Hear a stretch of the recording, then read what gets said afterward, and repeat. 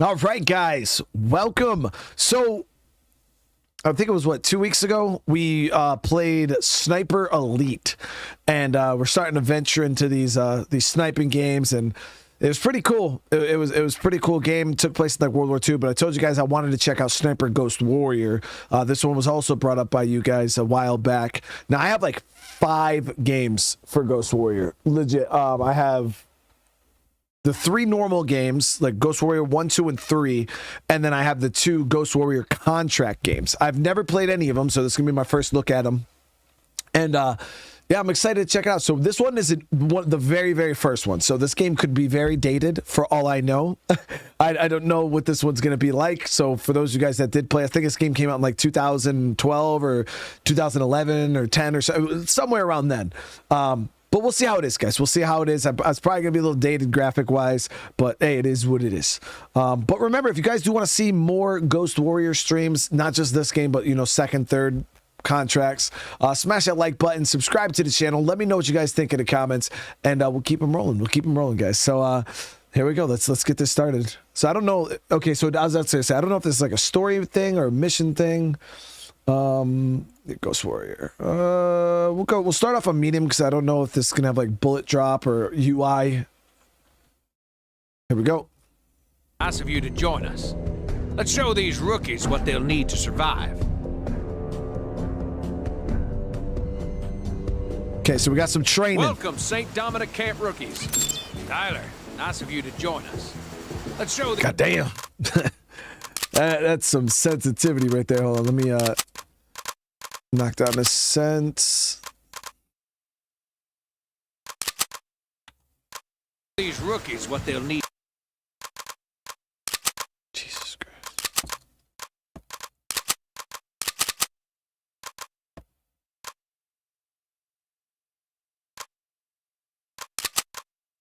To survive. Rookies. Okay. This is Sergeant Tyler Wells. He's here to demonstrate some basic techniques. Sergeant, take an assault rifle from the table. These guys don't look like rookies, man. They look like they've been around the block. Now take position in the shooting range. Show these rookies how it's done around here. Observe. Sergeant Wells will send some lead in the targets. Take notes if you have to.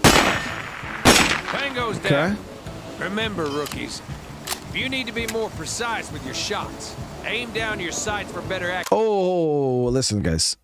Listen. Already off the bat, we're shooting live fire, okay? And look at this. There's the gate. There's the gate, dude.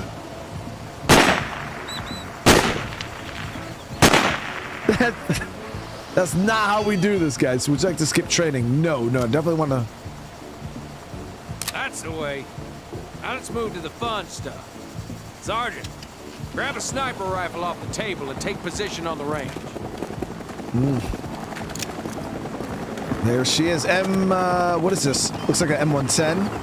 Oh, MSG-90. I have no clue. Several factors have input to your accuracy when sniping.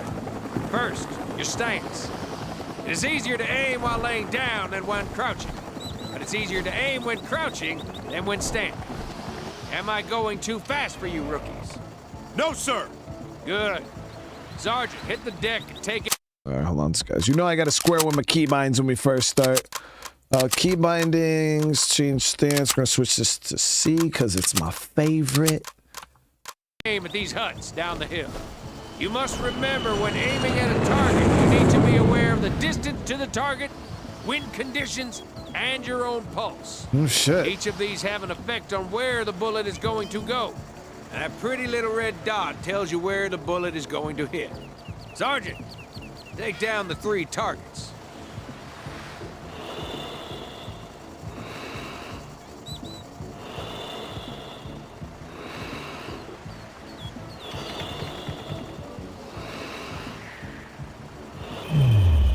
Oh, that's dope. Hit.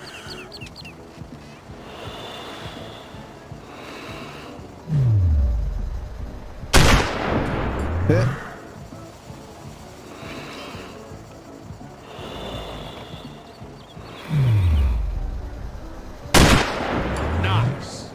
One more on that tower. Okay, so 400. It's not ungodly far.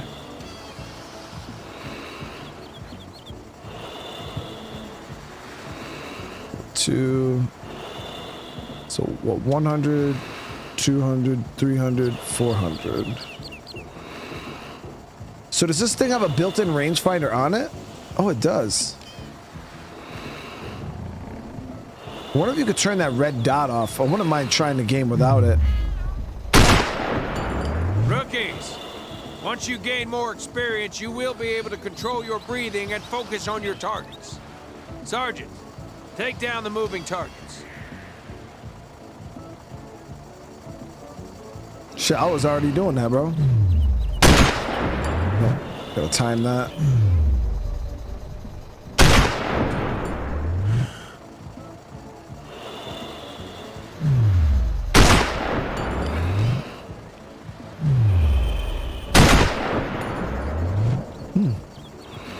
Trying to lead that. I don't know if I'm over. It definitely seems like I'm under leading, right?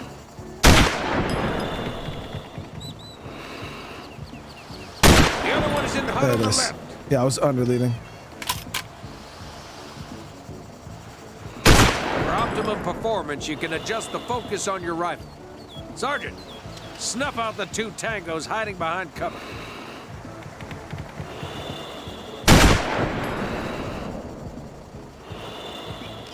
That's how we fucking roll around here, ladies. And now something not stealth-like at all. Grab some grenades off that table.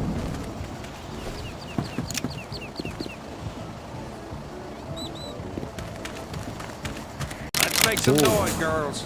Bring those targets down with some of your grenades. Fire in the hole! Okay, now we'll proceed to the stealth training ground. No, yeah, we definitely want to do all the training, guys. The stealth training now watch grounds. Sergeant Wells. He'll show you how to go and stay undetected. If you hide behind bushes, high grass, or behind rocks, you're less visible to the enemy. However, if you move and the enemy is near, he can hear you just based on your stance. Wells, hide in the area. You got 45 seconds to find good cover. Move!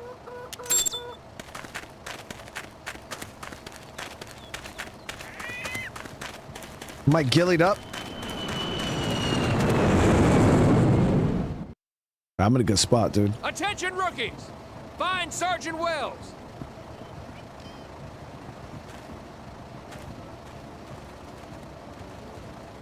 If you don't find him, you'll be cleaning the fucking latrines for a whole week with a god-dang toothbrush!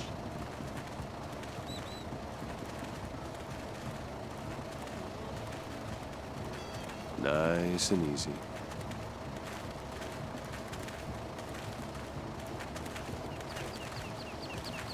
You're worthless, pathetic recruits. Bunch of bitches. You'd be dead by now if we're dealing with real enemy snipers. You call them a bunch of bitches, dude? Why you do that? Come this way. Follow me.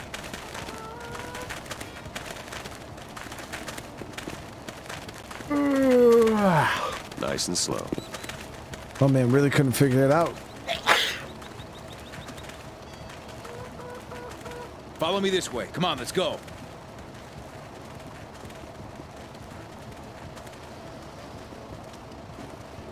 If you don't find him, you'll be cleaning the fucking latrines for a whole week with a god-dang toothbrush!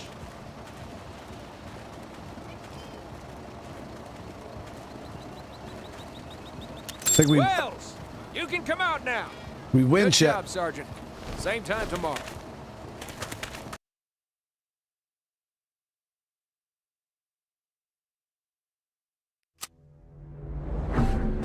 General Vasquez is attending a meeting today in an old refinery facility on the Isle Trineo coast.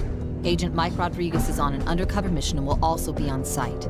He will set up the shot for Alpha 9, a sniper spotter team. Killing the general will put an end to this vile regime and its inhumane practices. Okay, here we go, guys. Our first real mission, baby. Mother 2, this is Alpha 9. We have reached the ruins. Can't see any enemy personnel from here. Proceeding to the sniping spot. Roger that. Proceed. Be advised that scans show hostiles patrolling your area. Got that. Out.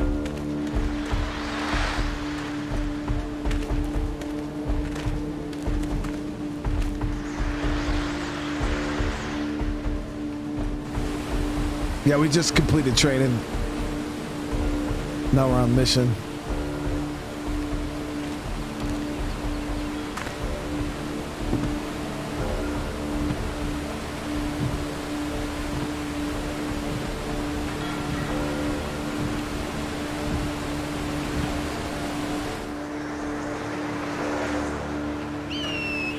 Here's the plan.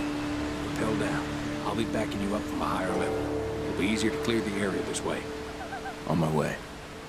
Here we go. So this gun is suppressed, right? Razor 6-4, this is Alpha 9. Do you copy? Alpha 9, this is Razor 6-4. Reading you loud and clear. Over. I got a visual on heavy hostile activity on your path up ahead. We'll need to work together. Don't advance without the green light from me.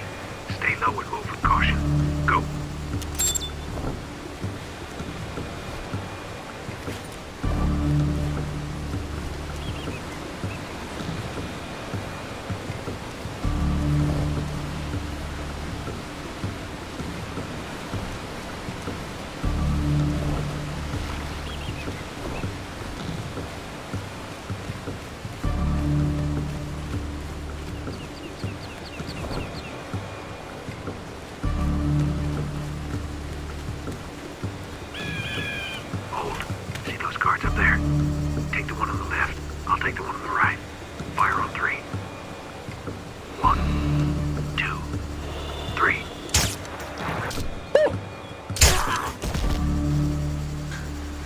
I wasn't ready. Proceed.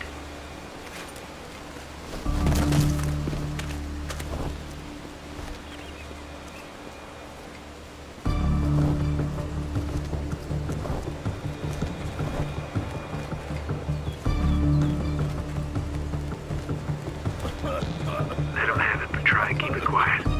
See no evil, hear no evil. Nice.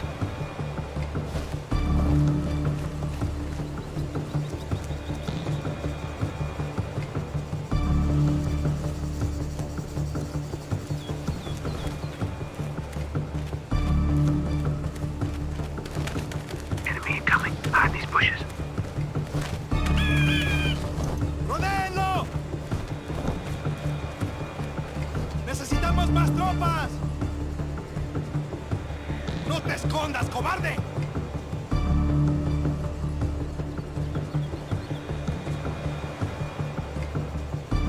¡Rodéenlo! ¡Necesitamos más tropas! ¡No te escondas, cobarde! Does anybody know what they said? Go.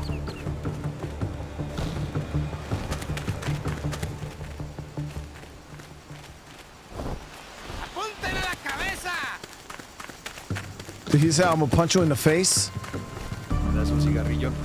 Claro, es una marca nueva. Duck behind that wall. Fieltro, pero con un sabor fuerte. You need to change position Dime qué without te getting parece. any eyes on you.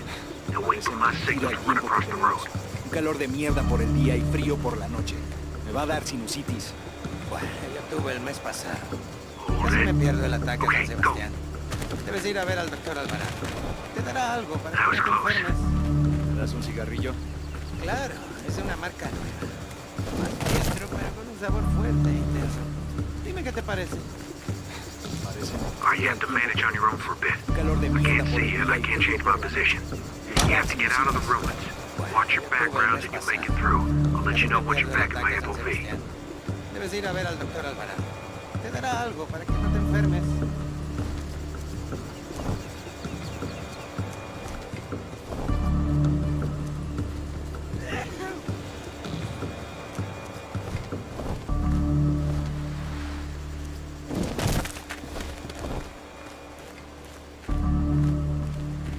Muere, bastardo. Said something about a bastard.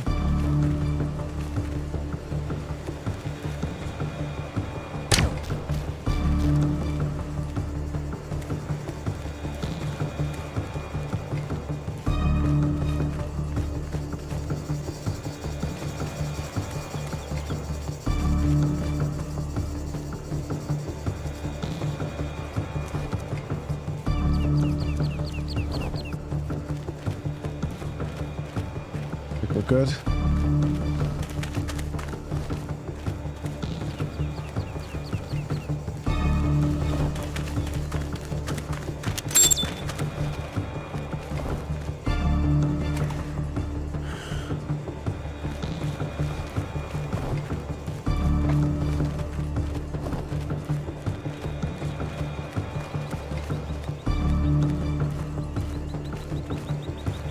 David, how you doing?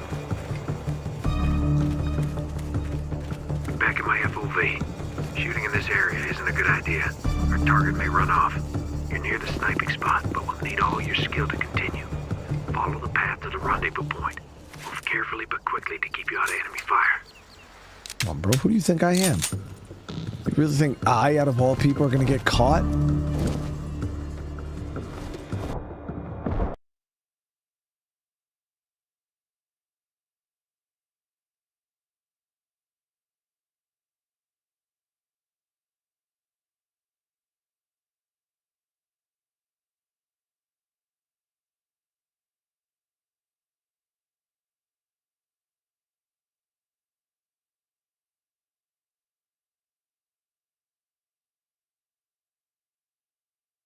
Seriously?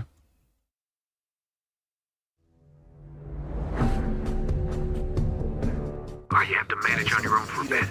I can't see you and I can't change my position. You have to get out of the ruins. Watch your background and you make it through. I'll let you know once you're back in my FOV. Debes ir a ver al doctor Alvarado. Te dará algo para que no te enfermes.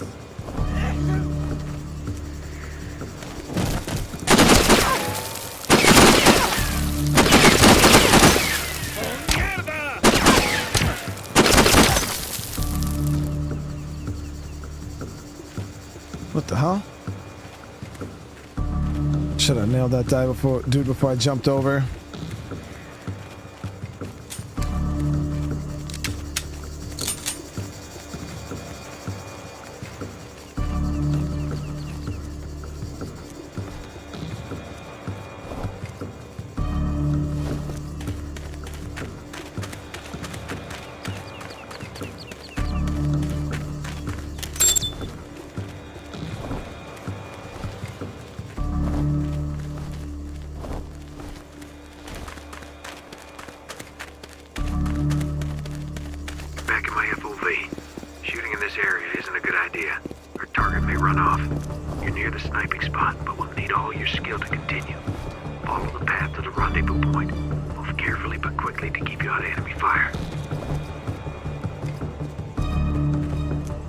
What if there's a melee takedown? I don't want to risk it because...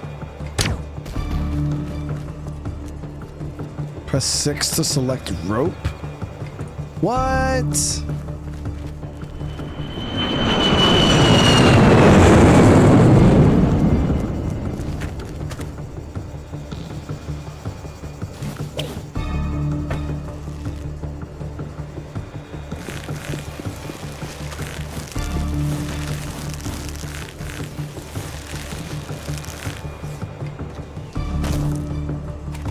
Pretty dope.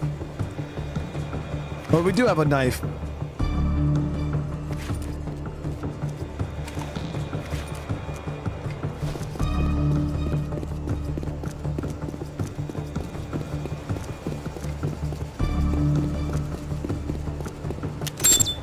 Hey, there you are. Good to see you, Tyler.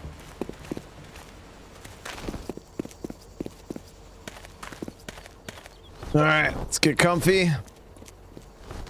Come in, Mother 2. Alpha 9 in position. Transactions in progress. 3 vehicles parked around the building. 2 hostiles guarding the entrance and tangos spread across the area. We do not have an FOV on the target. Roger that, Alpha 9. Keep that building in your sights. Switch to frequency 8 and monitor the situation. Got that, Mother 2. Switching to frequency 8. Tyler, General, it's important that we remain on schedule and follow the plan as we intended. The ore is very valuable, not something that's easy to come by, especially not the type we're talking about. My organization has the money and power to become a great partner for your company. Please, help yourself to a drink. We've located the target and have a visual. Window on the left. Heavily limited view of target background. Waiting for further instruction. We might not have an another chance like this. Take the shot. Yeah, we don't know.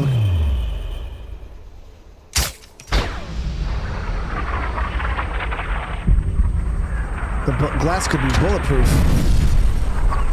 Oh, nope. Definitely not bulletproof. Wasn't the luck Crydon that was worth like $30? I got it! No, it wasn't Crydon. Oh. I think that's a good card, though. I think I have that same one.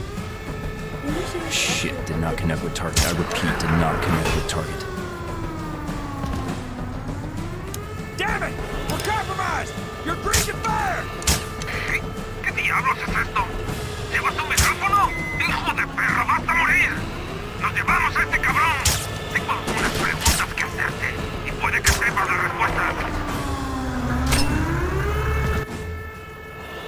Razor 6-4, come in. Razor 6-4, come in. What is your status? Over.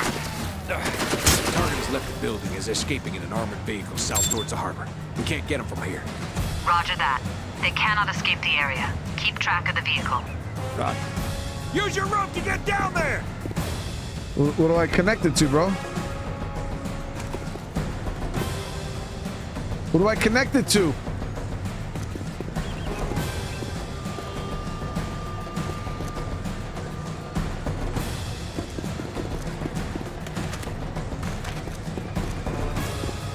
Seriously, bro? I don't fucking know. If I walk off, I'm gonna...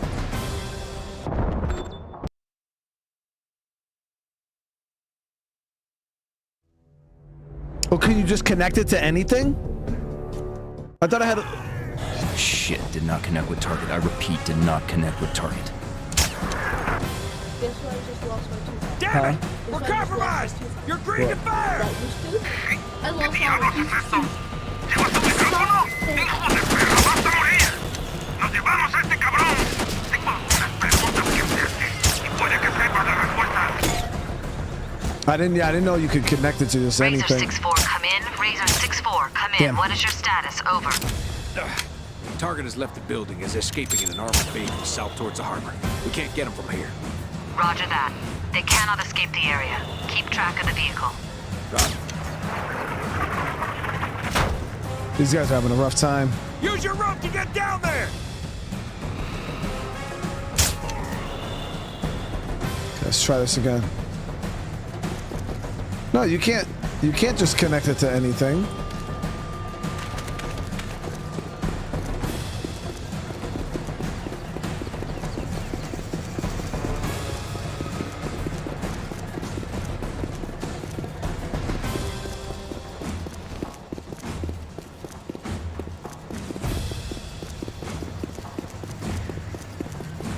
Oh, there we go.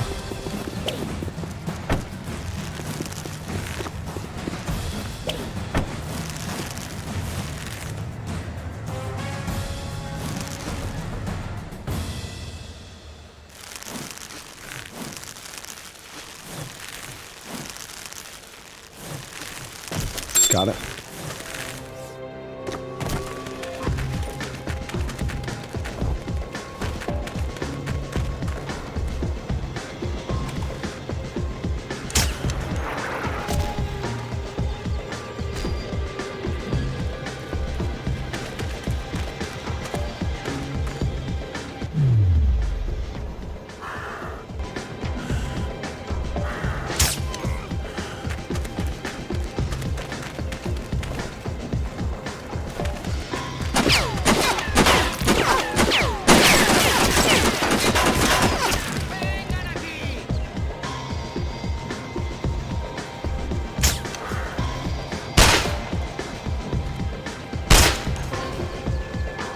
How do you heal? There we go.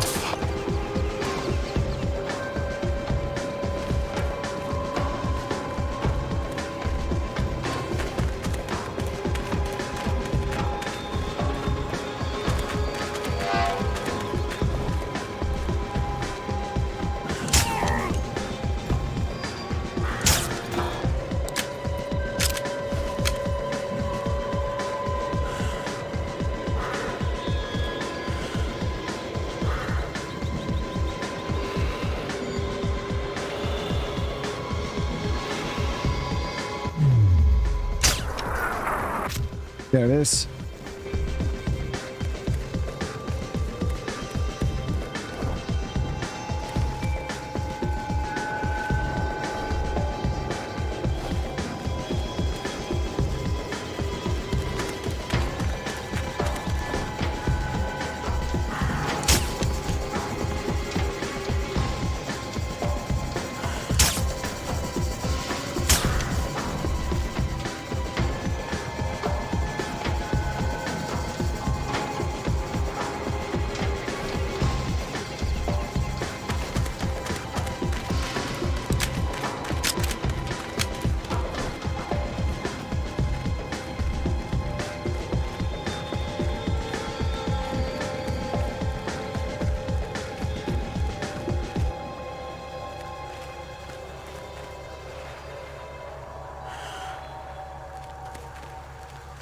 Hear the truck running. Somebody right there.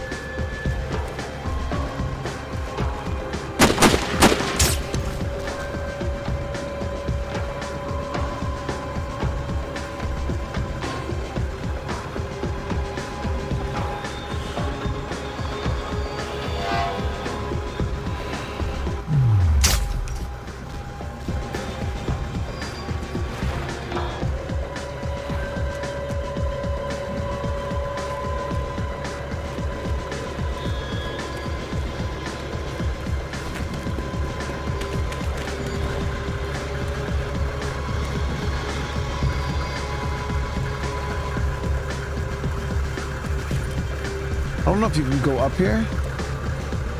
Yeah, we're good.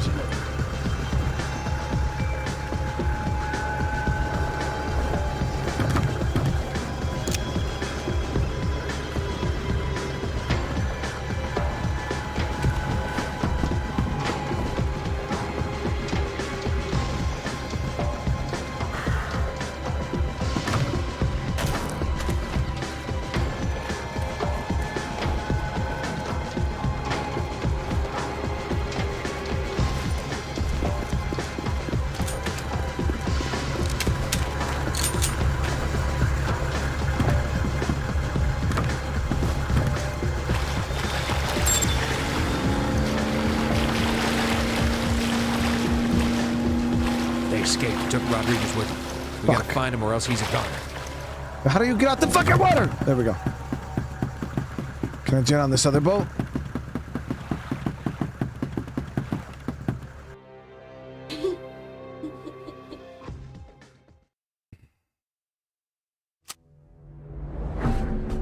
The mission didn't go as planned. Alpha 9 could not eliminate General Vasquez, and Agent Rodriguez has been compromised. The team is en route to rendezvous with an evacuation boat, Stingray. The boat will take them to a location where they believe Rodriguez is held. Freeing our men is a top priority. We live by the mantra, no man left behind. Alpha 9, this is Mother 2. Come in.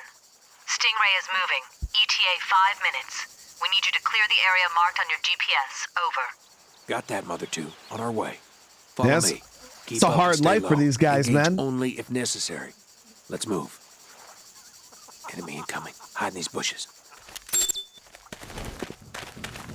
It's a hard life for these guys, chat. They're out here with iron sights.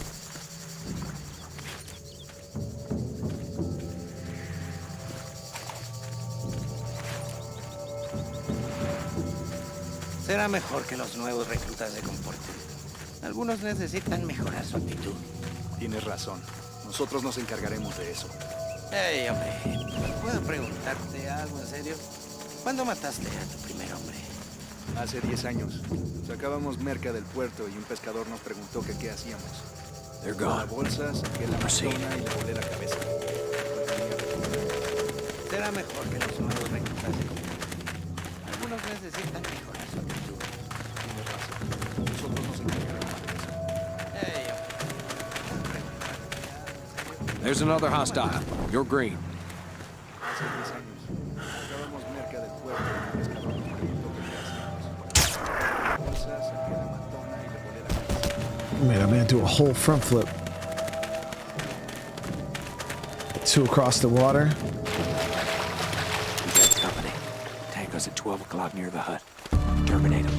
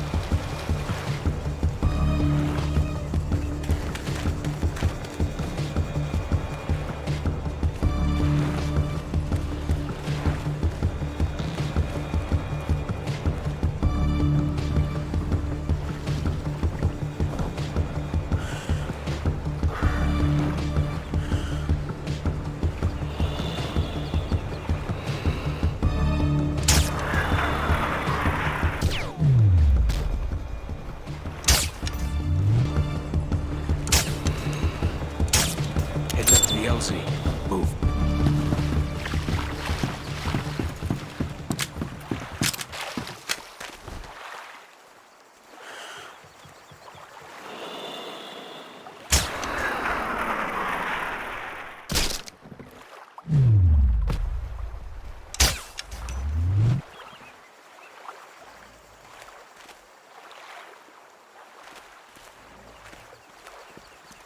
Good.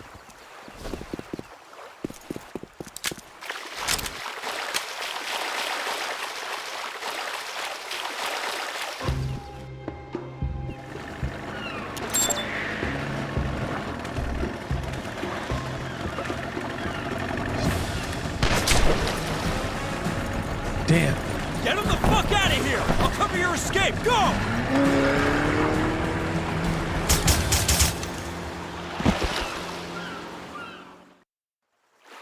Yo, solo chat. Mother 2, come in. This is Razor 6-4. O'Neill was seriously wounded and evac by Stingray, awaiting further instructions. Over. You must continue the mission on your own. I'll guide you through that camp. Be advised, this area is heavily guarded. Move with caution. Now there's one.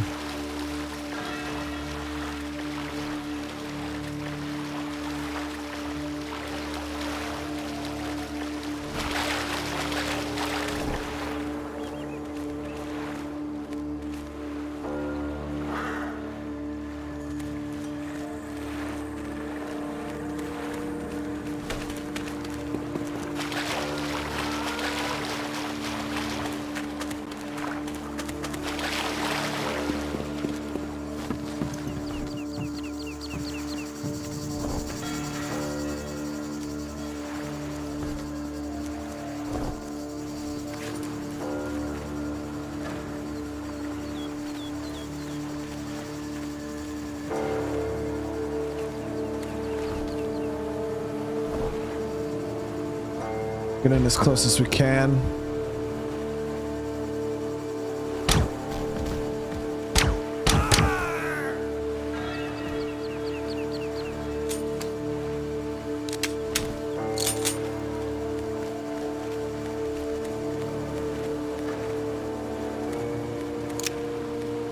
Razor 6-4, come in.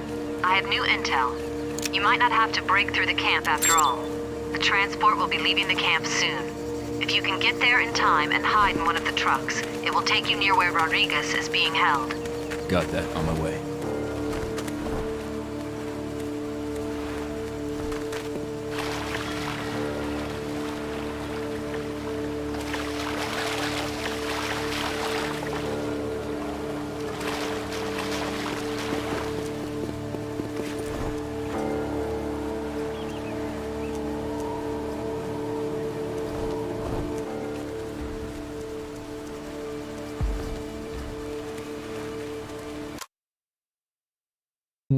Someone broke this. Mm-hmm.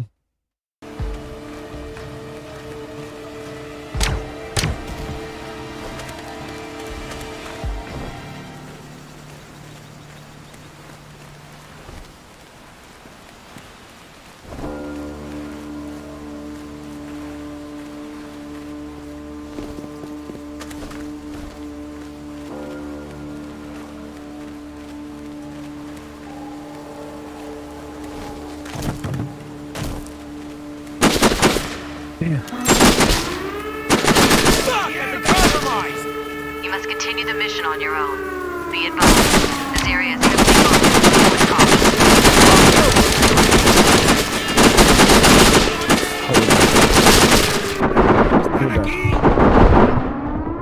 We're dead, chap. I should have went wide. I don't know why I tried to cut through the middle there. There was only two guys. I mean, we should have. Like Razor here. 6-4, come in. I have new intel. You might not have to break through the camp after all. The transport will be leaving the camp soon. If you can get there in time and hide in one of the trucks, it will take you near where Rodriguez is being held. Got that. On my way. I was really missing right there. Holy shit. So we could go wide here.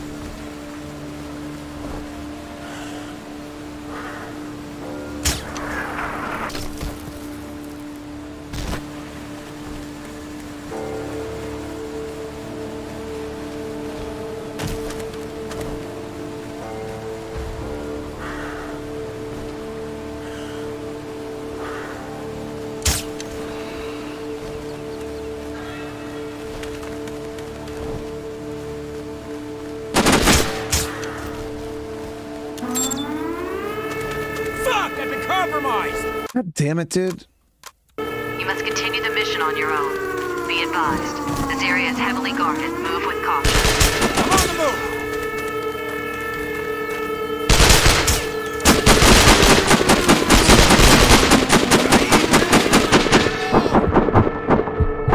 I had it that time, guys. Freaking one random dude, man. I mean, realistically, I just had to push a little slower.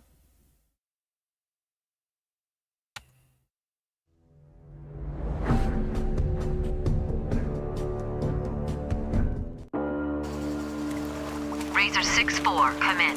I have new intel. You might not have to break through the camp after all. The transport will be leaving the camp soon. If you can get there in time and hide in one of the trucks, it will take you near where Rodriguez is being held. Got that. On my way.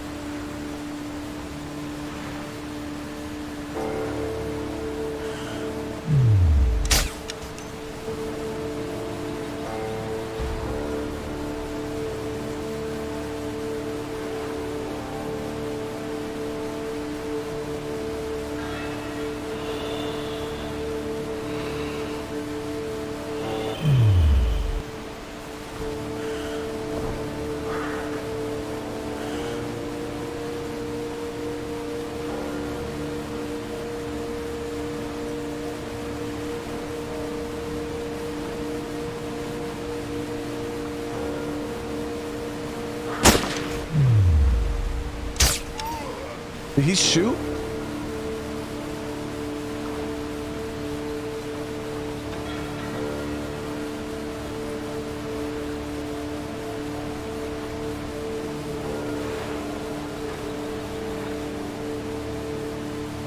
So when I shot the guy at the truck, I think there was a couple guys I hadn't noticed.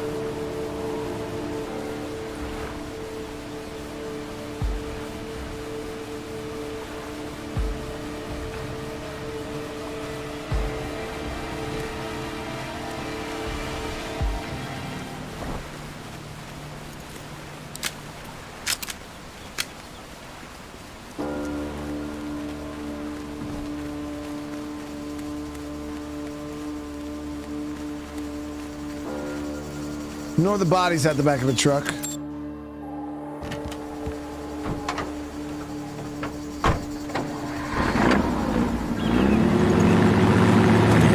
Truck is heading north on a blend.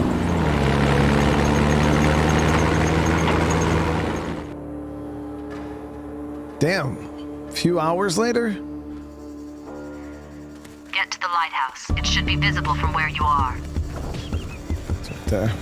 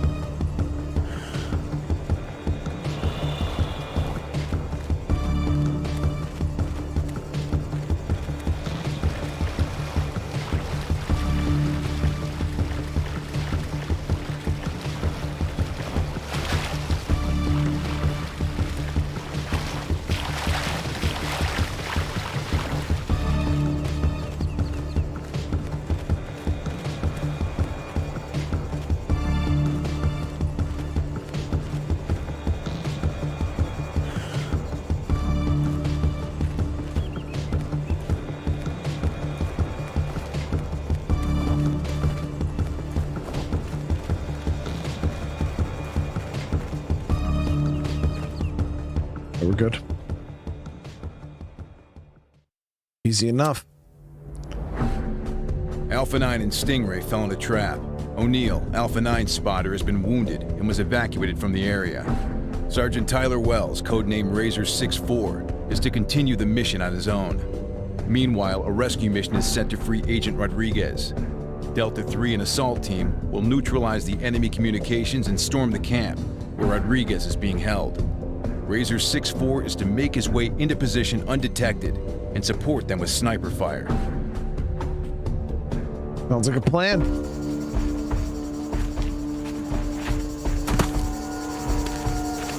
Mother 2, this is Razor 6-4. I reached the outskirts of a village, approximately 2 clicks west from position overview 2-8. Hostile presence in sight. I should be able to reach the objective undetected. Over.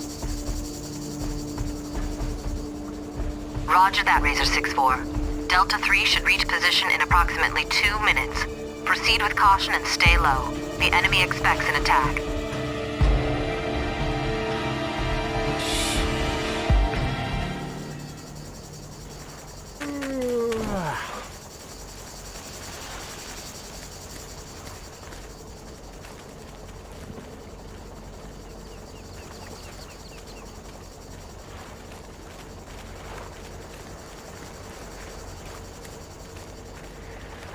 visto a la chica de Vázquez? Un par de piernas. Diablo, sí. Qué suerte tiene el general. Yo no lo llamaría suerte, que es lo que tiene el poder y el dinero. En esas aguas yo no me metería. Te aconsejo que tú tampoco. Quizá tengas razón. Qué buen tiempo hace. Sí, muy bueno. ¿Has visto a la chica de Vázquez? Qué par de piernas. Diablo, sí. Qué suerte tiene el general. Yo no lo llamaría suerte, que es lo que tiene el poder y el dinero. En esas aguas yo no me metería. Te aconsejo que tú tampoco. Quizá tengas razón. Qué buen tiempo hace. Sí, muy bueno.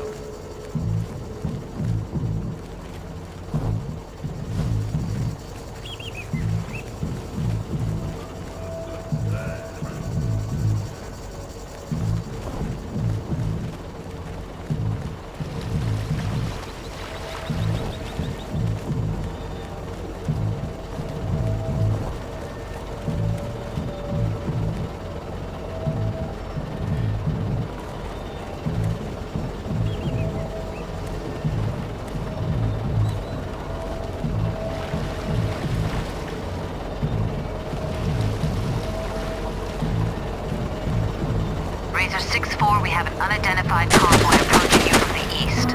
If possible, engage and report back. Stay low, stay...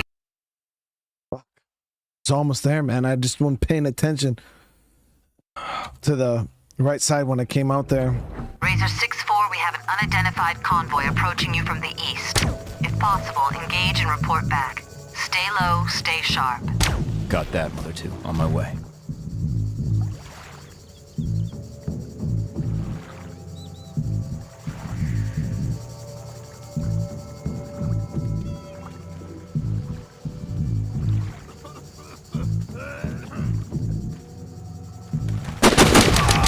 God damn it.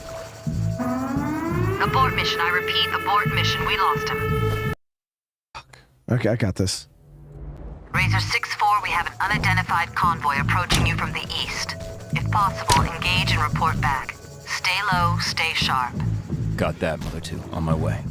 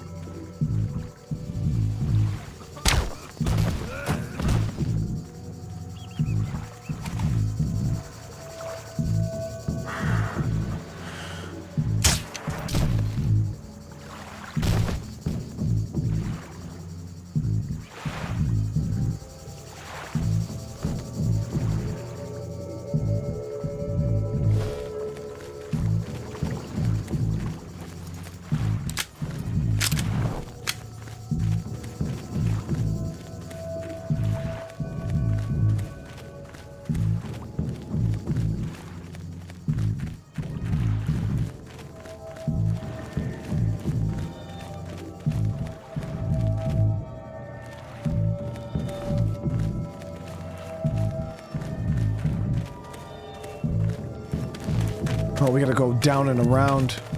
So I didn't even need to cross right there. I was trying to as the crow flies.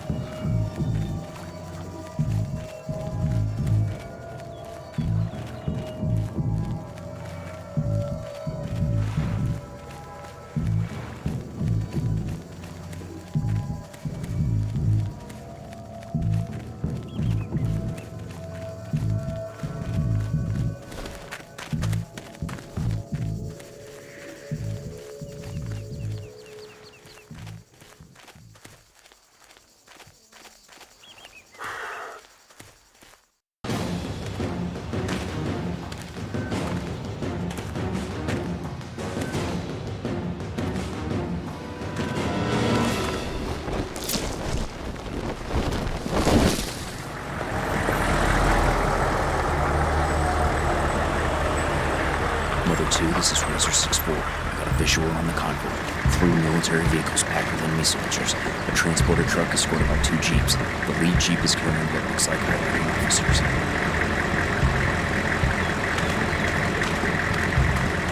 Roger that, Razor 6-4. Seems like something big is about to go down. Avoid contact, proceed as planned.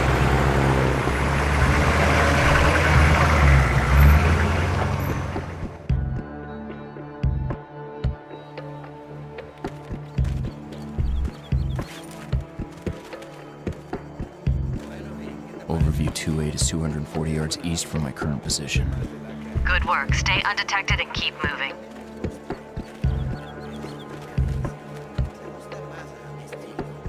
Di lo que quieras, pero en todos estos años que llevo con el AK, nunca me ha dejado tirado. Lo que digas. Alimbel es igual de fiable. Siempre que esté limpito. Buena suerte para limpiarlo cada 20 minutos en combate. Como quieras, hombre. Bueno, ¿y qué te parece el Impel? Es buena arma. I mean, the graphics for this game are pretty outdated. The game came out in 2010. A mí me gusta el Impel. El peso, la cadencia. Se ajusta más a mi estilo. Di lo que quieras, pero en todos estos años que llevo con el AK, nunca me ha dejado tirado. Lo que digas. El Impel es igual de fiable. Buena suerte para limpiarlo cada 20 minutos en combate. Como quieras. Bueno, ¿y qué te parece el Impel? Es buena arma, pero yo soy más del AK.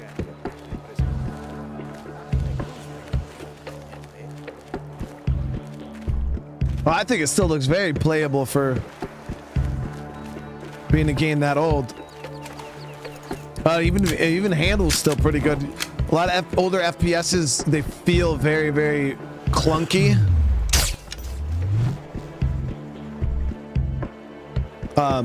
And the shooting in this game is very, very smooth.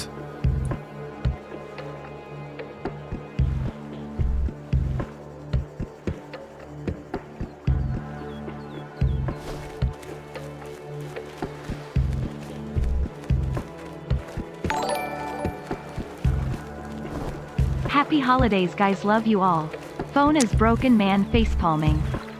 Oh, P, I appreciate the love, though. Thank you so much for the super chat. I hope you get that fixed soon.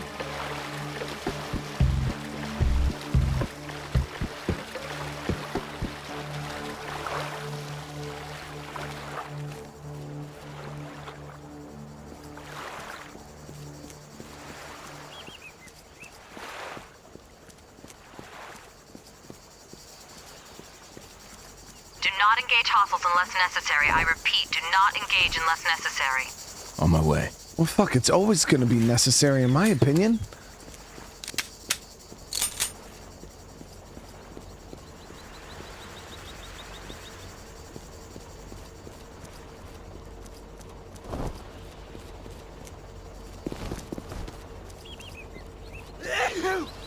It's necessary.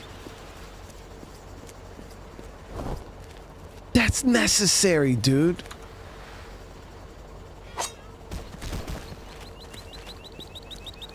Just lob this knife at you, dude. That was necessary, chat. Escucha. No. Escúchame tú. Escucha. No lo sabía. Yeah, No it's ibas a necessary. verlo. No, no me lo di. Ugh. He said escucha, so that means it's necessary. Trust me, I know these things, chat. I'm a sniper ghost warrior.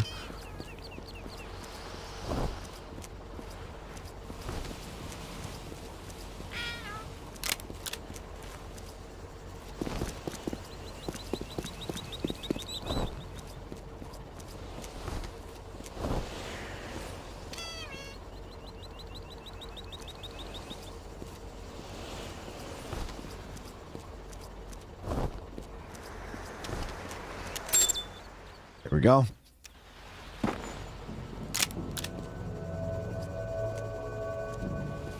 See, how come he gets to kill people like that when it's necessary? Damn. Damn, he didn't have to do him like that, though. In position. I got a clear view of the area. Delta 3 is nearly in position. The area is most likely under enemy sniper protection. Locate and neutralize the hostile shooters. Mother 2, if I use the AS-50, it'll alarm the hostile. Roger that, Razor 6-4. Locate the shooters. Once you know their positions, we'll have the jets fly in low. That should cover your shots. Copy that. I'm marking the targets. Okay, locate enemy snipers.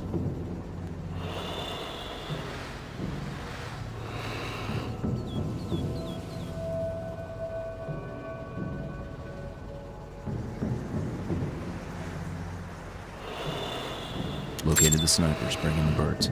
Roger. Jets have an ETA of 1 minute. You'll have up to 10 seconds to take out the targets.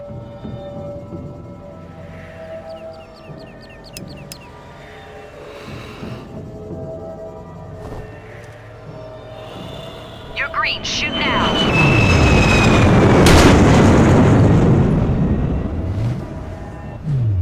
This is Razor 6-4. It worked. No one knew about the shots. We're good to go. It looks like a transaction. 3 heavily armed soldiers, 1 higher rank plus 1 civilian. He looks like a big fish. Delta 3 will have to break through this area. Razor 6-4 take down both the civilian and the higher rank. Delta 3, you engage from the ground. Roger that.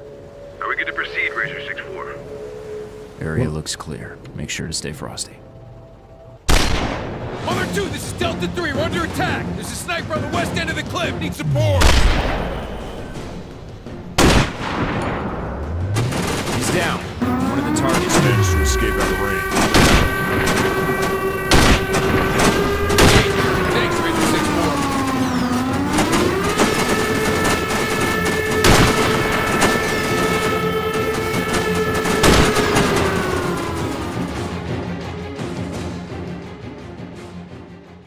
Yo, we can't kill this dude, man. Why is it always something going wrong, dude? These are worse. Delta 3 is landing on enemy-controlled oil rigs near the coast of Isle Terreno.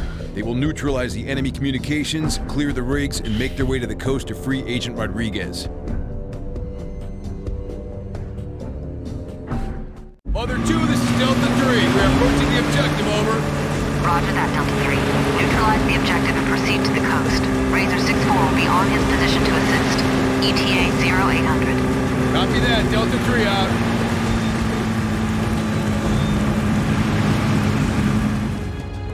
So are we playing as Razor 6-4 or Delta 3? Okay, so we're playing as. Good work. Stay undetected and keep moving. We're playing as somebody else right now.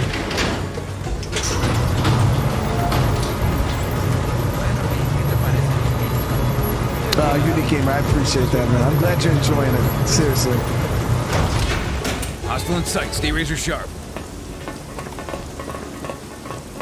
Di lo que quieras, pero en todos estos años que llevo con el AK, nunca me ha dejado tirado.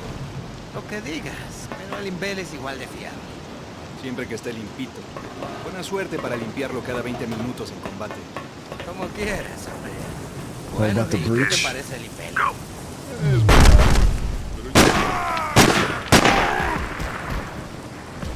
That went smooth. Stay sharp.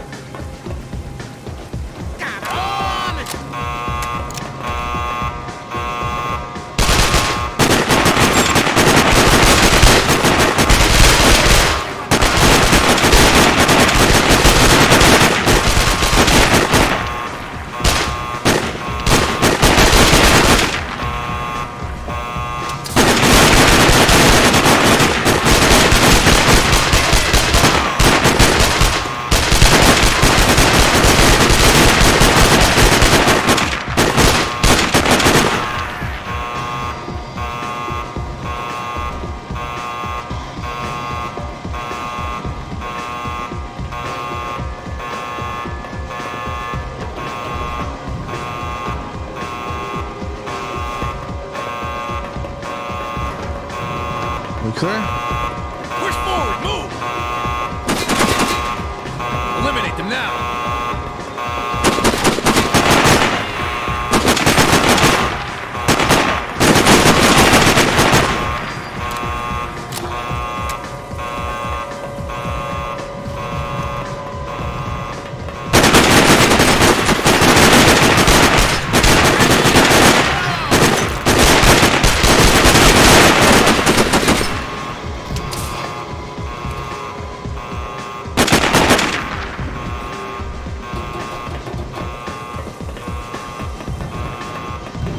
We're going at these dudes with straight up iron sights like a boss.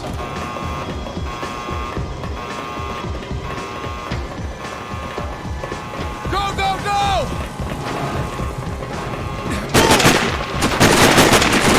Push forward, move!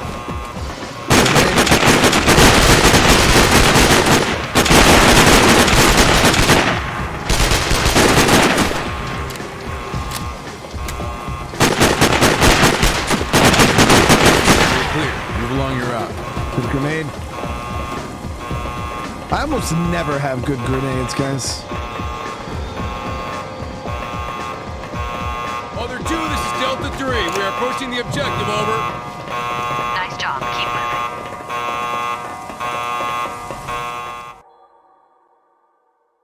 All right, you guys, that was good. You shouldn't be alarmed in the next one. Now we disable their communications, clear the post, and get to the shore. Once we reach the rig, Anderson takes care of the transmitter, and the rest of the team secures the area. Clear? Sir, yes, sir.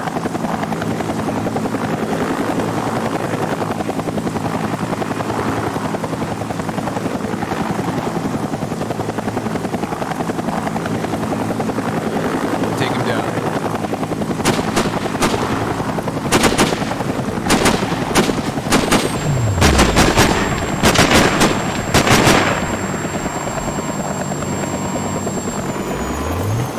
Anderson, kill their count.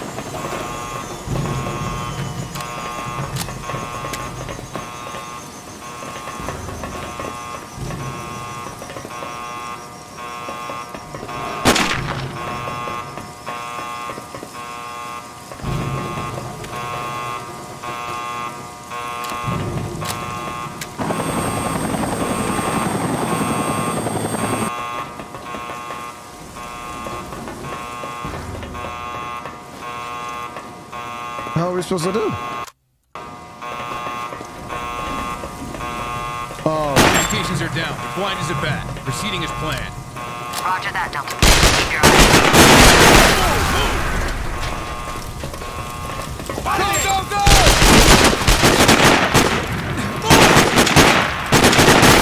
Push forward! Move!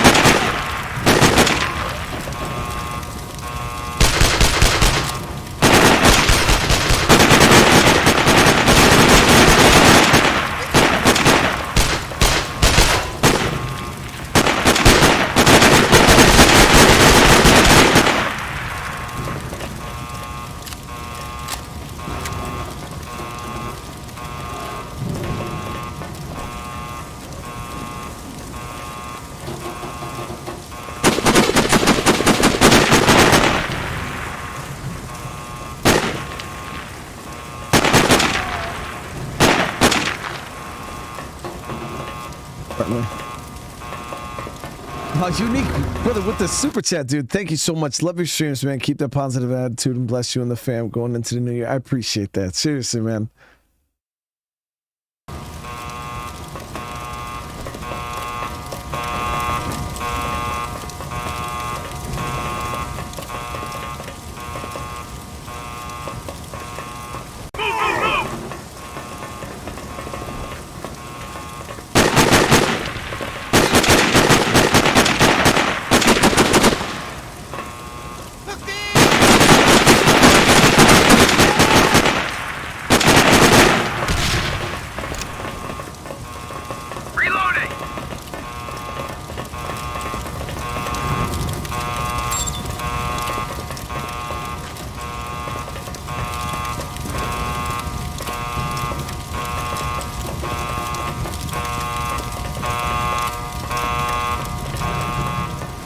Mother 2, we got a visual on a civilian boat unit approaching the harbor from the north.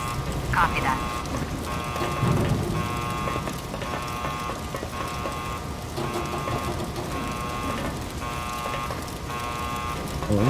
Enemy reinforcements en route. Watch for your target.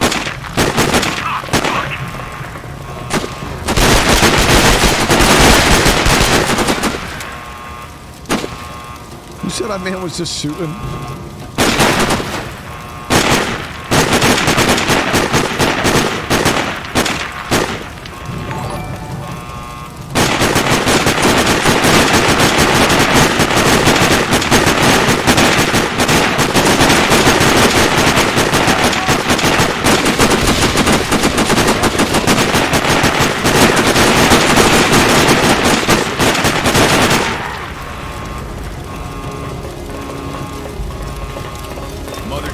Delta 3, area clear, preparing to dive. You should be on shore in approximately 5 minutes. Copy that, Delta 3. Proceed. There it is. I have no idea how long this game is either, guys, by the way. Delta 3 has safely made it to the coast. Their objective is to storm the enemy camp, find Rodriguez, and meet Stingray to evacuate from a nearby harbor. Razor 6-4 is in position and ready to support the assault team. The whole thing got messed up, though. Delta 3 on shore. Proceeding. Sniper, get down! Mother 2, this is Delta 3. We're under attack. There's a sniper on the west end of the cliff. Need support. Oh, so we're playing the other side of it. He's down. One of the targets managed to escape out of range. So now we get to do the breach part. Thanks, Razor 6-4.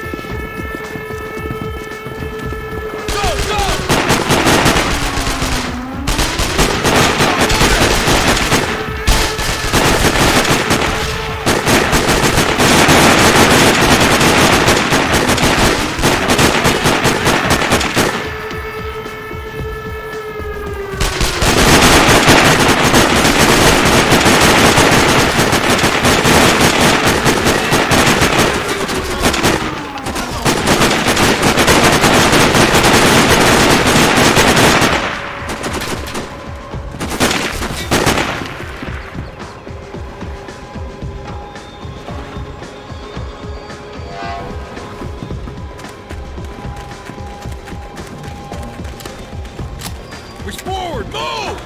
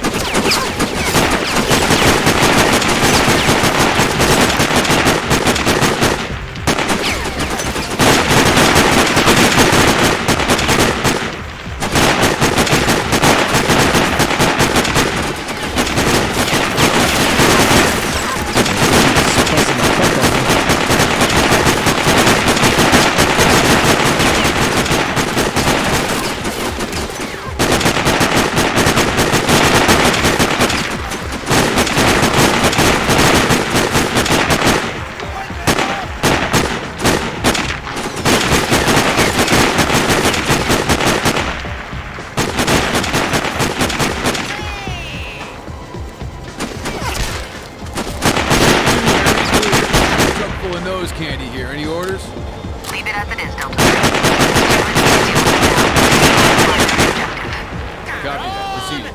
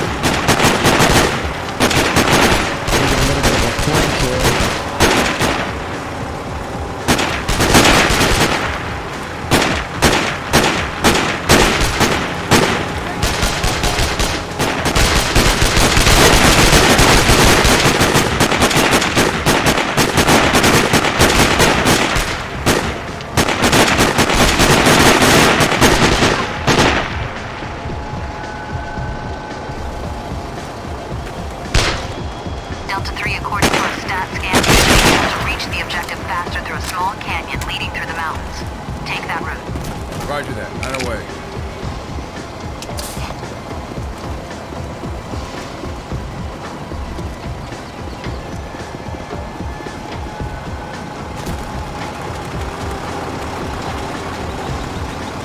Razor 6-4, come in.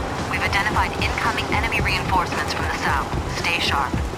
Yeah, I got grenades. I was using them. I ran out. Reaches the objective. Area clear. Move on. Ambush them. Roger that.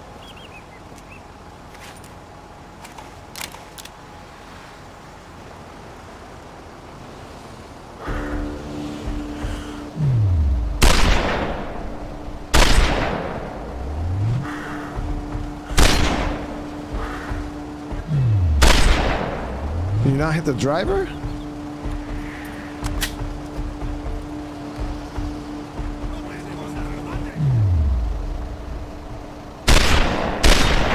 Find that car!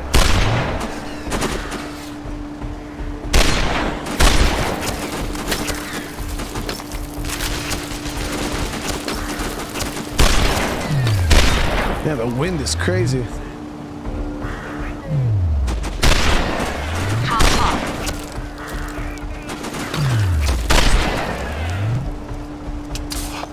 Nice job.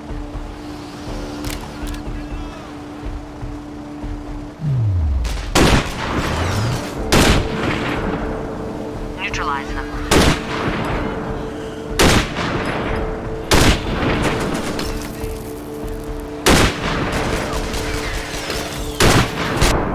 God damn. Ambush them. Roger that.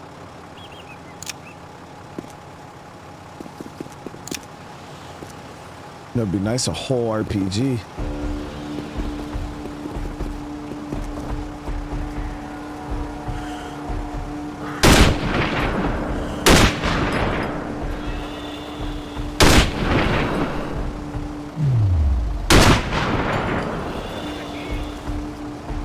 Find that car!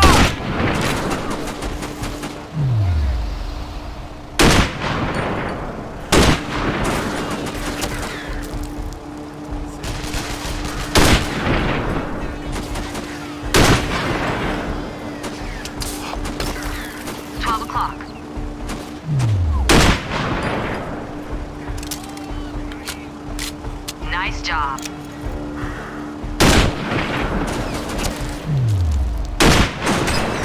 Neutralize them.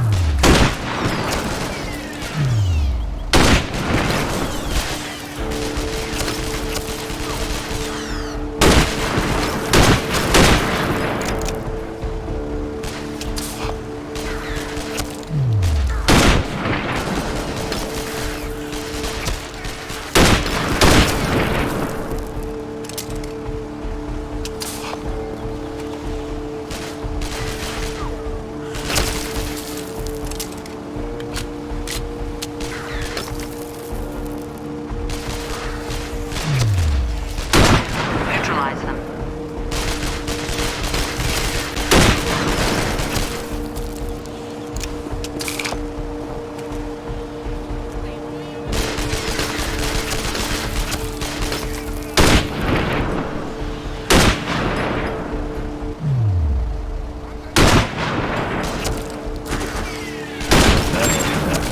Proceeding to evac point 1. Damn, there's a lot of dudes.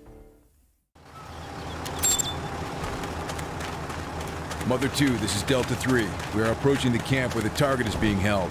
We got a visual on Stingray approaching evac point 1. Copy that, Delta 3. Stingray in position, awaiting passengers.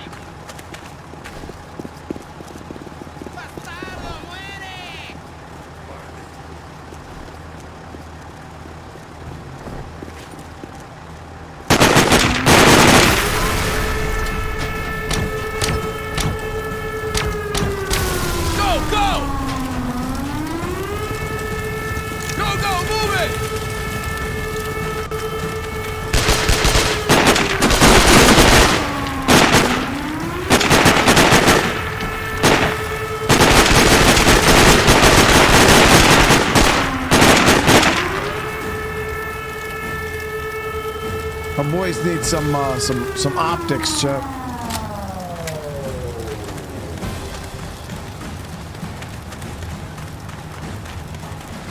Go, go, go!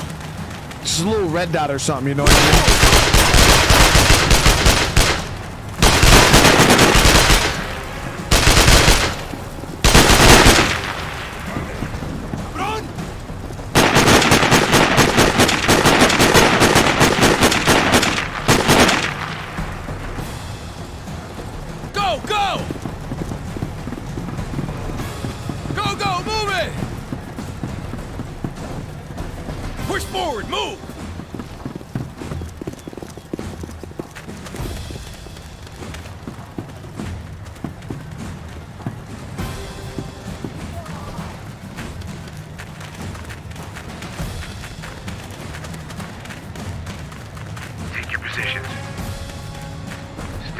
Another breach, baby. Got the target. Proceeding to evac point 1.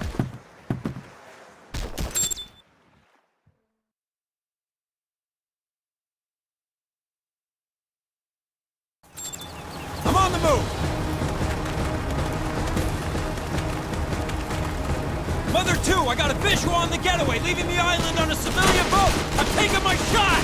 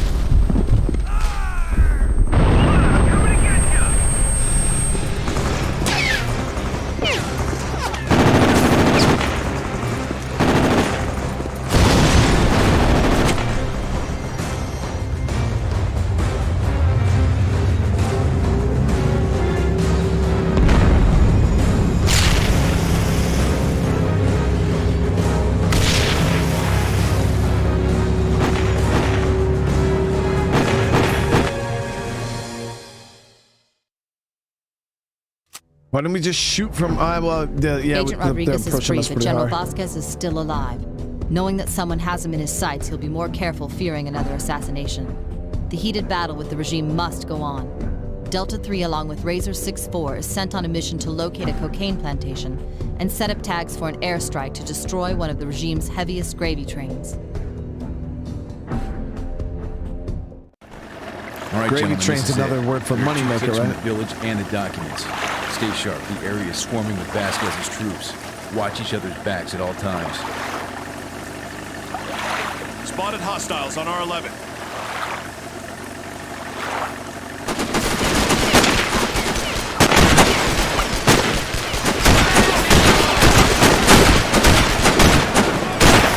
Dude, why would the barrels blow up?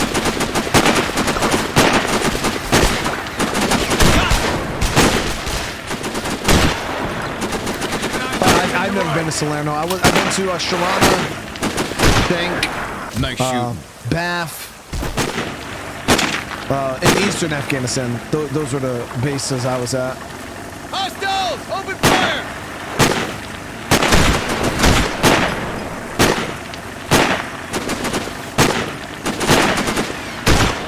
I think Salerno got hit with the IED when I was there. Like big ass fucking one that rocked their ECP. I think that was Salerno that got hit. That? Egg beater coming in from the east. Get under that tree for cover. There's the dump truck IED, VBID. Something's fucking massive. Cool.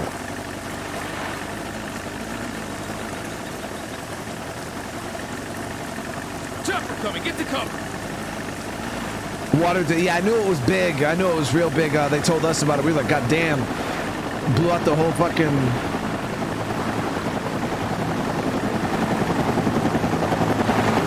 Was it on the A&A side? I don't remember if it was on the A&A side or on the US side. We're clear. I don't think they saw us. Let's keep moving.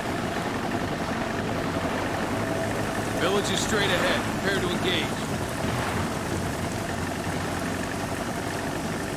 It was the A&A side, yeah? Okay. Yeah, I couldn't remember the details on it.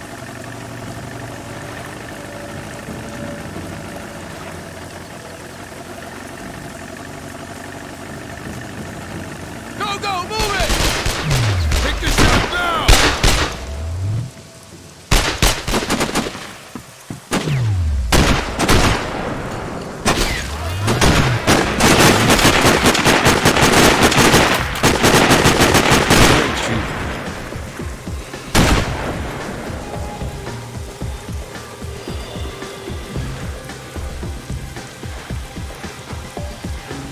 Yeah, green beans? Oh, dude. Oh, green beans, it was delicious. They had a really nice one on Bath.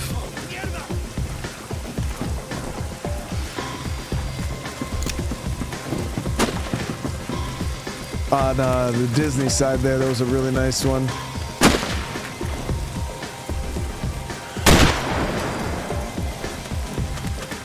Move it, I said! Let's go, move!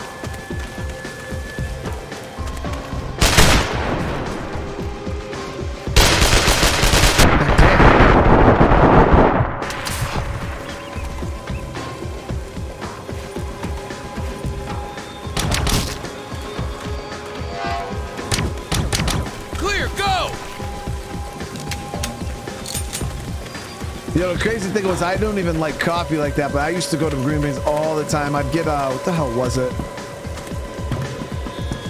It was like it might have been the little chai thing, but I wouldn't get like, it was like, I don't know, it was really, really creamy. And it was a frozen drink. Area's clear. Tyler, take the bridge on the left. Johnson, we'll take the one on the right. Then we get the documents and get the hell out of here. Move out.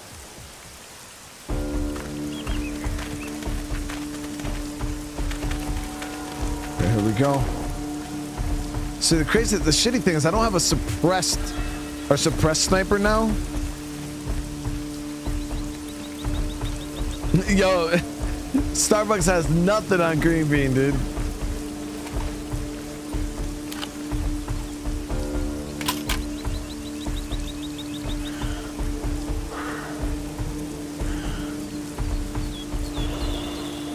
Calm our breathing.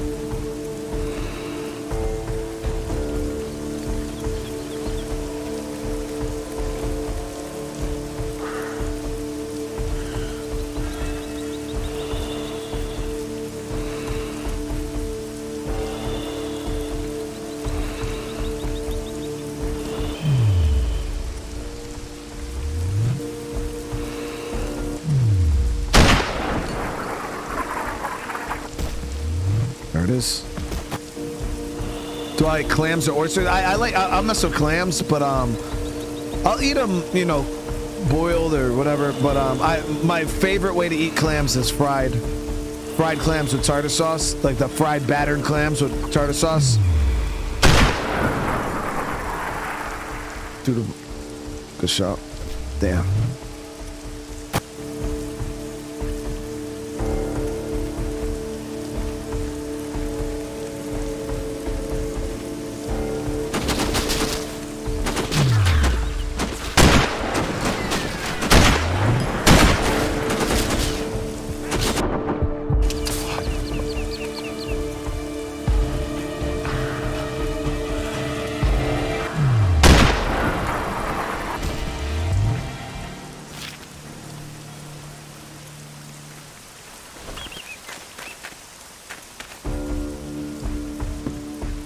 Let me see if I can find some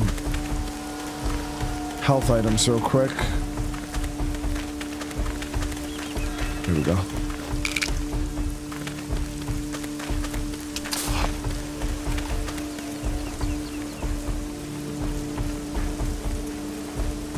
Took out a lot of the tower guys. There's probably some guys still moving around inside the camp.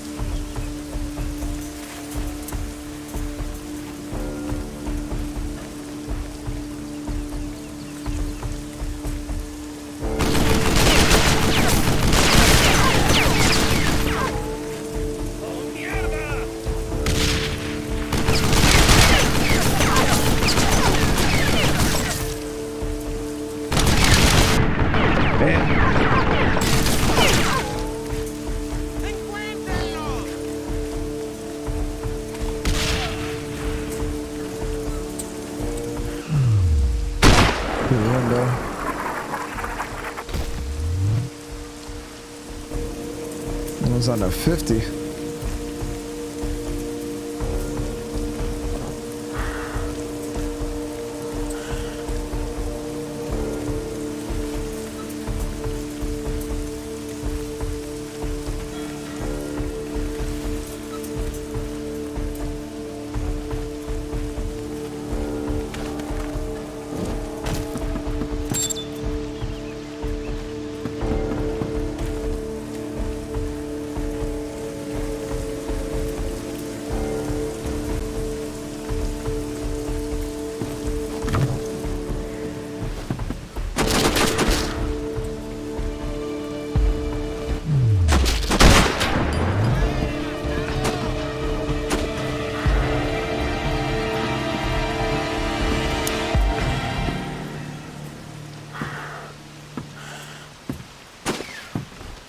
That was true.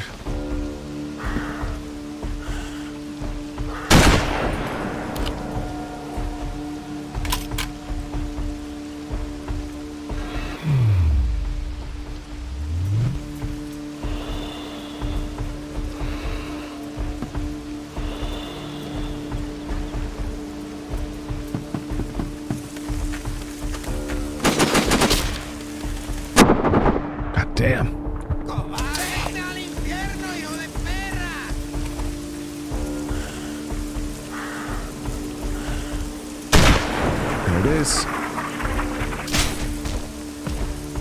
Do I like muscles? Yeah, muscles are good too.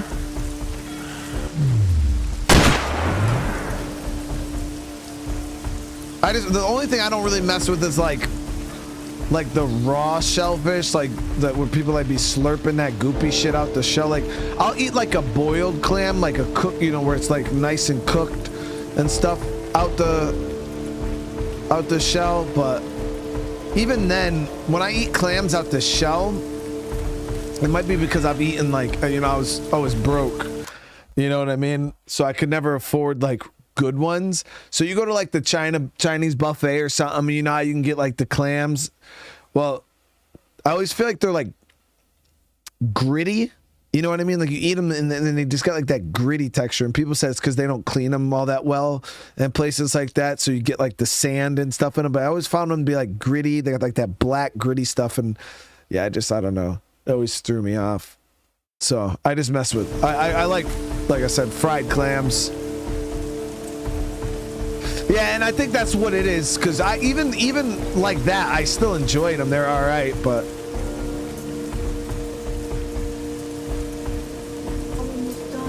Oh, really? Yeah. Good job, baby. It's just so add over 2,000. Did you do the baggie too? Okay. Okay. I'll be here all. Oh yeah, I like calamari, especially with that little sauce. The place where near us, anytime you get the fried calamari, I eat fried calamari. They got like this nice, like it's kind of like a sweet and spicy sauce. It's really, really good.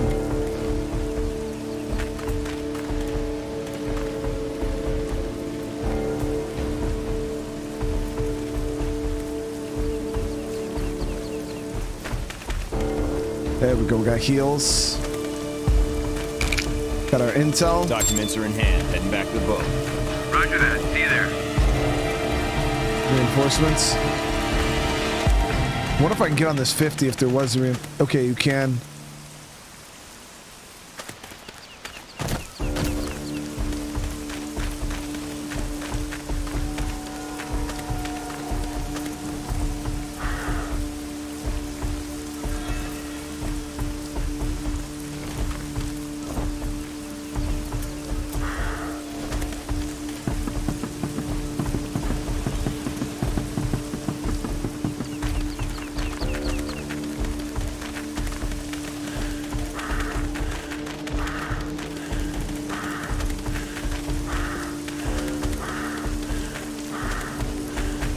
Crab? Oh, yeah. I used to have crab legs and shit like that all the time when I was young at the Chinese buffet. Or it would be like, you get the lobster, crab, all that back in the day. They bring you a little bowl of butter. You freaking crack it with the little crackers, dip it in the butter and eat it. Tyler, neutralize those tangos and clear our path. We have the objective. According to this plan, the plantations are 2 clicks from our current position. If you want us to investigate, please advise.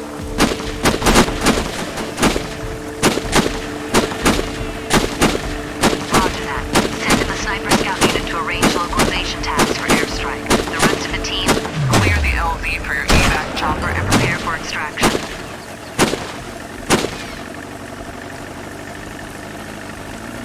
I don't think they offer crab at the Chinese buffets anymore, though. This is back in the day.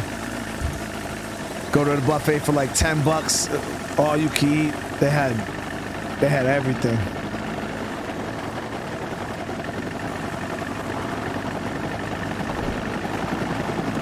Shit, now we're thinking imitation crab costs $1 billion. Yeah, those are scary choppers.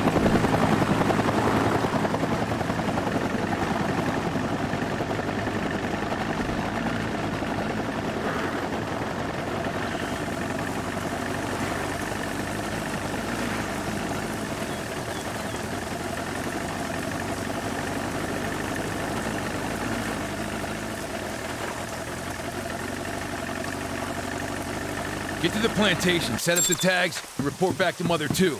We'll rendezvous at LZ. Good luck. Copy that. On my way. The crazy thing about China, like when I was younger, man, like we used to tear the Chinese buffet up. But I don't know why, but it seems like as an adult, I can't eat that much when I go to the buffet anymore. Like I feel like I used to be able to go to a buffet and like no joke, chat, like I would eat like 5 plates.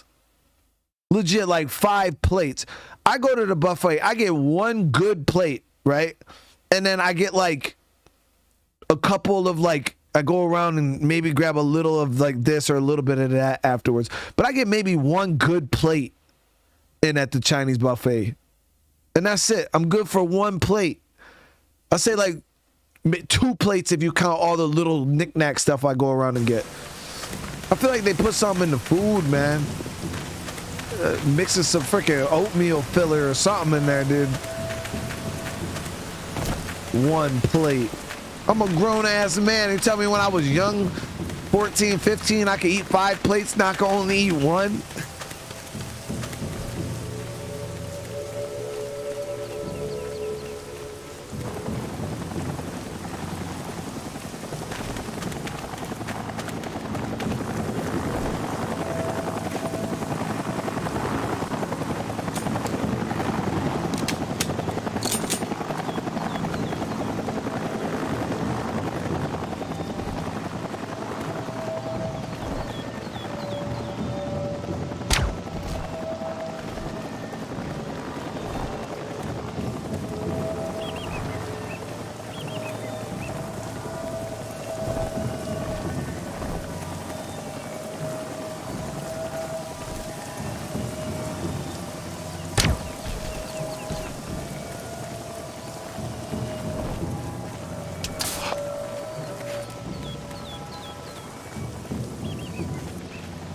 Got me 3 plates. Damn. Yeah, dude. Do I like crawfish? Hell yeah. I eat all that, guys. I love shellfish. seafood. Approaching the first plantation. All types of seafood. I remember I was in Japan for like 4 years, so not that they eat a lot of like crawfish over there, but I ate a lot of seafood over there.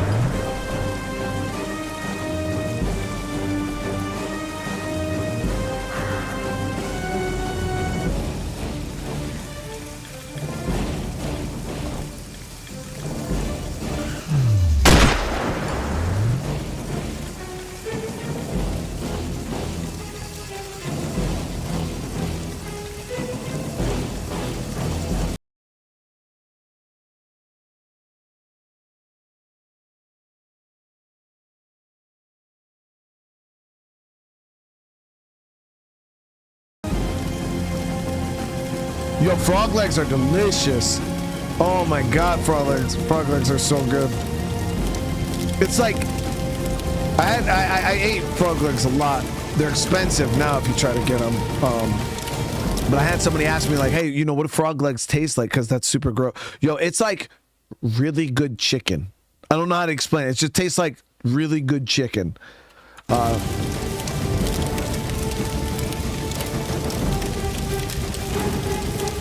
Got the first one set. Proceeding to set up number 2. Good job.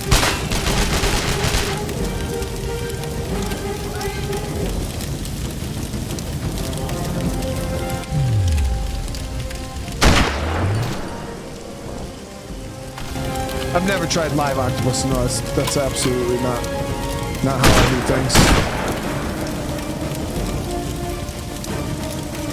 Yeah, I only eat shit that is very much dead. If it's still moving, oh, I'm not messing with it.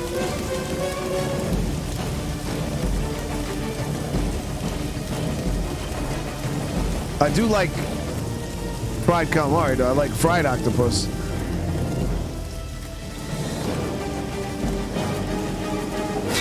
Number 2 is ready. Moving to set up the last one in the series.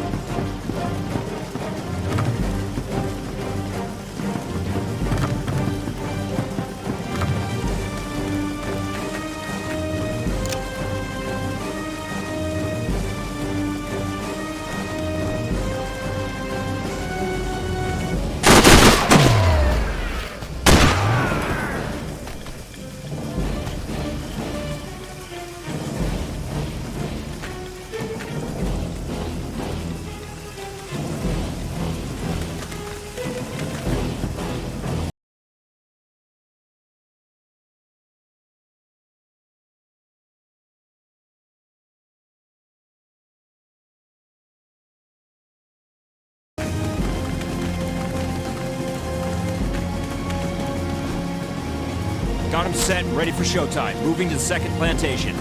Nice work. Yeah, alligator's really good. So I actually had an alligator salad before. Just $45. And I got like 3 pieces of gator, but it was pretty good. that too just tasted like really good chicken.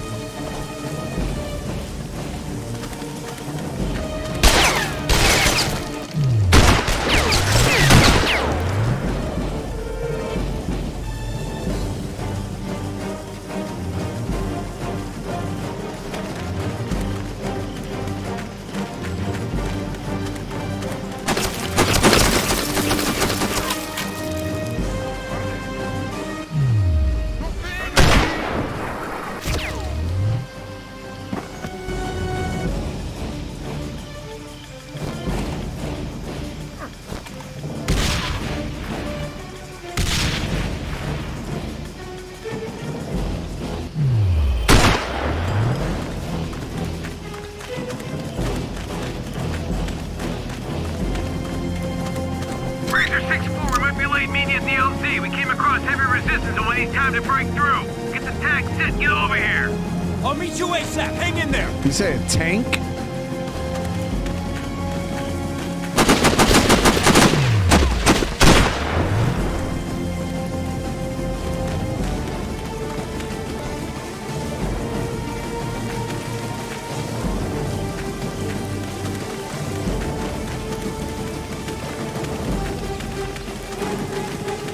This is Razor 6-4, over. Tag set. I repeat, tag set. Confirm receipt of coordinates. That's affirmative. Nice work, Razor 6-4. Rejoin the squad. Delta, I'm moving to support your asses.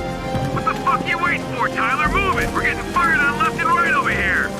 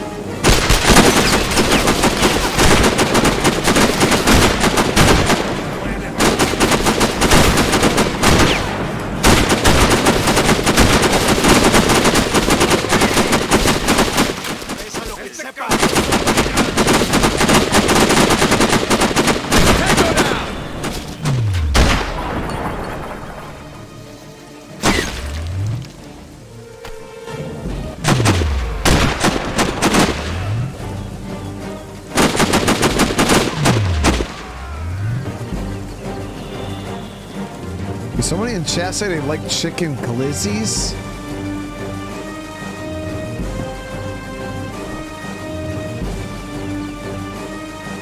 Nice work, man. Roll out.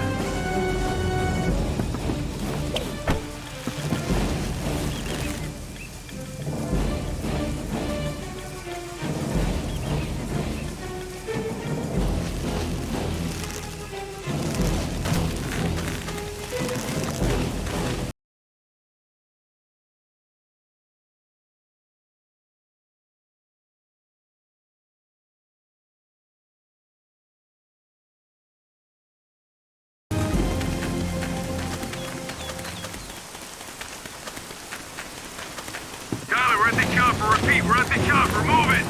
Oh, fuck. Incoming house of all 3 o'clock. We need to get this thing off the fucking ground now. Tyler, go north and wait for further instructions. We'll set up a new evac point and come back for you. Try not to get yourself killed between now and then. That's just fucking great.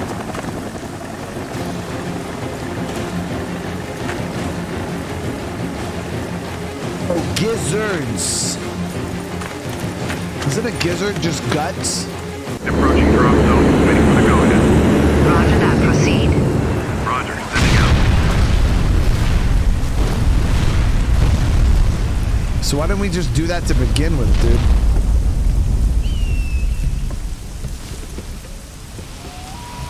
We're gonna bomb the whole place. Just bomb the whole place. Why did I have to go through and set tags if they were just gonna go through? That was not a strategic bombing at all. They could have just dropped 2 JDAMs and called it a day. Makes no sense, dude.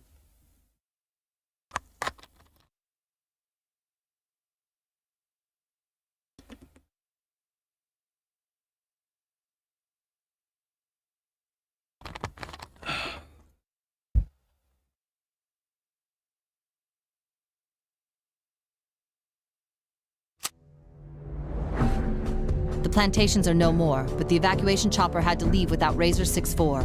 He has orders to head north to the new evacuation point deep in enemy territory. This is the only way he can attempt to be extracted.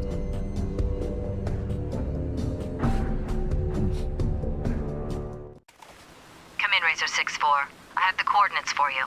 I'm uploading them to your GPS. Report once you're there and I'll send the evac chopper. You understand we can't afford for the helo to be waiting for you. Roger, I'm on it.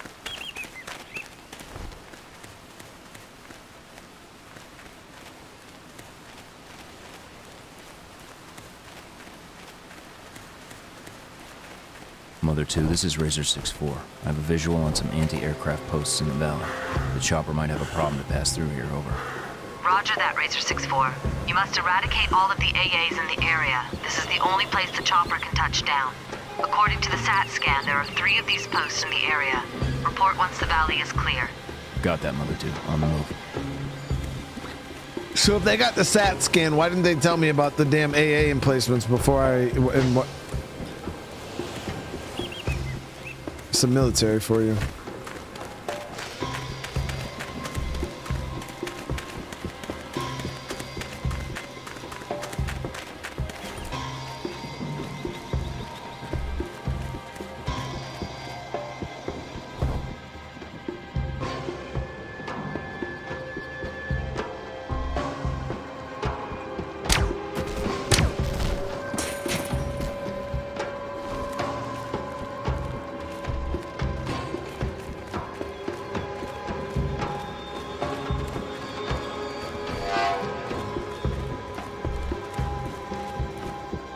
Chitlins? I've never had chitlins before.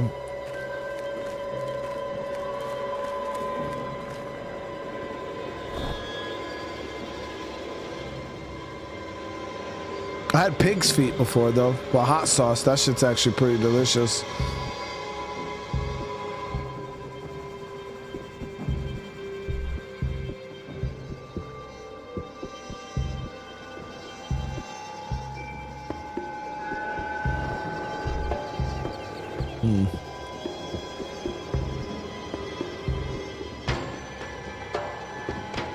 What if we can get over this wall here and go around?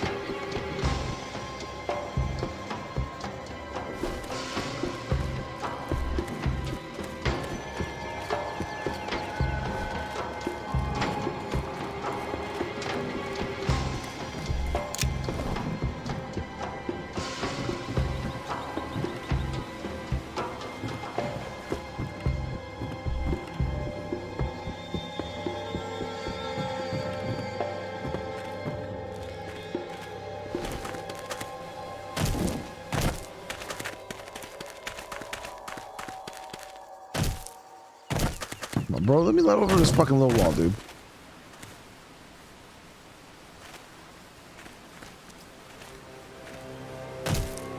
Yeah, we're good.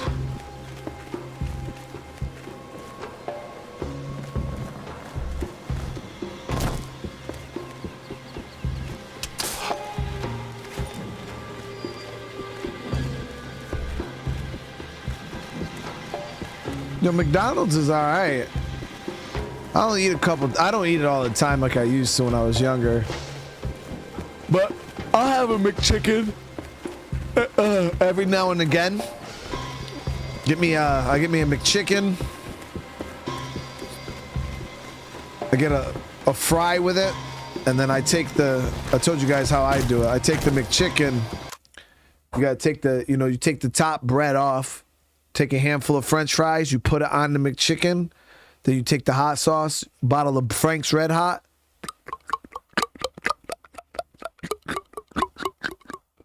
on there, and then you squeeze it together, and then the hot sauce and the mayonnaise like mix together and pour out the side, bite into that. Perfect.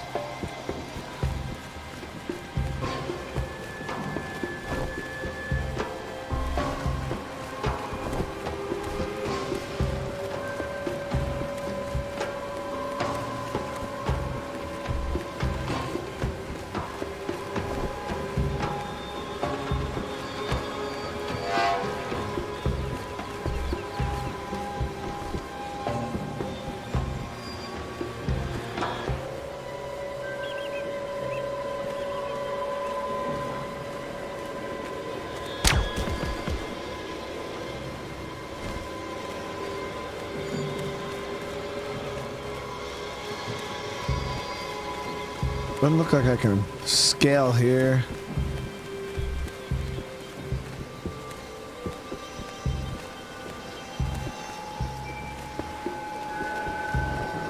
I mean, I like the McRib too, guys, but we all have to be honest. The McRib. God, what? Oh.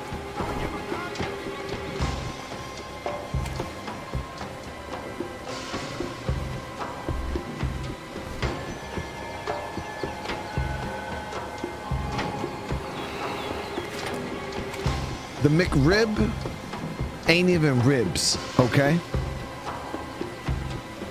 Now, I'm probably gonna catch some hate for this, but back when I was growing up, all right, and these shits were fancy. I don't care what you guys say. You guys, for those of you guys who were in my stream when we were talking about, how I grew up, I was really, really poor and stuff like that. And the things I ate growing up, like mayonnaise on bread was lunch. And I mean, I love me some mayonnaise bread. So I don't think there's nothing wrong with that. But the TV dinners, and I don't even remember the brand of them. They weren't like the good brand TV dinners. But they had the TV dinners. You peel the little plastic off the top and had the little barbecue rib with it. Yeah. And the little mashed potatoes and it was like, they're all frozen. You just put it in the microwave, and I think it had like peas or something like that, and it had the little rib. That's what the McRib is, chat. It's that, and yo, I used to love those. Like, I still think those rib TV dinners were top tier.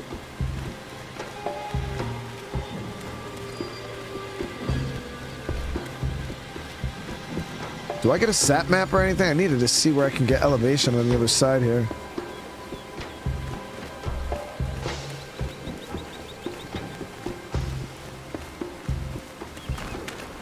Oh boy, can't.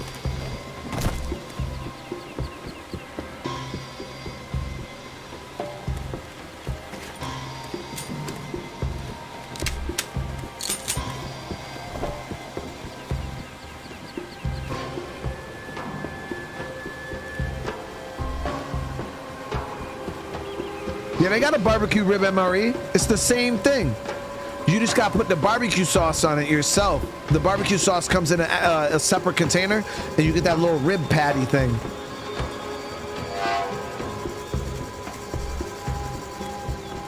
They even came out with a buffalo chicken MRE, guys. It's pretty good.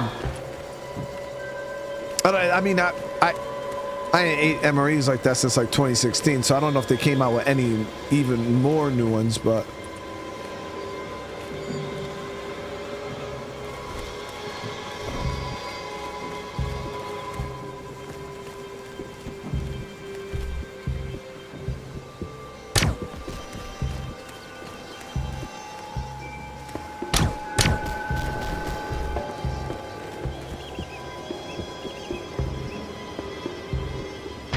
Alpha 2, this is Razor 6-4. We'll need some serious explosives to destroy these AAs. Any ideas? Over. According to our scans, an enemy weapon storage facility is in the village approximately 1 click south from your current position.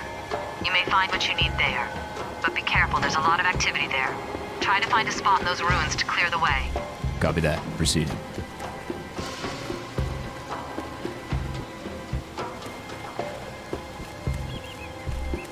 What do you mean we're gonna need some serious firepower, dude?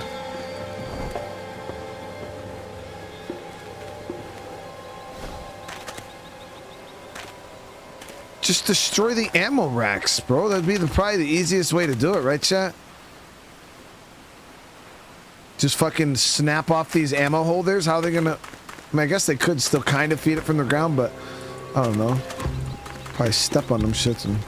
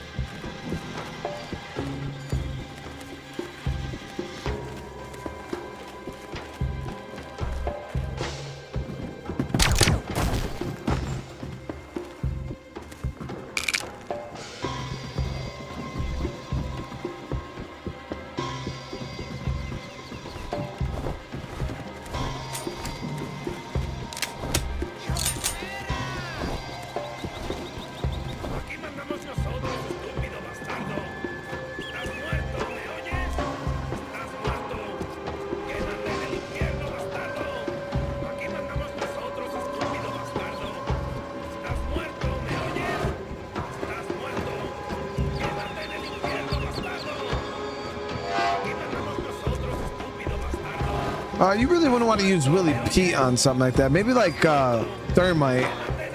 Thermite eats metal. Willie Pete's more of like an... Mother 2, I see civilians in danger in a nearby village. Request for permission to engage. Yeah, you need Thermite. I don't think Willie Pete would really do much to that. Oh, fuck.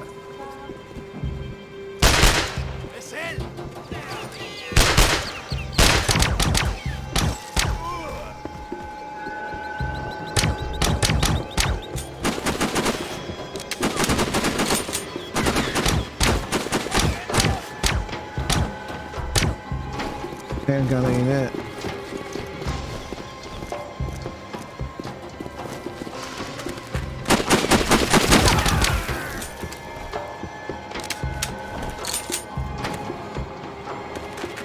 What do you mean you don't go to Hooters for the food? I talked about this before, chat.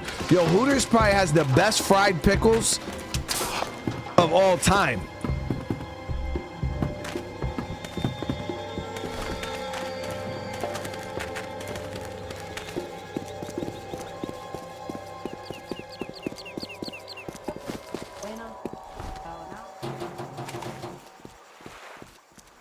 See if it could work.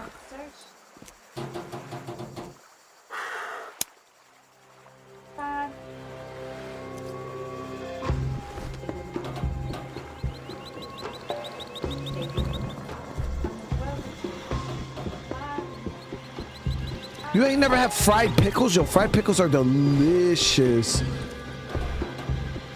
Can't get a good angle from here. Yep, here we go.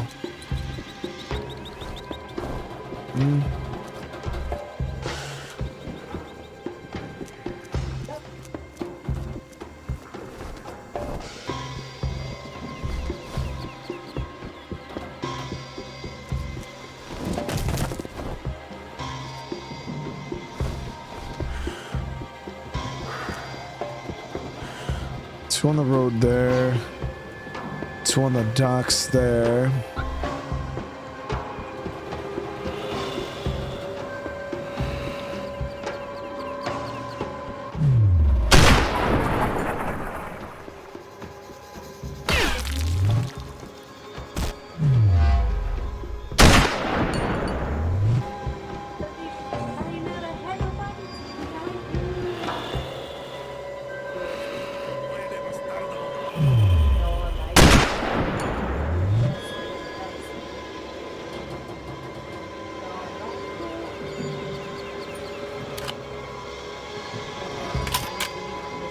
Yeah, the fried pickles are battered. But you need to keep it real. First got together, started hanging out. I was a kind of thug you out. I am the kind of guy you try to make me out. Found out. Babe, What? you're mad loud. You're loud.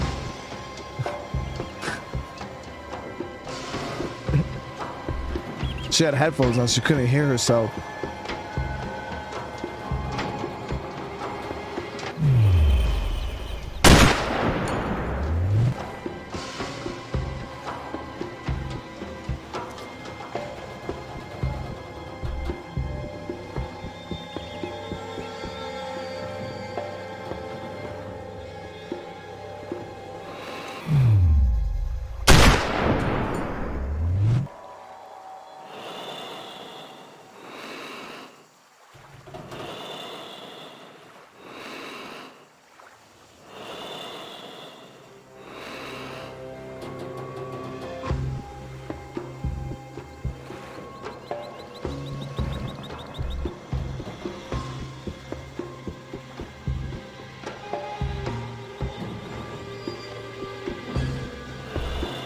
I think we might be good.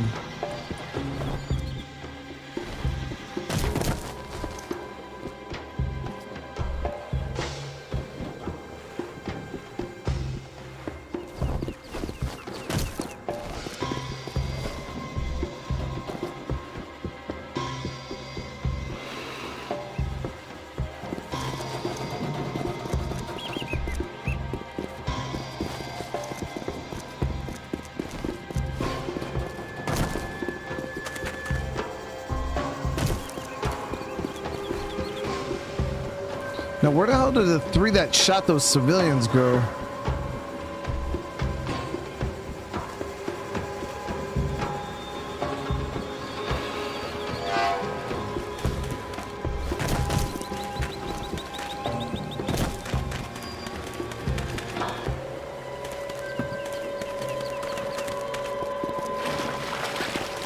Ever had duck eggs? No.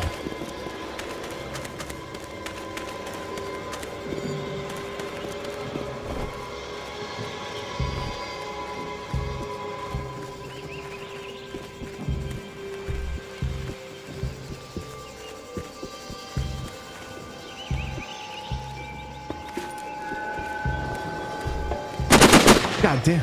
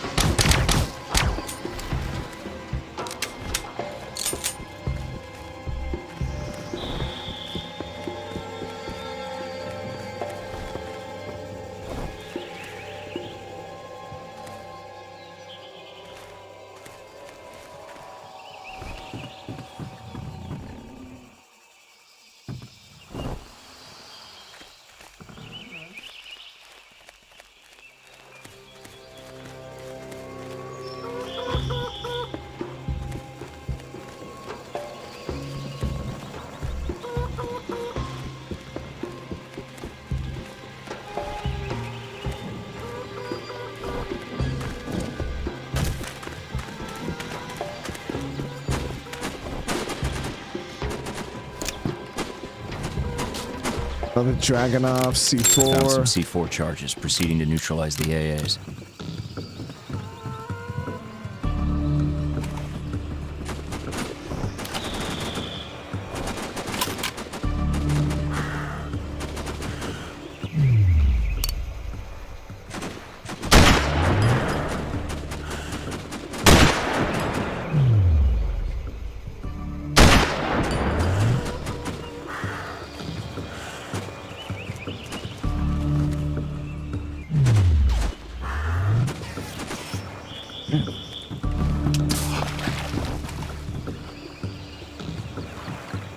They're gonna put pressure on me. I gotta make sure I'm watching my Myself coming out here.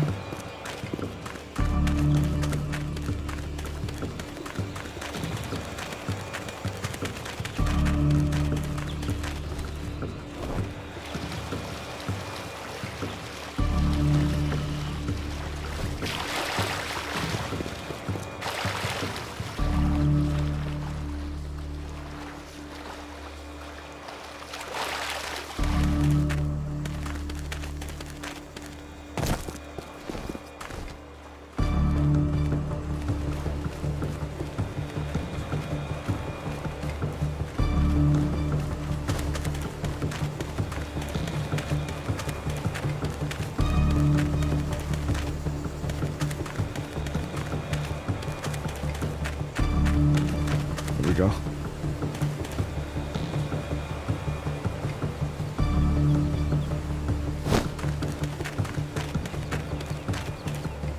So am I just blowing them one by one? First one done. Yep. 2 remain.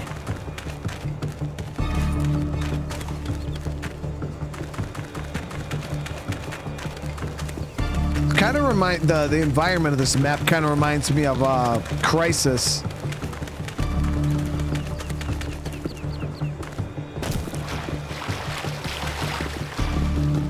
The first one.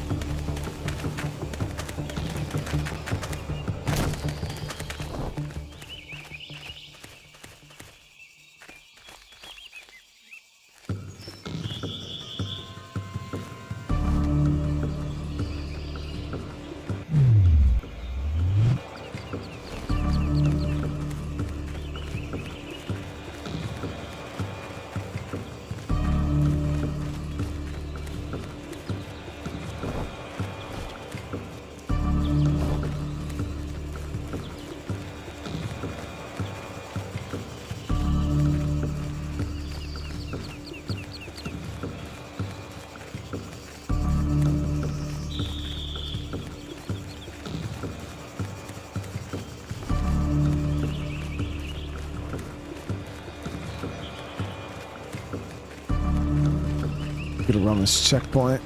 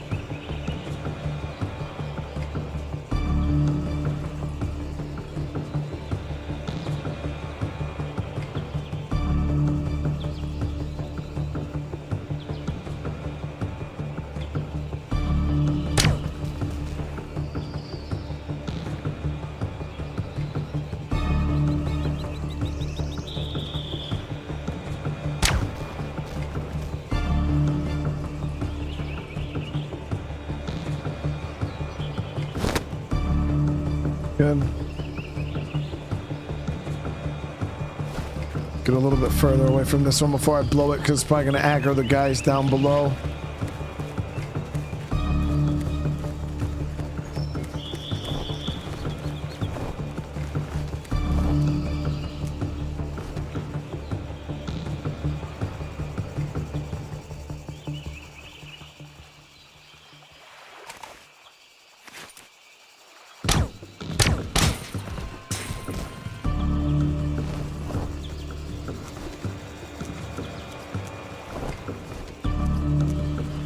Two is history. One more to go.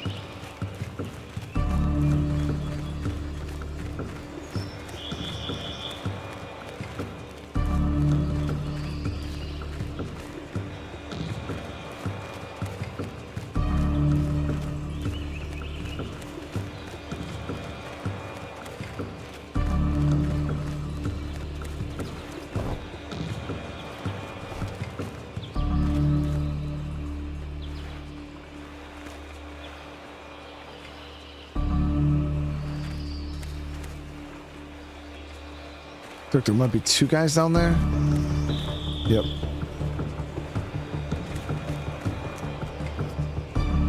Might be able to get in close there, or at least here. Better to take the shot with the pistol from there than from here.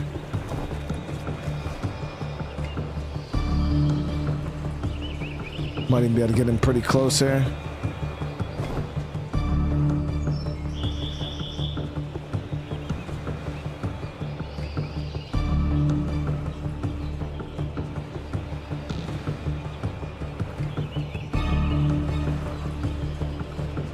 Oh, three guys.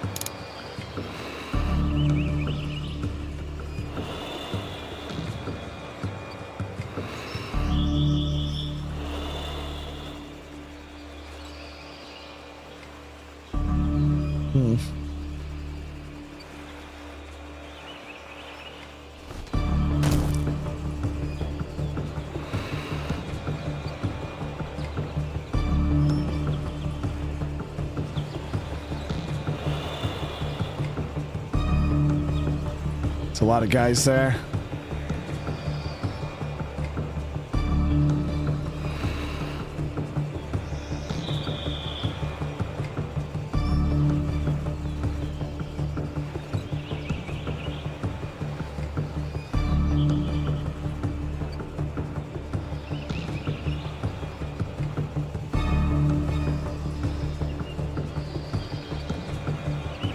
Might be able to Stealth up the side here. I don't know. That's a pretty big gap to try to clear on these two.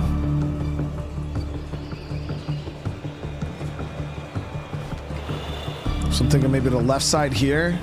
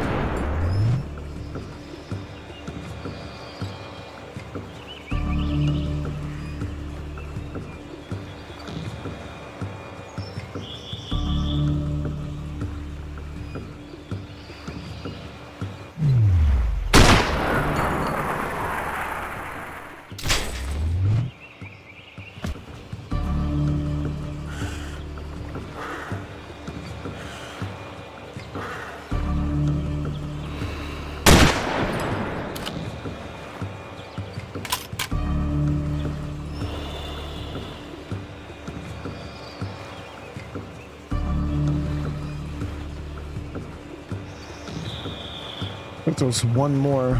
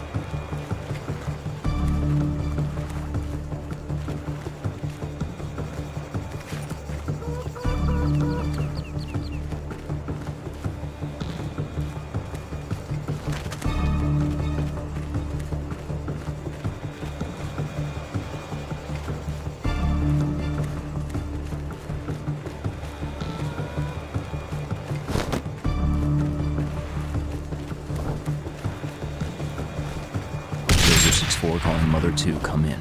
The chopper is clear to enter this airspace. Moving forward to the LZ. Roger that. Awaiting your go-ahead to bring the chopper in.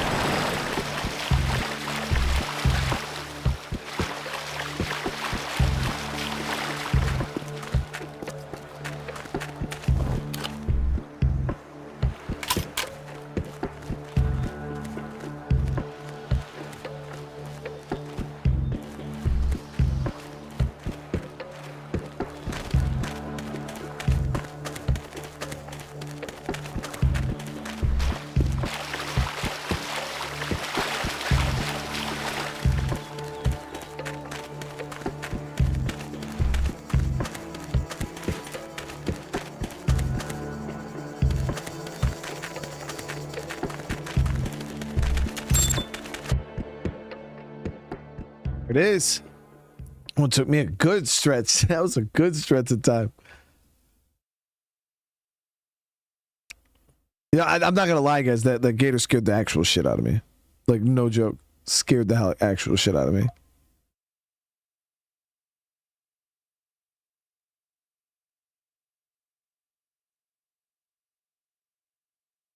That's why I desk popped.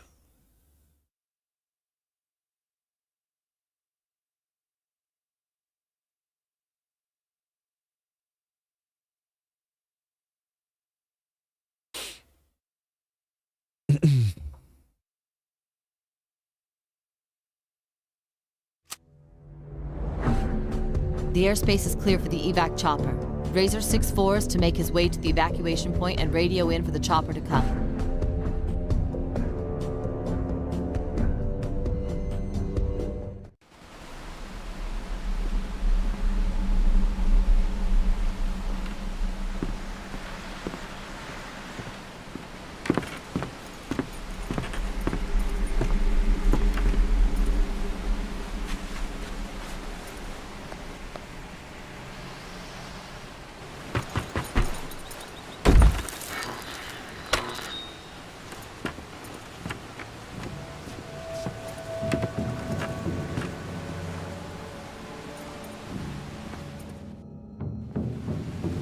Oh, shit. Shit!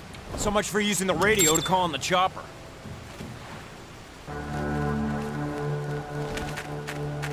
Of course. All the shit you dropped, bro, you gotta drop the radio. You couldn't just stick that little ass radio in your pocket.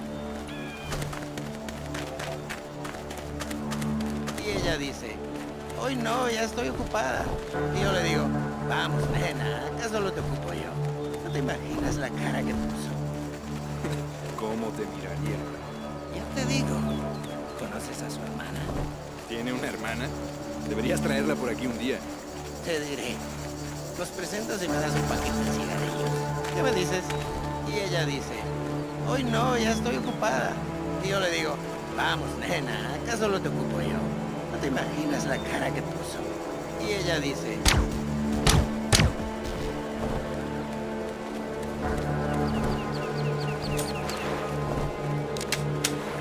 ¿Cómo te miraría? ya te digo, ¿conoces a su hermana? ¿Tiene una hermana? Deberías traerla por aquí un día. Yeah, they really wanted to have that conversation. Los presentas y me das un paquete de cigarrillos. ¿Qué me dices? Y ella dice, hoy no, ya estoy Fuck it, ocupada. bro. Y yo le digo, We're finishing vamos, this nena, conversation. acá solo te ocupo yo.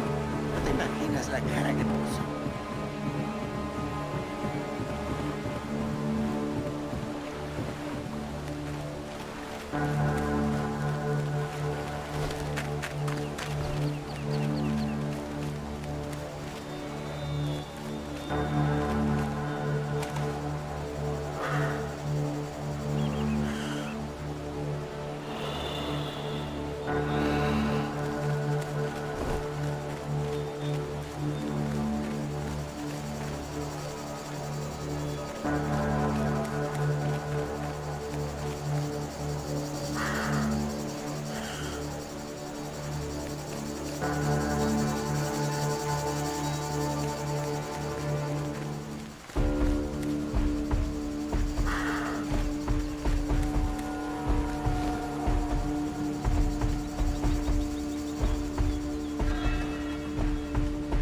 Civilians.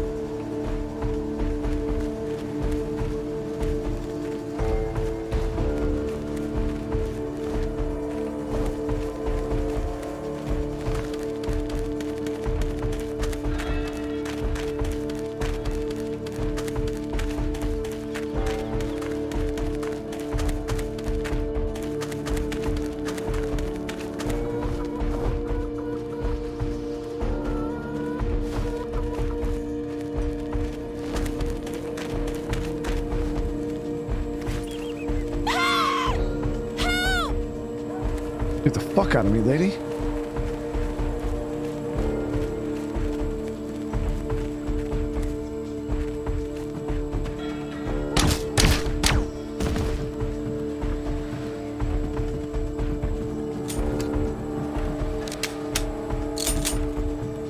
Please don't hurt me! On your knees! Easy. Won't hurt you. Get out of the shed when I leave.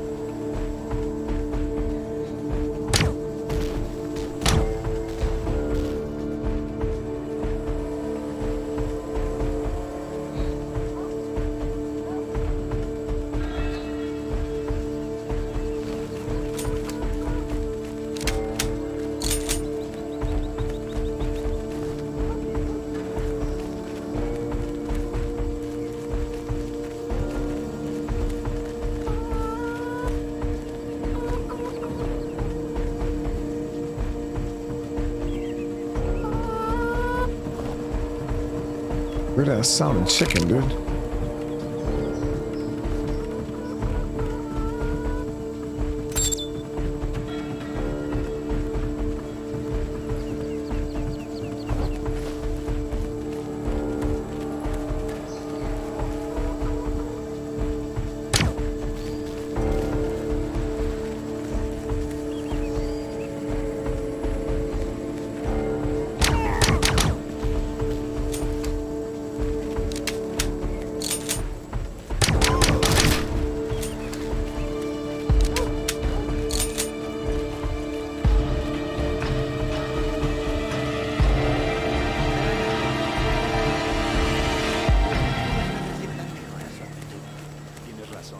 Nosotros nos encargaremos de eso.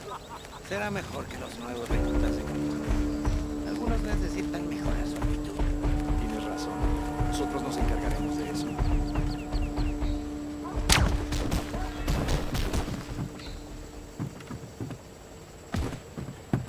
Come in, Mother 2. This Damn, is Razor bro, I'm 6-4. fucking yelling. I'm approaching the LZ. Hurry up with that chopper. It's getting hot in here.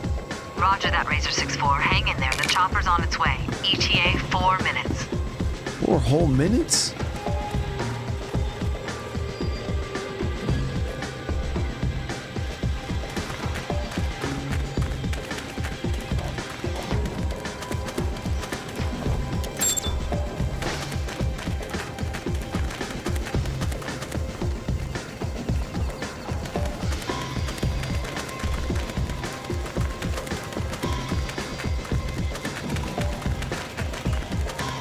What?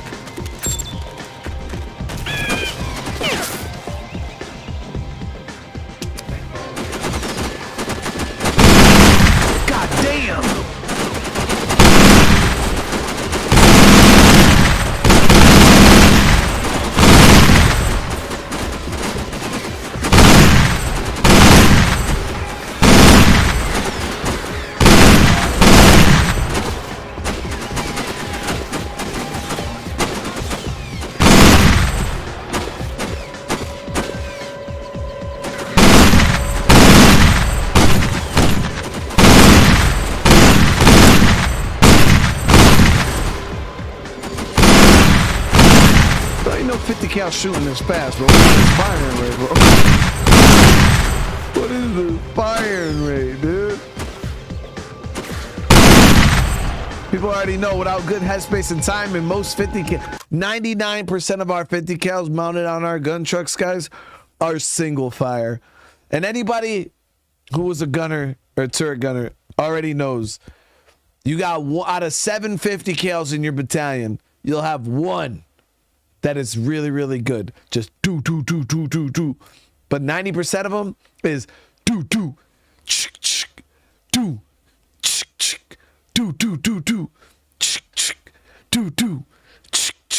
do, like literally, that's all it does. That's how most of the 50 cal shoot.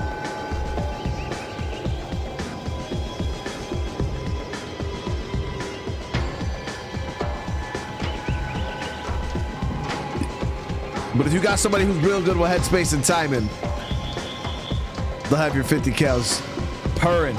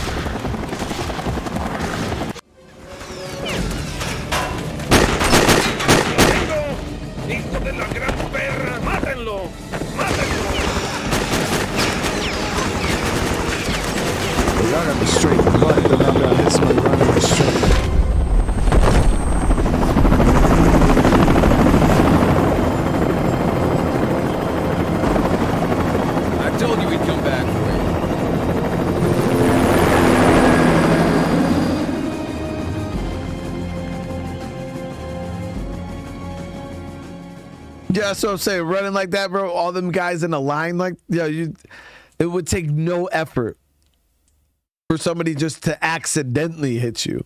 Like, if they all just aimed down the road there, you would have got hit 100%.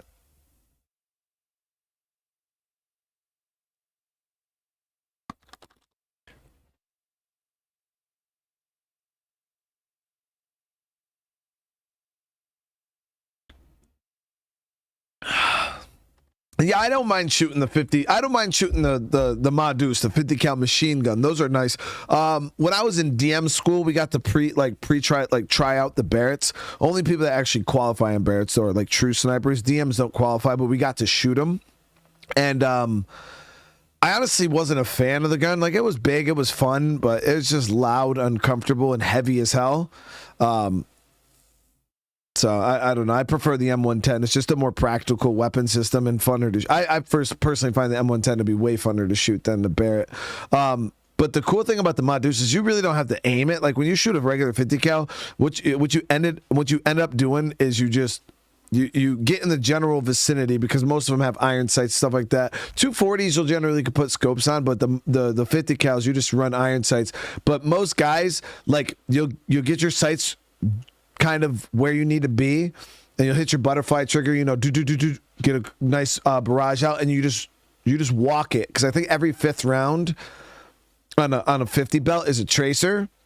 So all you do is you just walk your tracers on target. That's all you do. It's wicked easy. So yeah, I think it's every 5th round. So and you'll see them go out, and then you just kind of walk yourself on target. Yeah, the 50s are wicked easy to shoot. A lot of the MGs, that's what you do. You kind of just walk yourself on target. aim really at all, especially when you're on a turret, like when you're a turret gunner. Yeah, you really never have guys like sitting there like spot aiming with a turret. It just you're the whole purpose of it is volume of fire superiority, suppression, things like that. But if you are trying to hit some shit, yeah, you just walk it in. Same thing with night fires. When you're night firing, we stack our mags with tracers, and you turn on the you could either stack tracer stack or use the fuck are those, when you got your NVGs, and we got our little PEC 15 laser there. But it's the same thing. You can just walk yourself on target with tracers at night too, because you'll see the lights.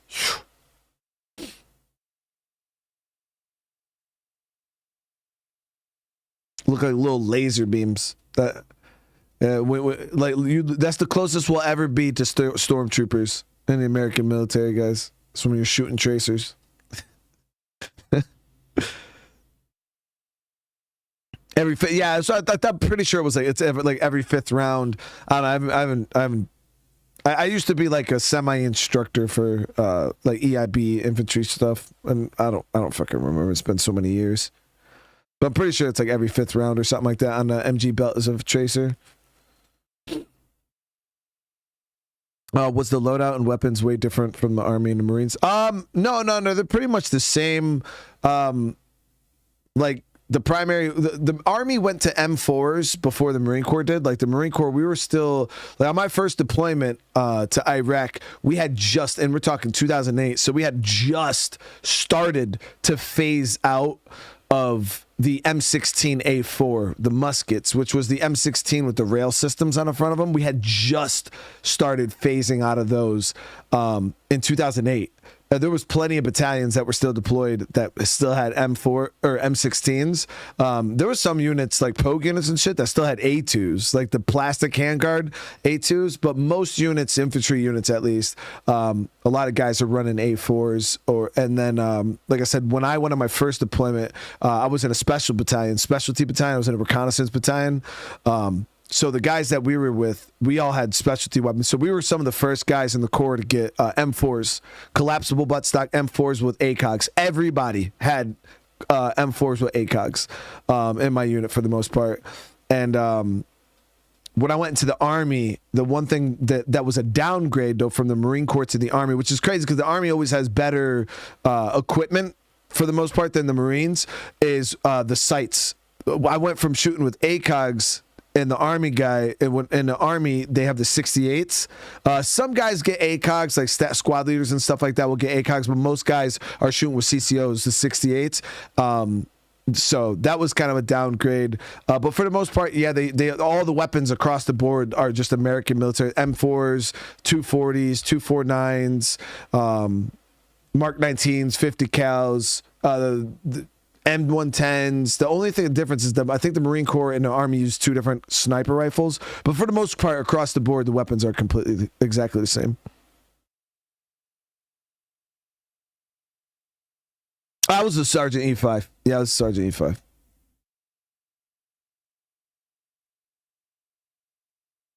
Why aren't you allowed to buy and carry your own sidearms? It's just not how it works. I know some of the specialty guys, Zilla. You got like the CAD guys or SEALs and shit like that. I think they can carry their own weapons, but the reason why is the military, like they want you to be trained proficiently on like certain firearms. It's the conventional military. You'll never be able to bring your own guns. We had guys that had their own weapons like checked into the armory, but that was generally because they came from a state that New York didn't support their pistol permits or rifle permits. So when you move from one place to another, you have to store your guns in the armory. So we had a bunch of guys that came from Texas and they don't have a New York State pistol permit and they have to put all their fucking guns in the armory. But other than that, that's the only time I've ever seen anybody's like personal firearms anywhere in the vicinity of military stuff. Yeah, Anderson, this game is good, man. It's good even for how old it is. It's quite enjoyable. Exactly, Donald. So, like what Donald's saying there, say your personal firearm is a, I don't know, say you want something that shoots like, I don't know, 300 blackout, or fucking you got like a 45 as your sidearm. Where are you gonna get ammo from? You know what I mean? They would have to, like, the military only has certain calibers.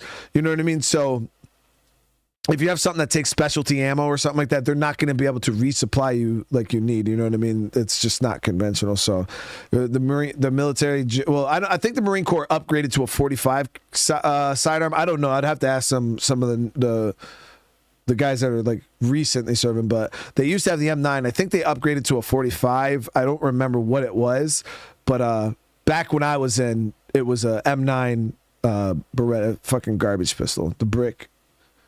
And then the Army also had the M9 too.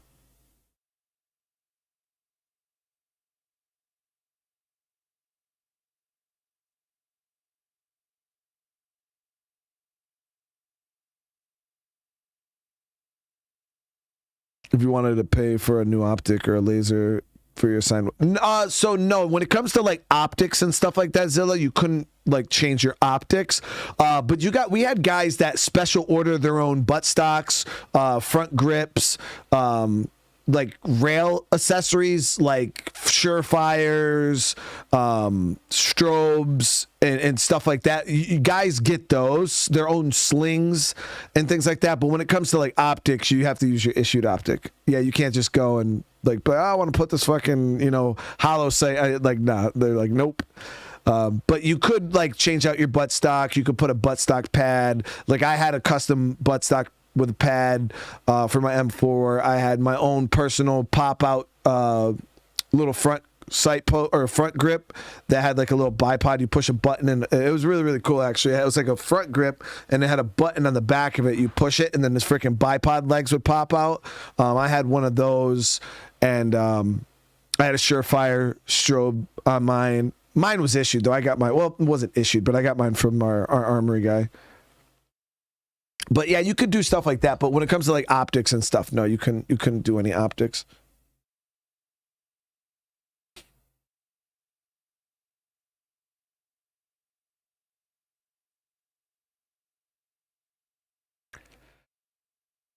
I don't know how other countries' militaries are though, if they allow you to like carry different weapons and shit like that. But yeah, the American military, it's very uniform. Very uniform.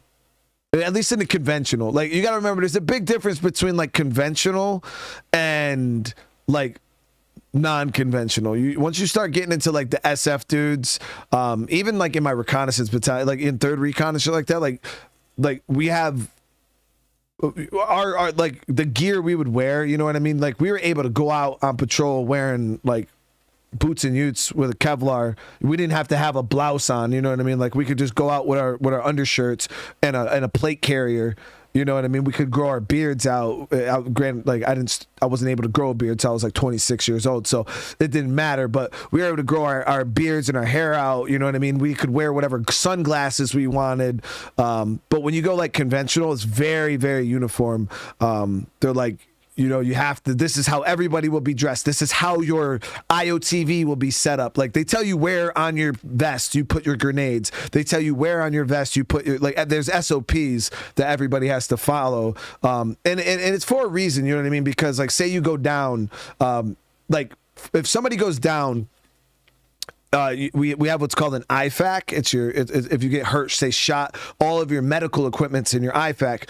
Now, when somebody goes down, you don't pull from your own IFAC to work, like help them. You pull from their IFAC. So if somebody has their vest set up weird, you know what I mean? And now they go down and now you're trying to roll them around and figure out where the fuck is your IFAC, dude, so I can get out a tourniquet or a pressure dressing, or, you know what I mean?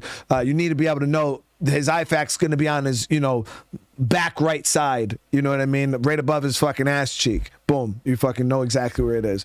If you got to pull mags or something like that, you know that they're right on his front belt. You know what I mean? Grenades are on the left chest. So there is reasons for like uniformity, but yeah, when you're in like a reconnaissance battalion or any of them specialty guys, yeah, they do whatever the fuck they want. They make their own rules. Hey, Jeff, you know what I mean? The first name basis, they do whatever the hell they want.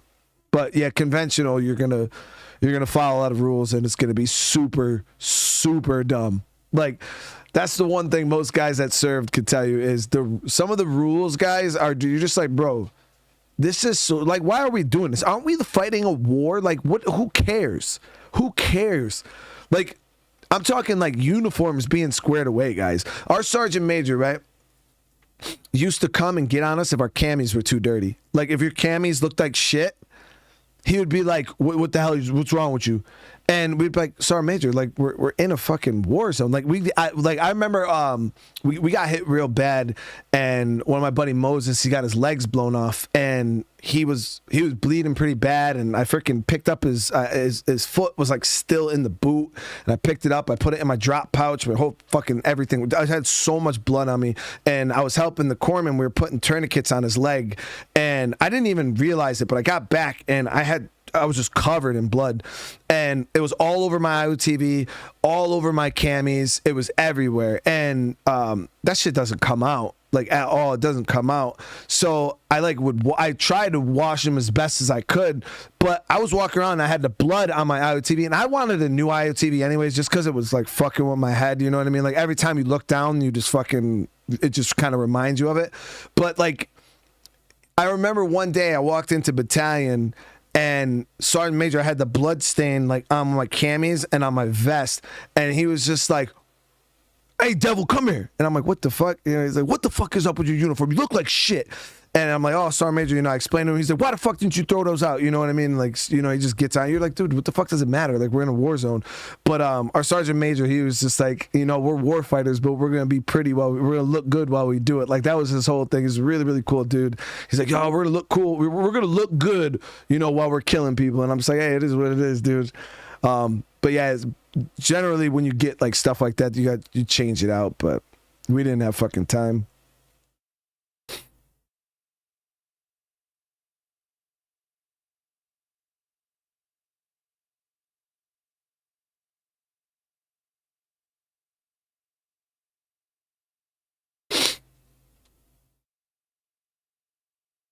Yeah, it's a lot of dumb rules in the military, guys. How do we wash our camis? So when you're in country, we got washing machines. Well, it all depends on where you are. Like, if you're on a big fob, they got like legit, like, it's kind of like a laundry mat almost. Like, you go in and you know, it's a big fucking tent thing, and they literally have like washers and dryers that you can go and wash your clothes in. If you're on like a small OP, sometimes you might have like one or two washers.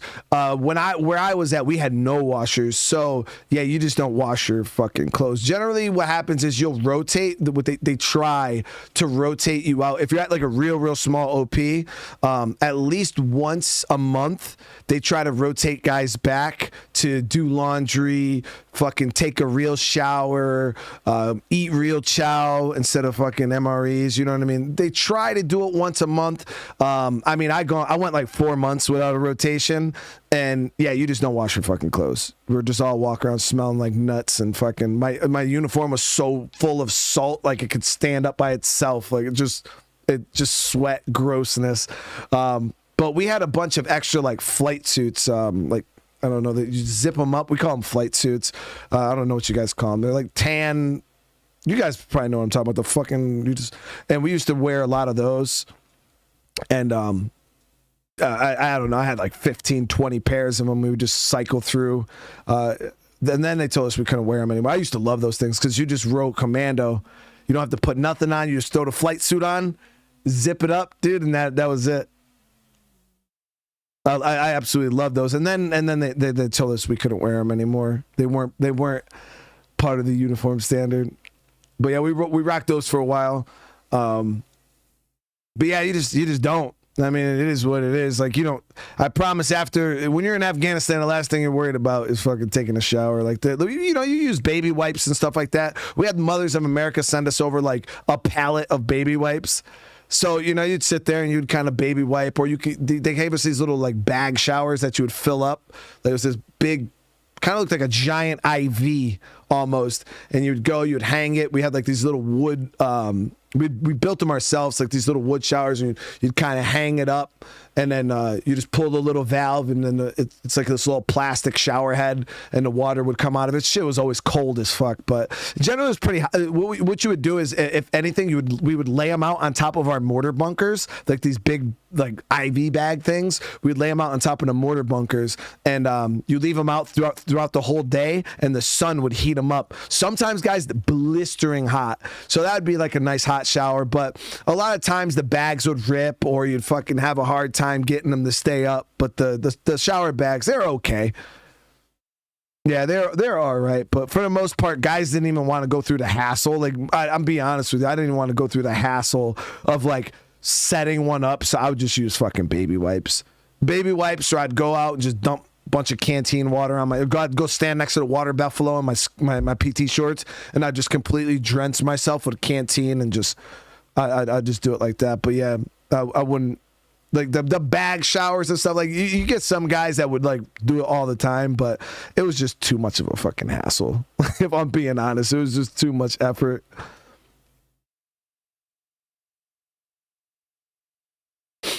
But yeah, then like I said, then they would try to rotate us back, you know. But if you were on a big op, like when we were taking like Sharana or like Saigon and fucking Nowzad and stuff like that, like those big invasions, yeah, we didn't see a rotation. You're just on an op.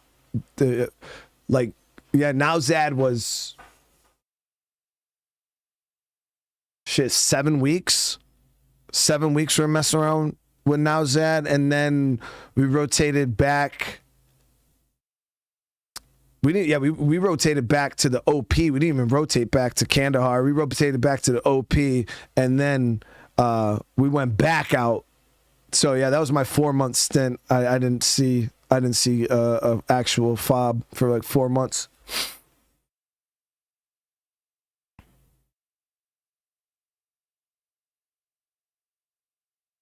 Yeah, and to wash your uniform, sometimes you could literally go to the water buffalo, because they put like actual, like, I don't know, it's fucking like these, I think they say it's bleach. And this is the one thing that I think is actual bleach. Because I remember asking we had water guys, and they were on top with like a bottle of Clorox bleach and poured it in the fucking water, dude. And I'm like, bro, we got to drink that. And they're like, yeah, you know, it's science, bro. Like this much bleach to this much water disinfects it, and it's safe to drink. I swear to God, chat. We were drinking like bleach water. I'm pretty positive it was fucking. I don't know how much. I mean, it's not like they put a whole. No, I think it's like legit, like a bottle. I don't know. It's a lot of bleach, dude, for the water buffalo. That shit's crazy. I was like, what the fuck, dude? We're drinking this. But sometimes you'd go to the water buffalo, and yeah, you would just sit there and soak your camis in the water. And if you guys know the water buffalo, that shit foams up and everything. Like if you go real fast in your canteen, like this shit foams up. I used to hate drinking out the water buffalo. That water was so nasty, dude. That shit was so nasty. But yeah, you just go to water buffalo, crank it, fucking soak your camis, and then you just sit there, wring them out, and then just hang them over the motor bunker, over your railing or something like that. Dry them out, and that. I mean, it's washed, you know what I mean? It's not fucking like soap or anything, but with just bleach. It's bleach, baby. But yeah, that's how we disinfected our water for the most part when water buffaloes. We'd fucking put the bleach.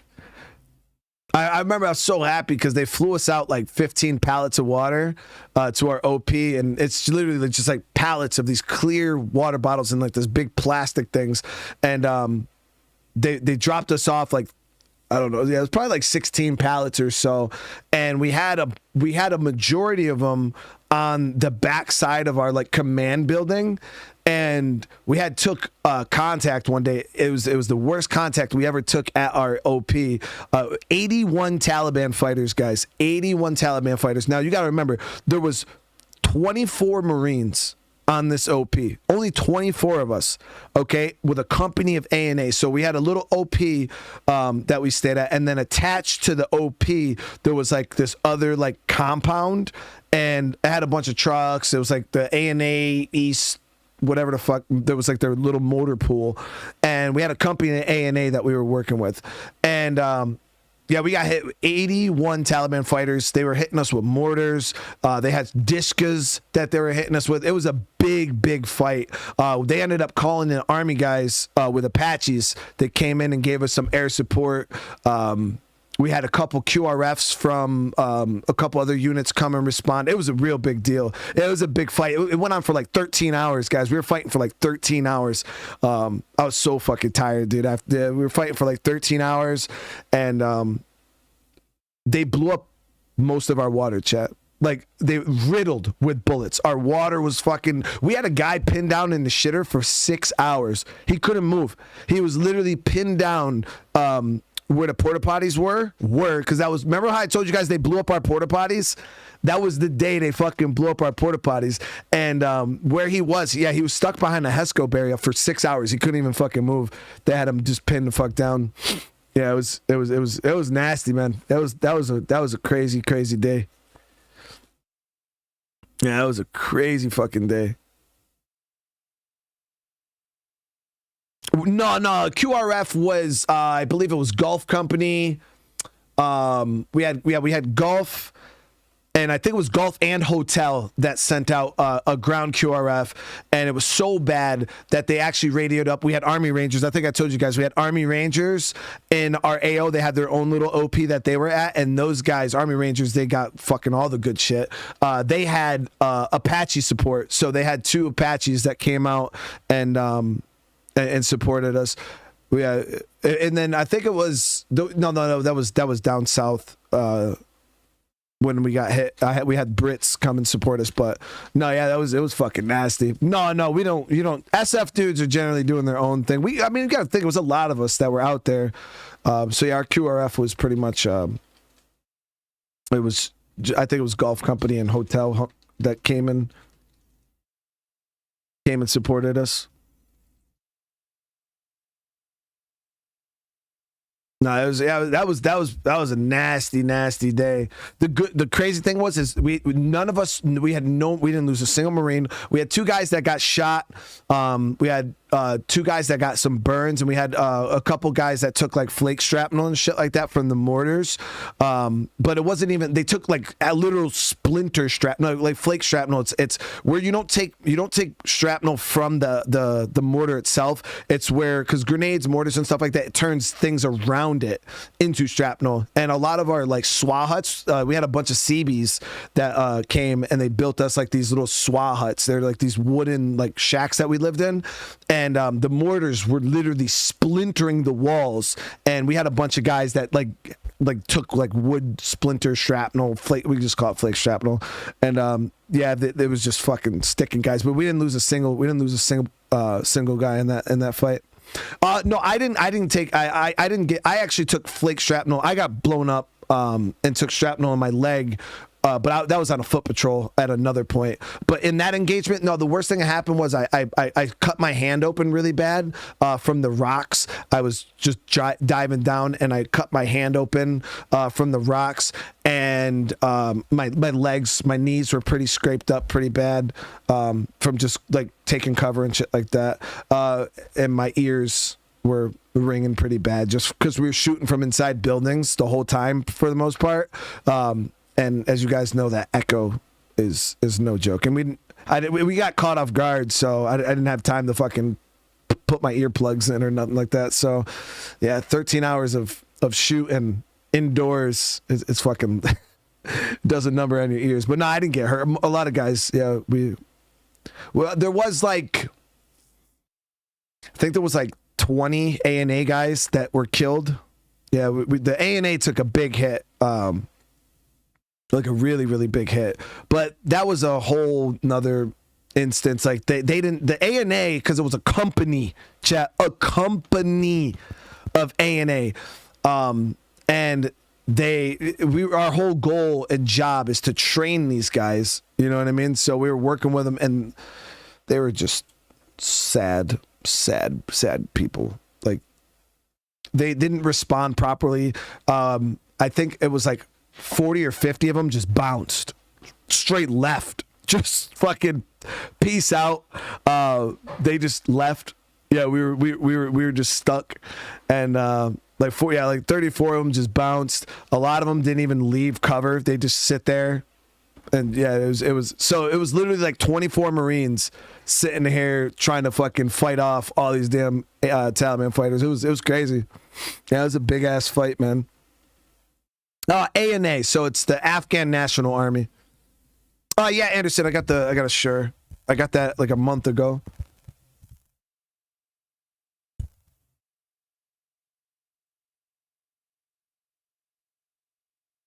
Since you're a former Marine, you probably in. Yeah, so but I already did all my obligated time. I served for 13. In America, your obligated service time is only 8 years, so I'm way over that. But if shit went down, would I ever serve again? Nah, man. Like, I tell people this all the time. War is a young man's game, dude. Most of us that were over there were 18, 19, 20. You know what I mean? A lot of our senior guys with all the experience were maybe in their late 20s. You know what I mean? Early 30s were like guys in the 30s. They were like real high up. I mean, I'm 34 right now, dude. You know what I mean? Like, I mean, if I had to, obviously, you know, it'd probably take me a few months to get back in physical shape and, you know, stuff like that. I would be able to do what I need to do. But yeah, it's definitely a young man's game, dude.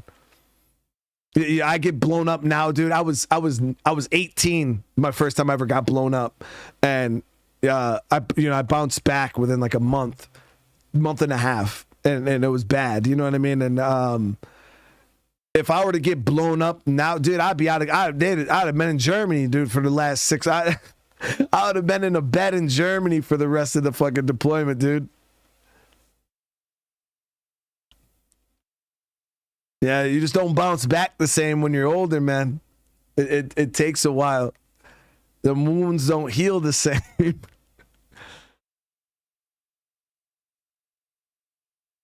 No, it's crazy because I was talking to my wife with that one day, because when you're in, you know, when I was 7, I joined when I was 17, and the crazy thing about it is when you're in, I joined, I'm like, man, I'm even when I was 18, I'm a grown man, you know, I felt like, you know, I'm an adult, I'm a grown ass man. And you know, I went off fighting wars and shit like that, and I sit back and I look at it now that I'm in my, like, you know, almost mid 30s. I look at 18-year-olds, I'm like, bro, they're fucking kids. Like, even 20-year-olds, I'm like, you guys are fucking kids. You're dumbass kids that don't know what the fuck you're doing. Legit, like when you're 18, you don't know shit. You know what I mean? You're a damn kid. And I was like, damn, man, we were kids. Literally, kids over there fighting fucking wars, man. It was crazy to think about. You know what I mean? And I sit here now and I'm like, I don't know how we did it. You know what I mean? And I wouldn't trust a fucking 18-year-old. Like right now, if somebody was like, hey man, you see that 18-year-old kid over there? Yeah, you got to trust. I wouldn't trust an 18-year-old kid with the goddamn thing. Bro, I'm not letting you use my car. My ancestor was 21 when he enlisted in the Continentals. There's a bunch of 18-year-olds His English maternal grandfather enlisted with millions him, of dollars probably in his worth 50s, of American still military fighting. equipment. And that's who we're trusting our lives to, dude. And it's funny because I sit here and I think about it now and I'm like, damn, like we were kids, man, and they really just gave us millions of dollars worth of equipment. And we're over there just fucking rolling trucks, doing dumb shit. And I sit here and think about it now, like, yo, we had guys that were just rolling MRAPs just for no reason. Just an MRAP just rolled out. And I'm like, what the fuck? Like, and it's because we're kids, man. We're fucking kids. But hey, we got it done. That's all that matters, right? We got it done. Quick strike. Thank you for the super chat, brother. I appreciate it, man. Ancestor was 21 when he enlisted in the Continentals. His English maternal grandfather enlisted with him probably in his 50s. Still, damn, dude, that's crazy.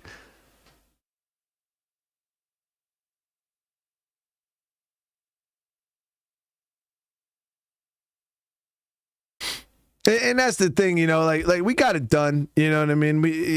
And that's the thing, when you're in an area, when you're in an environment like that, it makes you grow up real quick. You know what I mean? It really does make you grow up real quick. You got 18, 19-year-olds over there.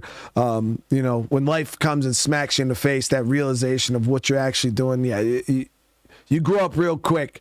That's why, you know, you see these guys, you meet them, you wouldn't be like, oh, this is some 18-year-old kid. It doesn't feel like that. You know what I mean? Exactly. Hey, quick strike. I was 19 years old, man, shooting rocket launchers, fucking, you know, AT-4s, laws, machine guns, throwing hand grenades. 19 years old, man. But the crazy thing was, you know, I was 19 years old and I was honed, man. Like we were trained. We were good at what the fuck we do, you know what I mean?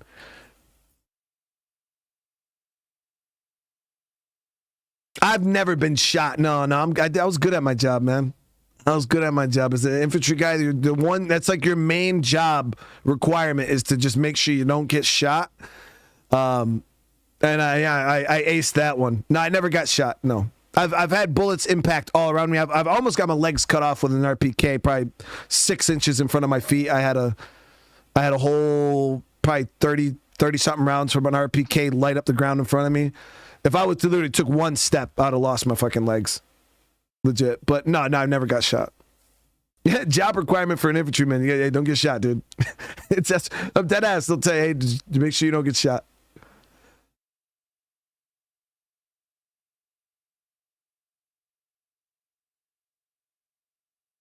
RPK is like, I don't know. It's like their MG. It's like their 240.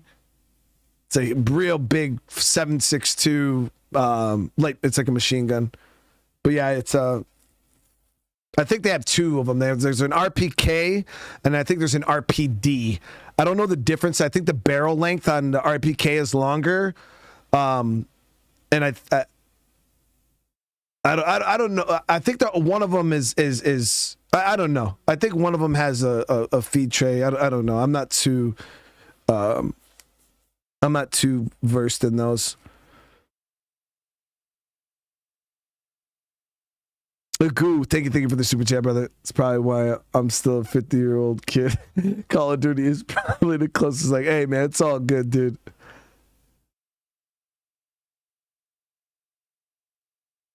Yeah, I don't know which one is the bigger one. I don't know if the RPK is bigger than the RPD or the RPD is bigger than the RPK.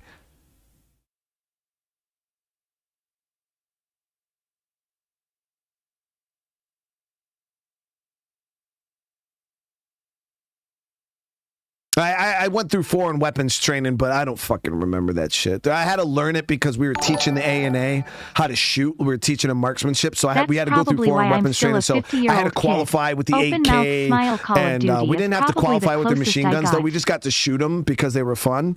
But the only thing we had to qualify on was their service rifle, so we had to qualify on the AK, 74Us, and the fucking 74.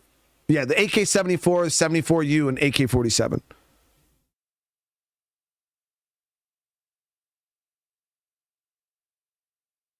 That's their primary weapons, yeah. AKs, yeah. So, yeah, my primary weapon was an M4 as American military, but our job, we were ETT, so we were embedded training team. Our job was to train the ANA. So in order for me to train them on marksmanship, I have to know how to shoot their weapon systems, you know what I mean, to teach them how to do it. So for the ETT qualification, you have to do foreign weapons training. And we learn all about pretty much all of their kit. We learn about it so we can teach them how to use it. So I had to learn how to use all their shit, plus use all my shit. Yes.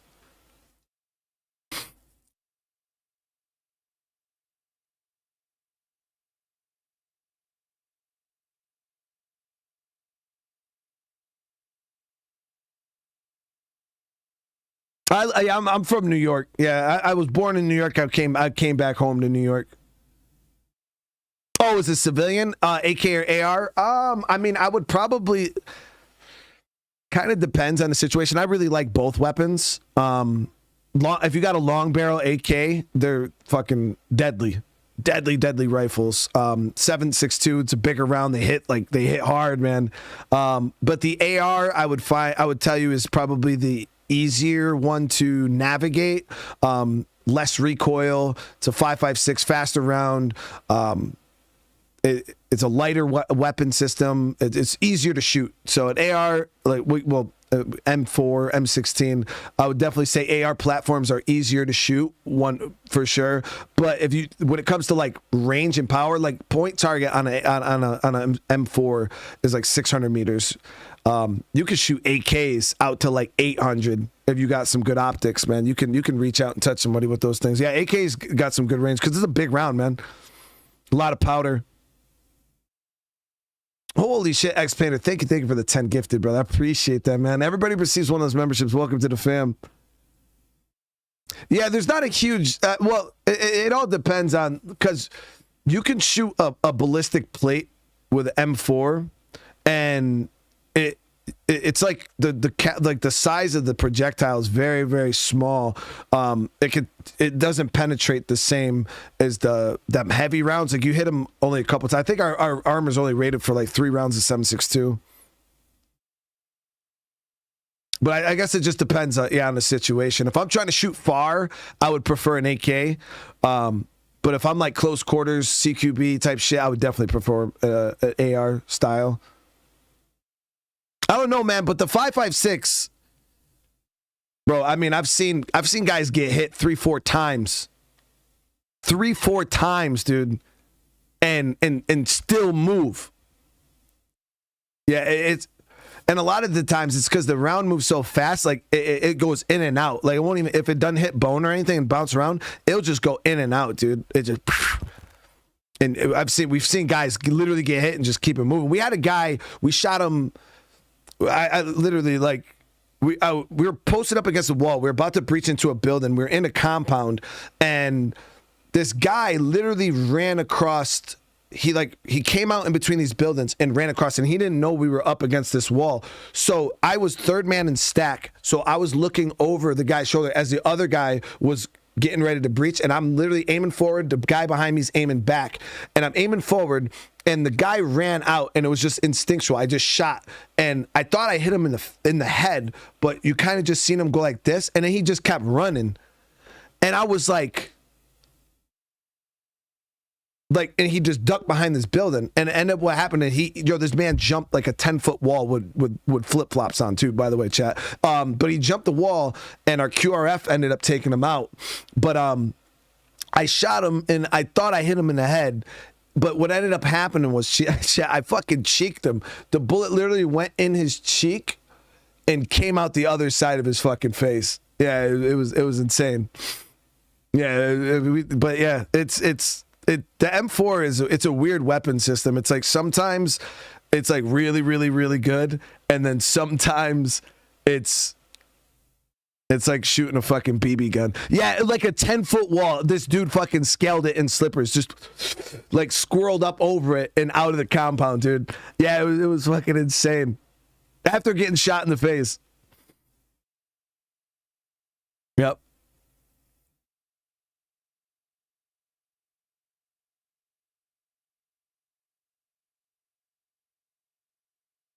Oh, Wolf, how you doing, brother?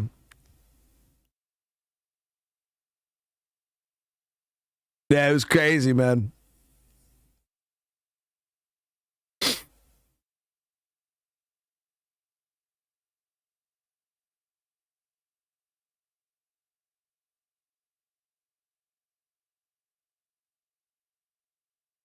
I feel like it all depends on where people get hit with the 5.56. I mean, we always train to aim center mass.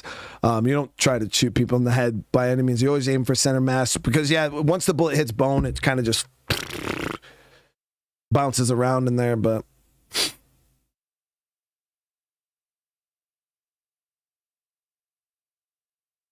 I don't know what we're doing for New Year's yet. We haven't really figured anything out yet.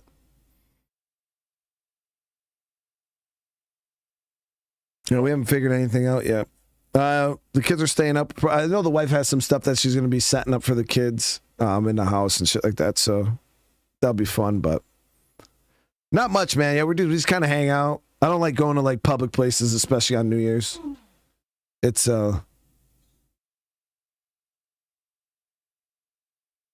just not my scene. I'll leave it at that.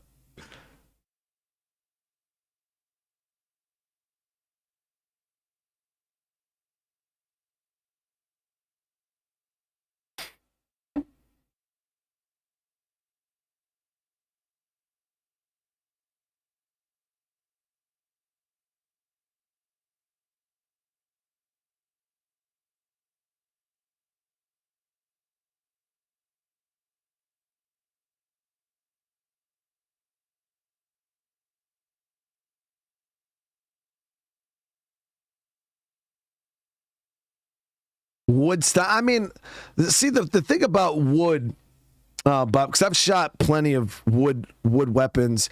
The buffer systems in a lot of those wood weapons, and this is just a practical thing, Bob, and I'll explain it to you best I can. So your average AK-47, say it has wood. All right, the problem with wood is it's fucking heavy, dude. Now, it might not seem like much if you're just going to the range and you're just shooting or something like that, but 7.62 is heavy. The bullets are just heavy, especially if you're running a 30-round mag. That's fucking heavy.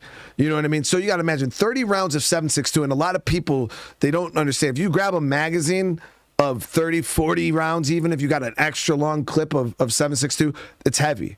So that weight on that wood rifle, it's just unnecessary. Now, the reason why our rifles are set up like they are is because they're very, very lightweight. Now, when you're, and what I mean is when you're going on like a patrol or something like that, weight is such a big factor. And it's one of the things video games and movies don't portray very well. If I'm going on a three day, I got to pack ammo.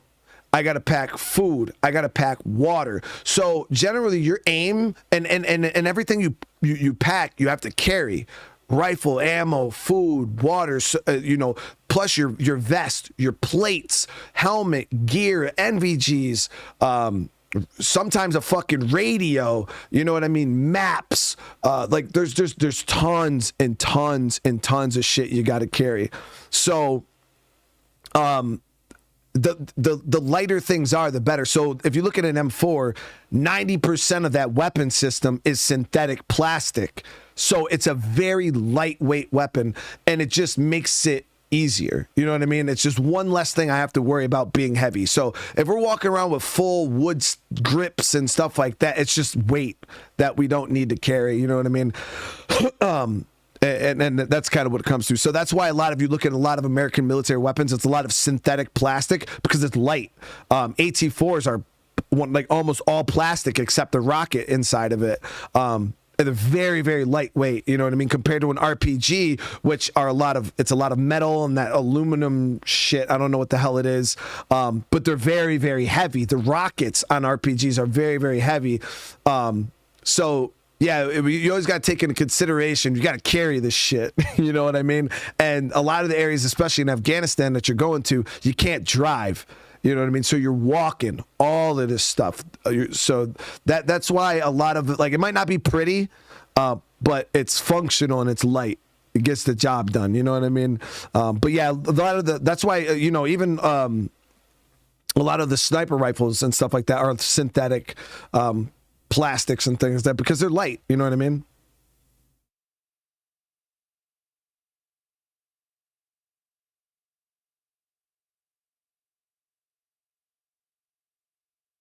Yeah, and that's the thing is, some people don't. Yeah, it's a lot, man. That's why when I was a saw gunner for the first half of my first deployment, and I was like, dude, I was so excited. You're fresh, Joe.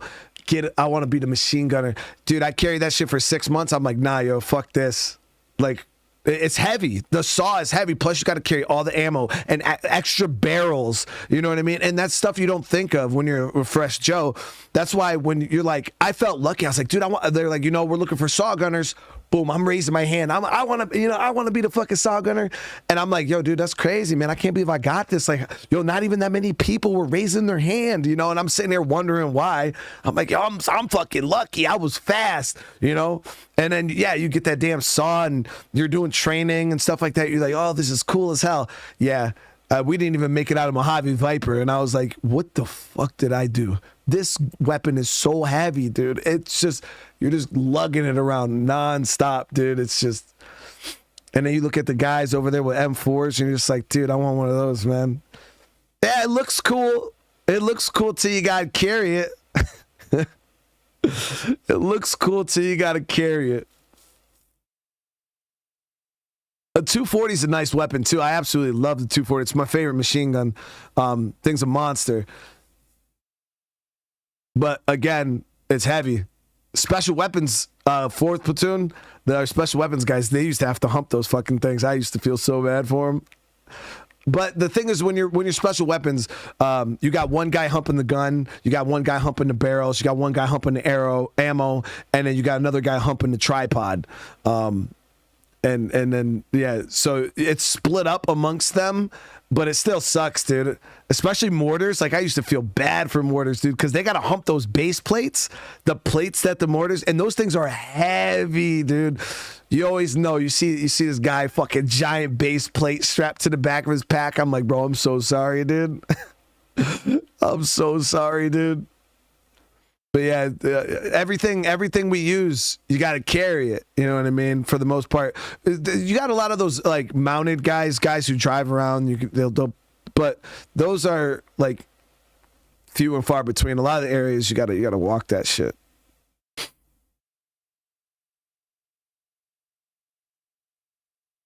Well, Bob, shit, man, we replaced gunners. Guys, what year did the Crow system come out? I want to say it was like 2010 or no, it was 2000, maybe 12, 13. We don't have human gunners anymore in our gun trucks in America. Yeah, there's no guy sitting in the turret anymore. It's all done with robots now, man. It's like a fucking joystick. It's a video game. Yeah, it's called the Crow system. You look through this thing and you move a fucking joystick, dude, and the gun just moves automatically. Yeah, no more exposed gunners, dude. I think they stopped that. Yeah, back in like it might have been a little later than that. But yeah, we didn't have gunners anymore. Yeah, the American military just went straight robotic and drones too. A lot of drones.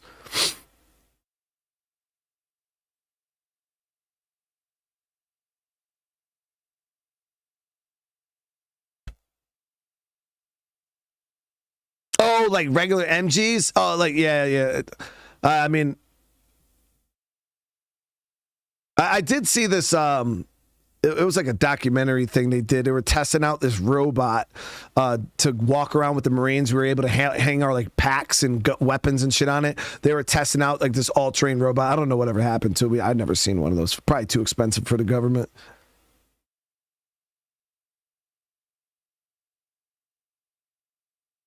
But the problem, Bob, is the way they train you in the military, right? Say there was a robot, right? Say there was a giant fucking mech robot that had guns and all this shit on it, and us as infantry, we were just there to support it.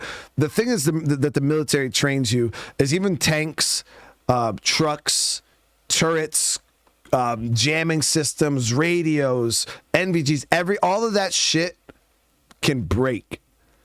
So if you build a military based around technology, that's why a lot of guys, like when we're going through training, we're like, why the fuck do we need to learn how to do this? Like, dude, we don't read maps. We use GPS. We got satellite GPS. Why do I need to shoot with iron sights when I got this scope? Why do I need to do this when I have this? And it's just a mindset. You know what I mean? It's like, why the fuck do we got to do any of this shit? Because we got this technology that will do it for us.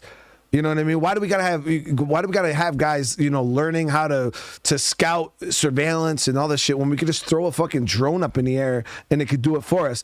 It's because if something happens on an op and that machine goes down, you know what I mean? Now you're so dependent on it, you can't, you're stuck, you know what I mean? So they want you to be, they train you so like, yes, you have this technology, yes, this technology makes the fight easier, but what happens if it goes down? You know, what happens if this breaks? You still got to be able to fucking pick up and finish the mission. You know what I mean? You still got to be able to pull all your gear off this robot and hump it, you know what I mean, to where you got to get. You know what I mean? You got to, if the sky's black, and this is the big one you see, we used to get satellite drone scouts all the time that send drones out. Drones would look over villages and shit that we were going to go into. Did most of our reconnaissance for us. They'd call out ambushes, and we would just go around and avoid them. But what happens real easy is if the sky's black, which means there's a lot of sand, if it's really, really windy in Iraq and Afghanistan, it kicks up a lot of sand in the air. So no medevacs, no helicopters. Like they do emergency medevacs if the skies are black, but most time you don't get any air support when the skies are black.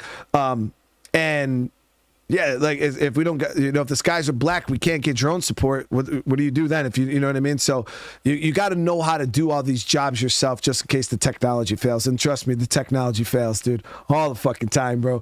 You know, we had guys that were trained on ACOGs. It happened to me. I left my rifle. I leaned my rifle up against the tire of a 7-ton and my Kevlar too. And the fucking driver popped the brakes, rolled forward, ran over my M4, broke my ACOG, popped my Kevlar, literally poof, like popped. And yeah, rolled over my rifle. I got in a lot of trouble for that shit, but it wasn't my fault, so I didn't catch a NJP. But my ACOG was broke, so I didn't have an ACOG for 2 weeks. Before they could get me a new one. So I was running iron sights, you know what I mean? So it's just like that. The ACOGs especially, I've seen guys literally take cover, hit a wall too hard, and the thing is, inside those ACOGs, there's this white powder. I don't know what the fuck it is, and you'll know if you cloud your ACOG, that's what we would call it. You guys would go, they'd hit the ground or something like that, their ACOG would slap the ground, and then you'd look through the optic, and it would just be a solid white cloud, like you couldn't see through it, and they would cloud it. This powder would kick up in there and it would break the ACOG, so then you got to pull it off and you got to shoot with iron sights. So yeah, it's just so you're trained. Frank, thank you for the 22, brother. Enjoying the Panda reviews, top tier park. Yeah, for sure. I really love your stories, that game, dude. Frank. It's good, Thank dude. you for your service. And Mark, thank you From so a much for the Brit super sign chat, of brother. the horn, sign love your of the stories, horns. dude. Thank you for your service. I appreciate you, brother. I know. Well, I was going to end the episode because I want to save this for one more.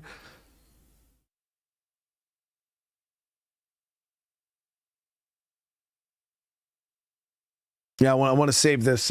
We got one more episode worth of content. I looked it up. The game is about 5 hours long, so.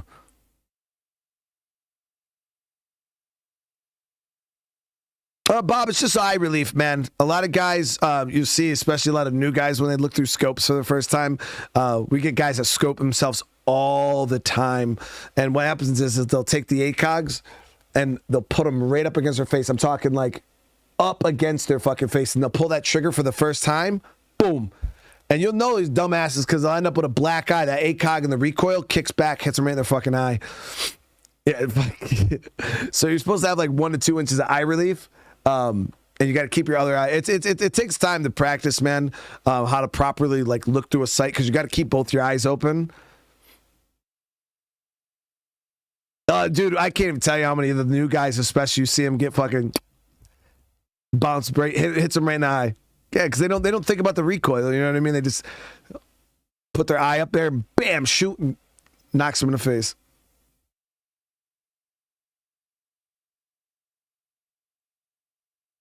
I had my own dumbass moment. I was sitting there and my rifle was dry, and generally what you do is you pull your bolt, you'll wipe down your bolt with CLP, you put it back in. I was being lazy and I was on the range and my bolt was real dry, so I just opened my ejection port cover, like locked the bolt to the rear. I literally just poured CLP in there. I sent the bolt forward, and I just, where the ejection port, you could see the side of the bolt. I literally just put CLP on the side of that, and I put a lot. And what ended up happening is when I brought the rifle back up and I shot, all that fucking CLP just sprayed out of every orifice of the rifle, and it got me in my fucking eyes. Oh, it was burning so bad. But yeah, I just put globs of it on there. Fucking first shot, just sprayed everywhere, all in my fucking eyes, all over my face. Those, yeah. It's things like that. You know, you make mistakes. They're mistakes you make once, and then you don't do it again, dude. You don't do it again.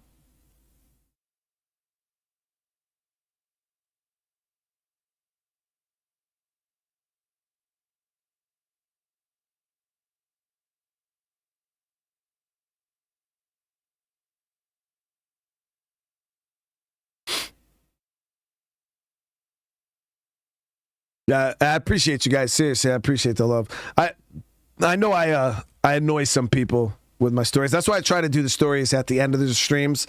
That way, if people don't give a fuck and they really don't, they just are here for gameplay, you know, they can come, watch the game, and then, you know, as soon as the story starts, shit starts, they can just peace out. You know what I mean? If they want. That way, I'm not interrupting the gameplay. Hey, Bob, man, people do dumb shit, dude. People do dumb shit.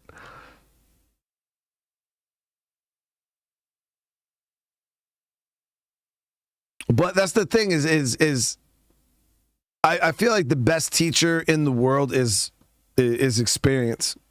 Because you make a mistake, I don't care what anybody says. I feel like we all learn best from mistakes because that's something that's going to stick with you. Like, I burned the fuck out of my eyes. That shit hurt. I'm not going to do that again. You know what I mean? And there's tons of things, you know what I mean, that I've done, like making sure when I'm shooting next to somebody, I started tucking my blouse. I'd take, because you take your collar and you button it all the way up real high so you look dumb as hell. And people might be like, why would you do that? I tell all my new guys, hey guys, when you're on the range, button your fucking blouse all the way up. Top button. And they're like, why would I do that? And I'm like, all right, bro. I mean, and it's because the guy next to you, especially if you have a guy on this side, he'll shoot, and the fucking casings from the rifle, something you might not think of, they'll fucking fly into your shirt and get into your damn shirt. And when I tell you, they are hot, guys. Like, they will burn the fuck out of you. And you get a hot casing. I've seen guys fucking ballerina spin ND into the ground type shit, because the fucking casings get into their shirt and they just freak out. Bam, bam, fucking start spinning live range. Guys flagging the whole fucking line. Like, guys just spaz out.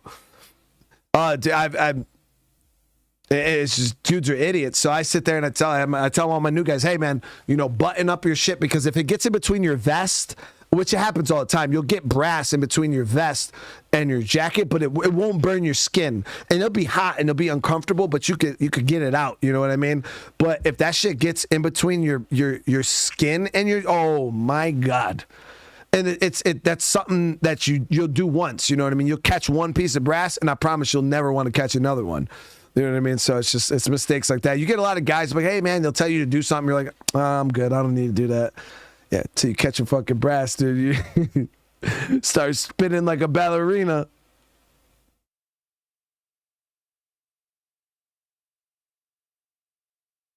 But yeah, it's just stuff like that that you don't think of. You know what I mean? There's consequences to actions, and until you even know that that's a consequence, you just see the brass flying out. I've literally, like, dumbass Joes, like brand new guys. Like, I'm like, bro, how did you even make it through boot or basic? You know what I mean? How did y'all even make it through boot camp? Guys shooting, I literally watched the guy shoot, right? And then look down after he shot and pick up the brass. Because he wanted to look inside to see what a brass looked like after the bullet came out. My man grabbed a hot brass with his fucking hand. Freaked out, and I'm like, why would you pick it up? Are you fucking an idiot?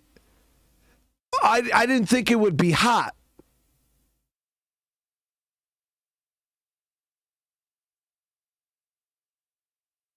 What?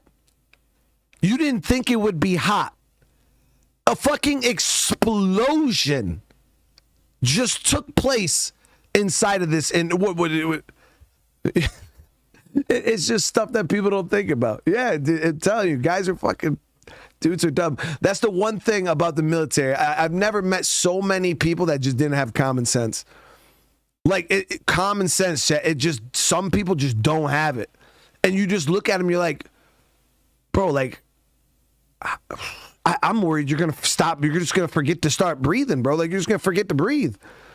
Like, some people just, let me know, like, have any of you guys that served, just, you know those guys that just don't have no common sense? They just can't put one and one together. You're just like, simple shit. And it does. It makes you feel like, it does superpower. It makes you feel so smart when you're around these people because you're just like, bro, like what? No, Gomer Pyle was still, he was still the real deal. This is worse than Gomer Pyle. Gomer Pyle was just like a fuck up, you know what I mean? Yo, common sense really ain't all that common, man. It's crazy. Yeah, Gomer Pyle was just a fuck up. You know, he was falling out of runs and you know what I mean? He was. I would take Gomer Pyle over some of the guys I had under me, man.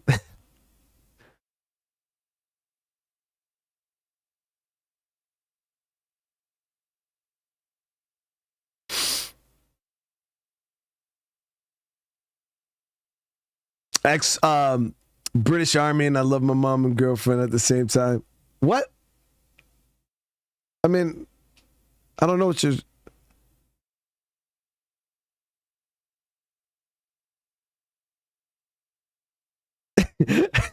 Only in the British Army do you find man love? Nah, man. You ain't served in the American military, dude. Man love is everywhere.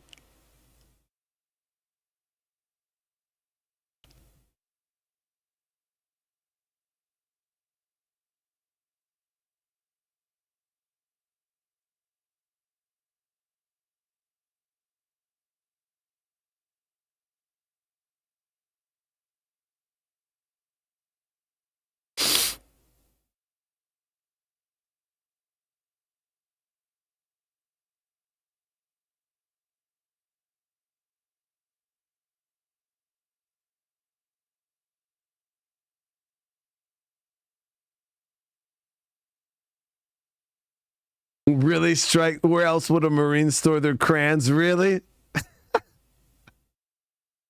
Really, dude?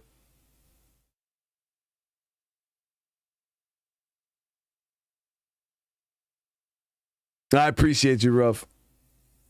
Oh my God.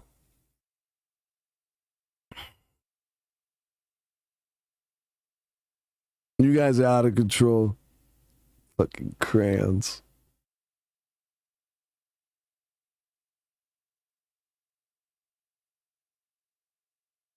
Damn, Shady, that's what's up, man.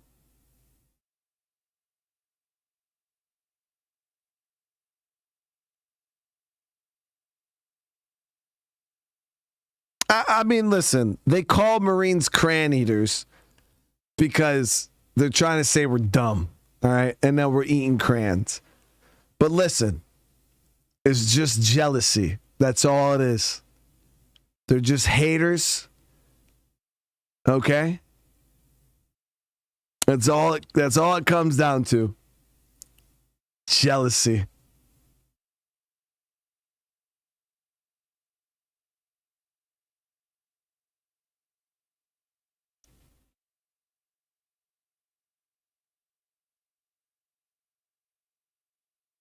I mean, as a kid, I ate some crayons, but I didn't eat them like fully. I've chewed on a crayon. I mean, come on, everybody in the world, and we had this conversation before. Like, chat, let me see them W's in the chat if you chewed on a crayon, because we all know crayon paper. Yo, y'all know that paper on a crayon, that shit tastes so nasty. But, like, I feel like everybody as a kid has put a fucking crayon in their mouth at one point or another, dude. Like, I don't care what anybody says. I'm not talking full-blown eating it. I'm just saying, I feel like every kid at one point has put a crayon in their mouth and bit it. But we all know that crayon paper, dude. Crayon paper is so nasty, dude.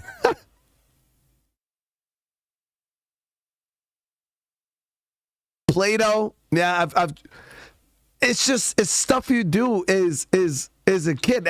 Play-Doh is salty as fuck. That shit is gross. And then I didn't know why they made Play-Doh salty. I came to find out they purposely make Play-Doh salty so kids don't eat it. Yeah, they purposely make it taste like that so kids don't eat it. Because Play-Doh don't need to be salty. But yeah, they do it as a deterrent. Because yeah, you got kids like me that fucking sit there and try to eat this shit.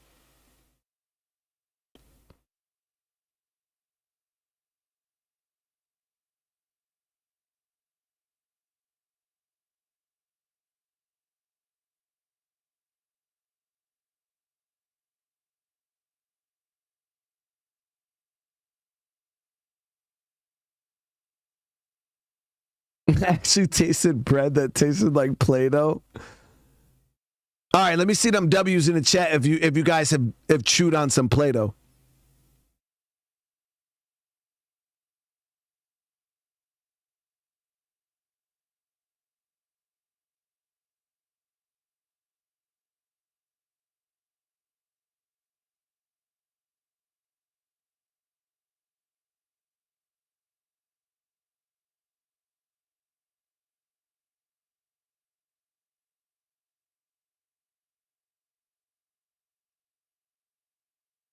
Outward, I don't know.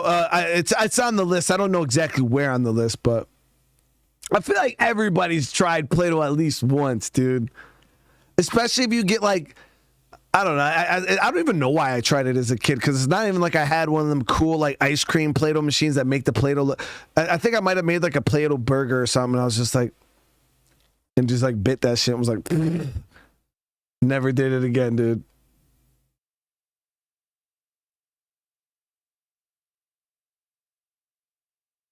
And I never ate glue. That I never did. I still don't understand that. Like people that would eat the paste or whatnot. I used to have this addiction. I would take like the Elmer's glue and I would squeeze it into my hand. Right? I'd fucking tons of it, just big glob in my hand. And then what I would do is I'd rub my hands together like this, right? And I would just let that shit dry. And then I would sit there forever and I'd just peel it off. You try to get those huge peels, and I'd just sit there and peel it off, dude. Yeah. Fucking weird, man.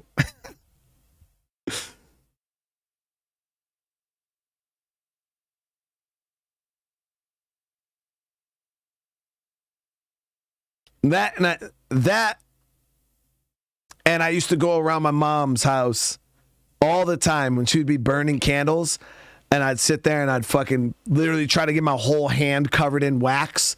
I'd dip all my fingers, tearing her candles up. I'd dip all my fingers in the candles and fucking sit there and peel it off and get all the candle wax on my hands and sit there and sit there. I used to do that too. I burnt myself pretty good on some candle wax. It's fucking weird, man. But just do weird stuff.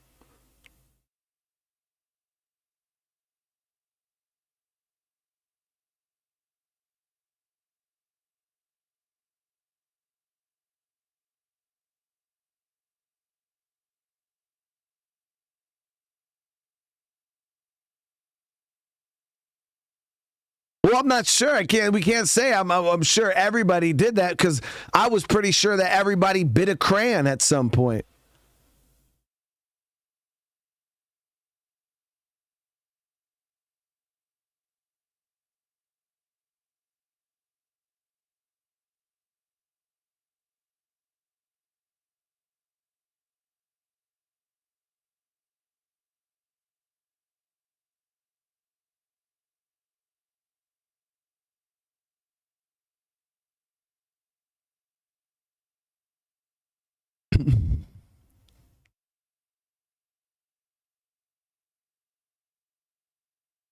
Yo, I ate mud before. Yeah, made a mud pie. So weird, man. Like, kids are just weird, bro. Like, we just do weird shit as kids.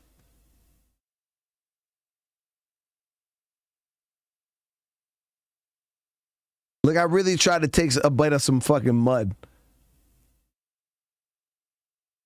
I've chewed on pencils, yeah.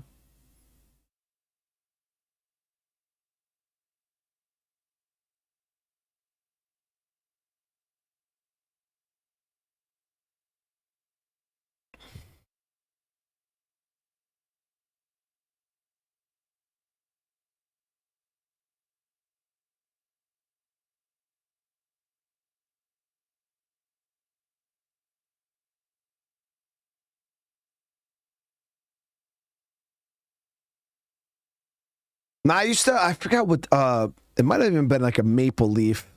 I don't remember. As a kid, I used to eat, like, chew on leaves.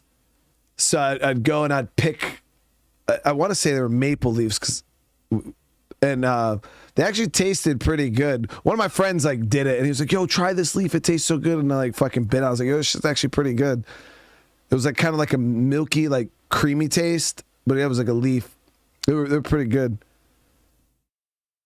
I don't know if it might have been, I'm pretty sure it was a maple leaf, though. No, not tobacco, like just a regular fucking tree leaf. I just, like, picked it and was, like, eating it.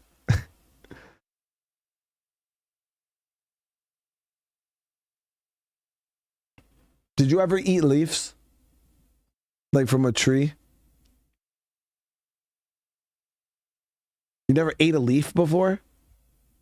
Oh, why you ask me like I should have eaten a leaf? You say you never chewed on a leaf or a grass. No.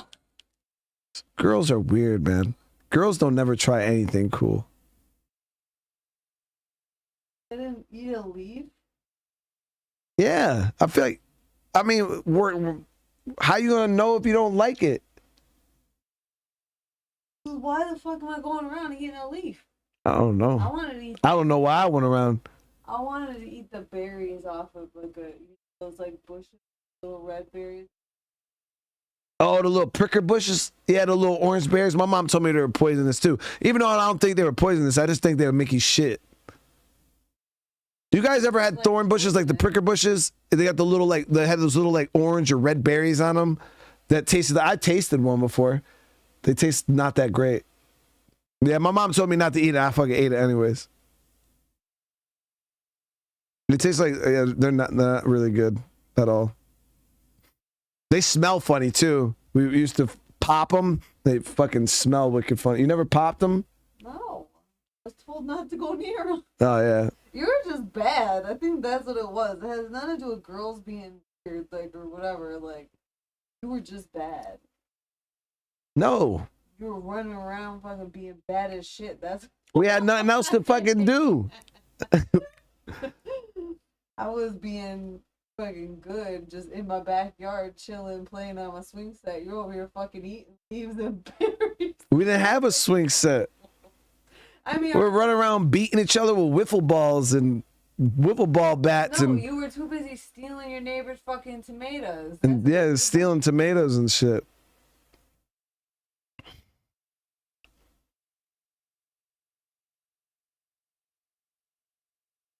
I ate an ant as a kid too. And the reason why I ate an ant was because one of my friends ate an ant, and he told me that they were sour. So legit, no bullshit, chat. Anybody who's ever eaten an ant before, yo, they're sour. They're like little pops of sourness.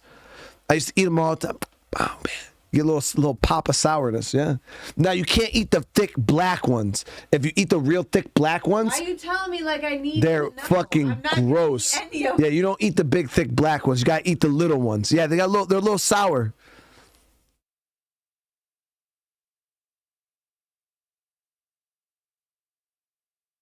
Why are you guys eating poor fucking ants? Like, literally, what do you mean? Who isn't? So you're saying you never ate an ant? Someone said they used to eat tadpoles. Like, y'all fucking wild. I mean, I ain't never ate no tadpole. That's pretty savage, guys. I'm talking about an ant. Now you gotta make sure you peel the head off too, because if not, sometimes they'll nip you in the tongue. Their little fucking heads will be stuck in them, motherfucker, bite the shit out of you. Yeah, yeah. So you gotta like rip their heads off and put a little pop. They're sour. Oh, you know what? It wasn't even a friend. It was my grandfather, my grandpa Kevin. He's the one. He was just like, yeah, fucking pop the head off and fucking ate it. So it was his old ass that fucking ate it. So it was just passed down to me from other generations.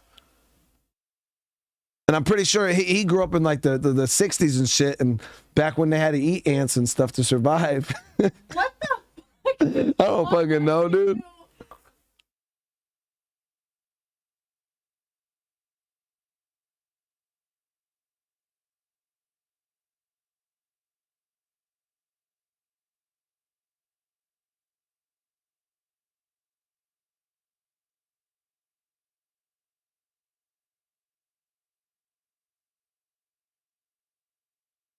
No, like we can't eat big bugs, guys. Bugs of substance is gross. Any bug is gross. No, it's not. Yes, it is. Not if you gotta survive. Gotta eat grubs and. You're literally, you had, what? Your mom had a boombox. You had like. No, I'm saying I didn't eat grubs. I'm saying, but there could be a point in life where you gotta eat bugs and shit. I'm ready. You're not.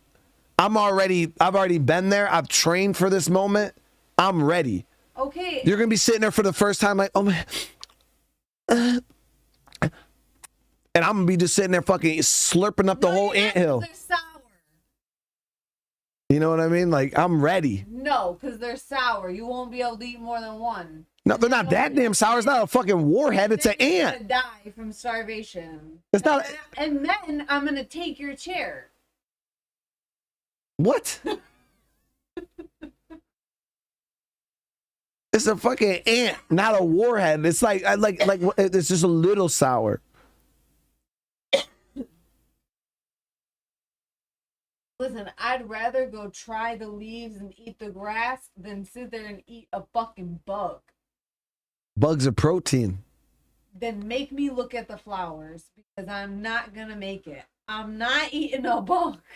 Oh man.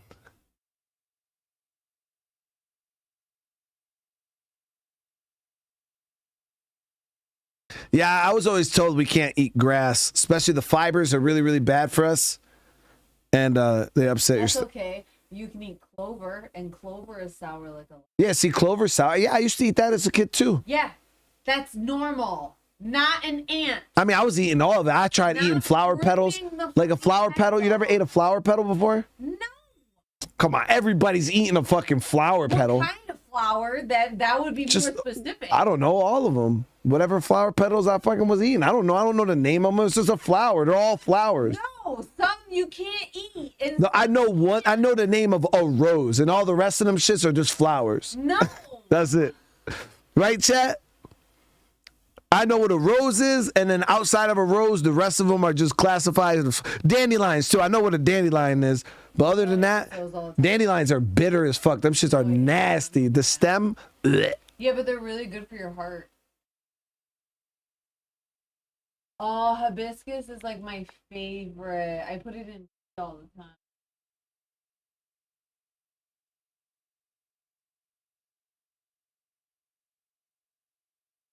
See, we're all out here just eating nature. That's one fucking person's dad ate a cockroach. Like, you guys are weird. Like, I don't know if I could do a cockroach. That's too. No, you stood on business with your community.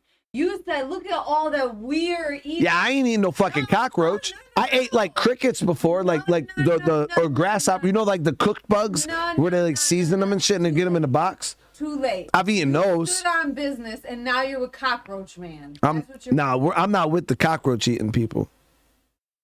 Mm-mm.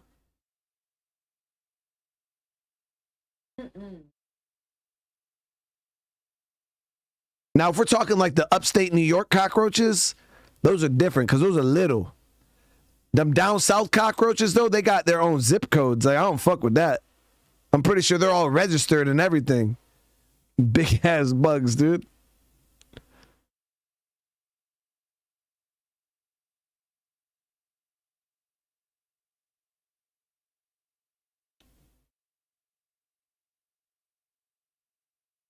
Pill bugs? Wait, are you talking about the little roly bugs? The roly polies? Is that what a pill bug is? Whew.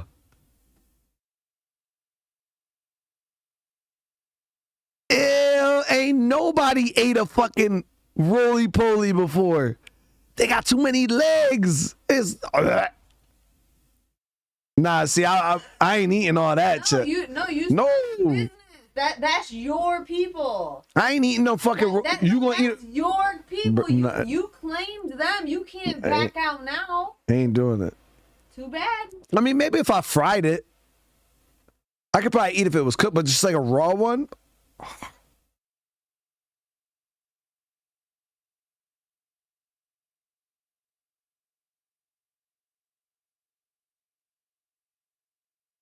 Yo, some of you guys are savages. Some of you guys are savage. Y'all are born ready.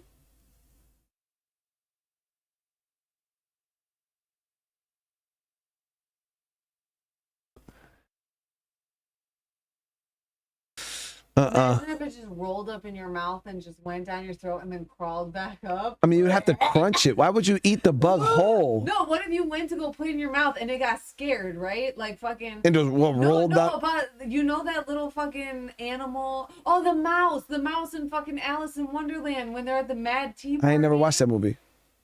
Wow, the disrespect. Well, anyways, he rolls around the tea table. No, it was the little freaking animal as the ball in Alice in Wonderland with the Queen of Hearts, and he like rolled. I never seen that ball. movie. Again, disrespectful. Well, I mean, you're talking about it like I'm supposed to know, and I'm just like. He rolls like a roly-poly, but imagine if they do that, right? So you pick up the roly-poly, and then you put the roly-poly in your mouth, and the roly-poly is like, ah, oh my god, he's gonna fucking eat me! And he literally just runs to the back of your throat, and you don't know what to do, and you. What do you mean you don't know what to do and you panic? This whole sequence would take time. I'm not just gonna sit there and let the roly. I'm gonna chew it instantly. Like the second it hit my mouth, I'm just gonna start chewing it. No, like you don't even have a chance. It's like, oh my god, he's gonna eat me, and he literally just, you pop him in like a fucking Tic Tac, and that motherfucker just. Why would I pop anything into the back of my throat? If it goes in my mouth. No, it just lands on your tongue and then it runs to the back of your mouth and just rolls up and just goes. Nobody's gonna eat a live bug like that.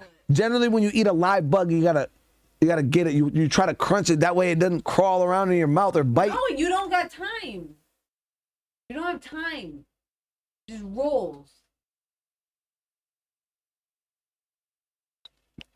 Oh man, y'all talking about eating some bugs of substance.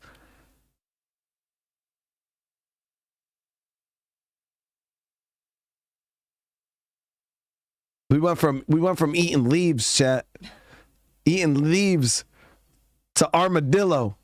I didn't even know you could eat those things. Tarantula. Yeah.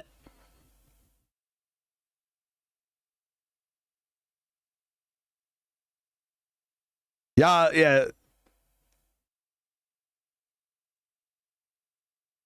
that's what I'm saying. You think we all never ate. We all never ate before. Why the fuck y'all all trying weird ass shit? Because that's just what people do. No, you don't. I'm not like, oh my god, this bottle, I don't know what it tastes like. Let me try to eat it and see what happens. Like, that's what you guys are doing. You guys are literally just finding living things and being like, can I eat you? And you literally just do it. Yeah, if not, then it's human curiosity. That's how we discovered everything. I am also human, and I've never had that that's curiosity. Weird. Mobinator, how you doing?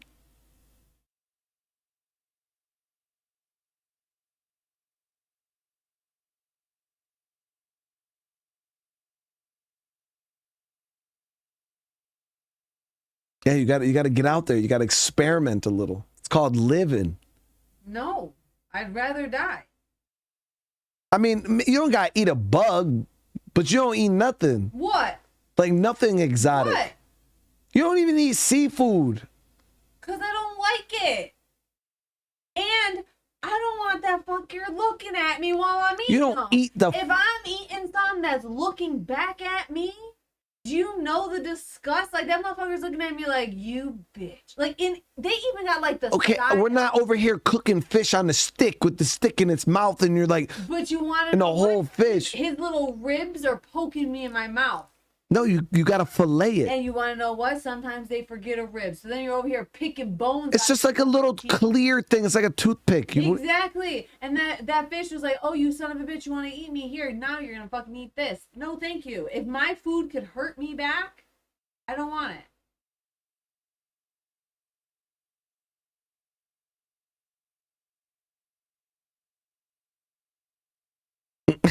Don't eat fish. They swim in their own... Well, Ed, listen. Yes. No, listen. Yes. No, listen. If I could drink bleach water and it's safe, okay? No, what the fuck are you talking about? You're eating sperm whale stuff. You're not drinking the ocean water. But you want to know what? What do the fishes do? They drink it, right? It goes all over their body. So you're literally just, when you're eating fucking the skin. No, because there's so much water. Sperm There's from a whale. That's disgusting. There's so much water. Disgusting. All right, that you drop it like. Oh, and imagine how the much poop blood just comes out of a fish when they give birth, like a freaking shark. It's just got all that fucking shit all over the place, and that's all in the water. That goes on your food too. That's real fucking nasty. You're over here eating placenta. Gross. No, we're not eating placenta water. Yeah, you are. You're eating whatever's coming out of that fish. No, because it's so diluted, it doesn't matter. Nope. No way. If there's Chet. microplastics in the water, Chet. it's definitely fucking fish poop and fish sperm and fish fucking placenta, and you're eating all of it willingly. You're nasty. Chet. There's got to be some level of dilution, right? It's clean. It's in the water. Wash it off with more water. Yeah, it's in the water. It's just rinsed off. No.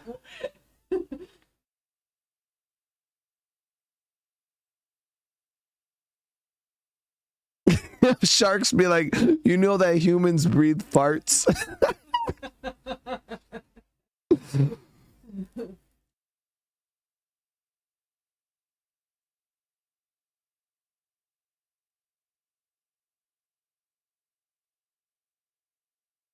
You see, it's diluted. Exactly. You guys eat cockroaches. No, we don't eat cockroaches. Like, don't bundle us up like we're all out here eating roaches on the daily. You claim them. Stand on business. You claim them. That tarantulas. Y'all over here eating fucking poor little. I ain't never ate a tarantula.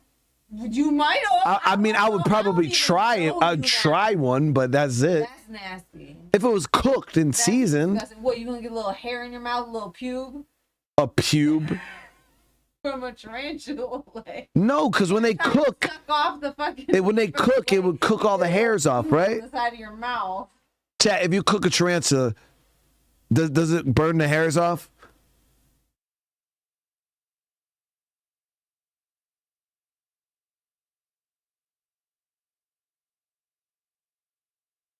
See, somebody said if you like vegetables, that means you ate something that grew. It grew in poop. Vegetables or vegetables? Veggies. No, you said vegetables. You ate something that grew inside shit. And that's okay. Like it grew in poop. And humans breathe their own farts. That's what the sharks say.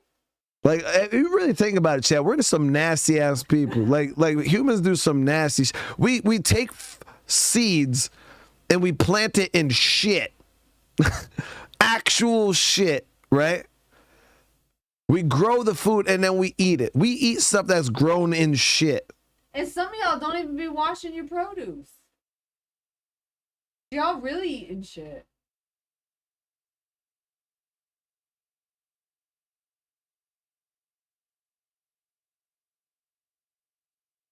That's the good shit, though. Oh, but if I'm just saying, if you just think about it, dude, we do some weird shit.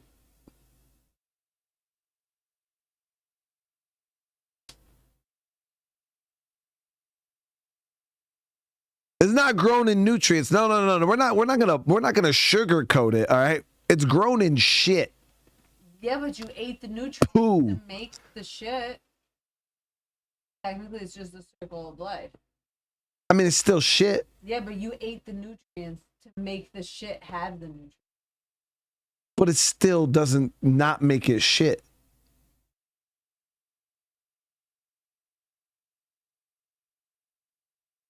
What?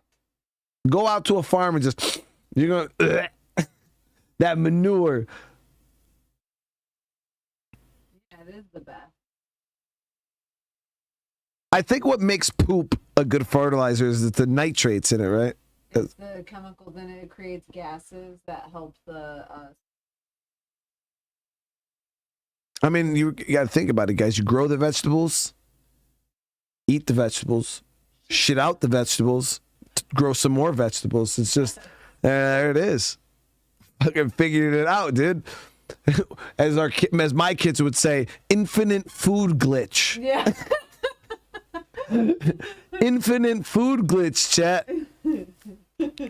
Everything is a glitch. Yeah, my kids would come up and be like, "Oh, infinite food glitch," and I'm like, "Bro, this is real life. First of all, we don't say that shit, dude. We don't talk like that."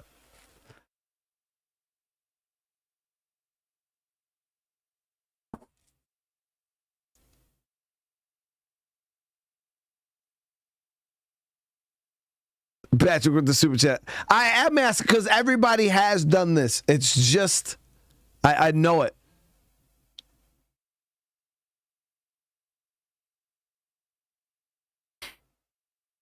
But the problem, well, there's a can you grow stuff with human shit? Because human shit smells really gross out in the open. I don't know if you ever walked by like a fucking fresh ass human turd out in the open. They smell like I don't know why human turds just smell really. I wonder if dogs feel that way about their own shit too. No, because dog shit has a distinct smell too, but human shit outside has like a weird smell. I know, but I'm wondering I can't. if they smell their shit, and they're like us humans, like, ooh, wow, that smells like way more than the other shit.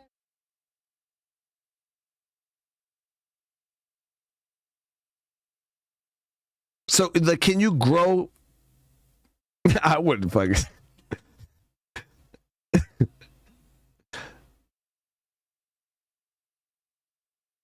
So, can you grow stuff with human poop? Like, can we like recycle our own poop? It has to be composted first, but human feces works. You ever walk by a fresh ass human marine and What do you mean? You guys ain't. Come on. You ain't no. There's no way. Chat. Let me see them W's in the chat. If you've seen or smelled a human turd.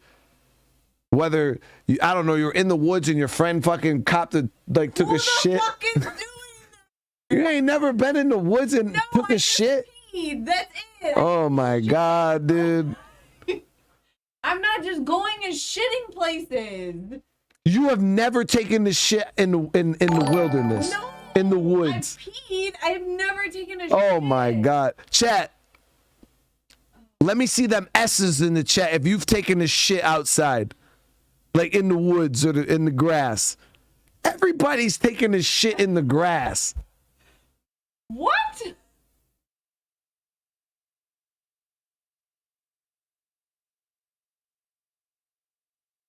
Look at you're telling me you ain't never pooed outside? No. What is wrong with you guys? Like how do you even live? That's like, I haven't done the most disgusting things. You're like, oh my god, you haven't lived life. That's not disgusting. That's just normal. Who the fuck is taking a shit? If you can't even shit in a public restroom, why are you taking a shit outside? Because there ain't nobody around. You just shit. You gotta take a shit. You're like, oh fuck, I gotta poop, and then you just go cop a squat near the tree. Wait. Why the fuck would I be outside in the middle of nowhere alone? And then being like, yeah, you know what? I actually got to shit right now. That wouldn't even be a scenario because I wouldn't be outside in the woods alone. That just means you ain't lived your life to the fullest. No, that just means I'm a woman and I want to survive. I don't want to get fucking kidnapped. Pat with the super chat. Thank you so much. Eats chicken. They eat their own poop. Yeah, I know. They're disgusting. But I asked you, why do eggs not taste like chicken? If it's a chicken. Because it's a yolk. Yeah, it's only one part. Yeah, but it comes from a chicken. How come it doesn't taste like chicken? I mean, there's a lot of... It tastes like something totally different. Because it hasn't turned into the chicken yet? Yeah, but it is a chicken.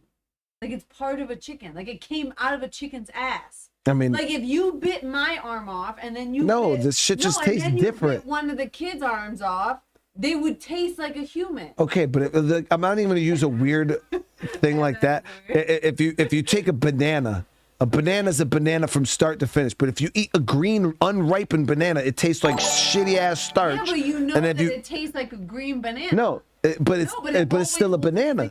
But it's still a banana. So at the end of the day, if you take an apple when it's not ripe, and then you take an apple when it's ripe, they taste completely different.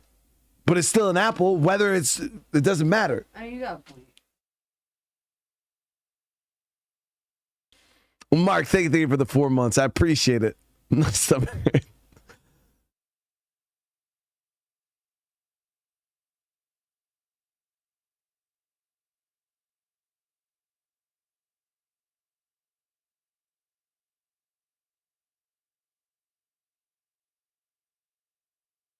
No, not a fetus. Oh my gosh. Not a fetus. Like, you just took a chunk out of, like, Ray's arm or something. Like, if you were to taste my, like, I am, like, you know, that's, like, the little baby version of me, right? So we're saying you're talking about eating bugs and shit. You talking about eating people. Trying to say, Talking about eating people. no, I was trying to say, like, if you were to taste a smaller baby version of a human than a human, it would taste the same. If you taste a baby chicken and a bigger chicken, I feel like it should taste the same. So why is the egg the only thing that tastes different? Because it's not developed yet. But neither is a banana. Like a banana, a green banana is like a baby. But it's still a yellow banana. But what you're saying is it's still a chicken, but it's not. It's just a state. Just like a banana could taste different, an apple could taste different, an orange could taste. All that stuff could taste different. Just depends on the stage.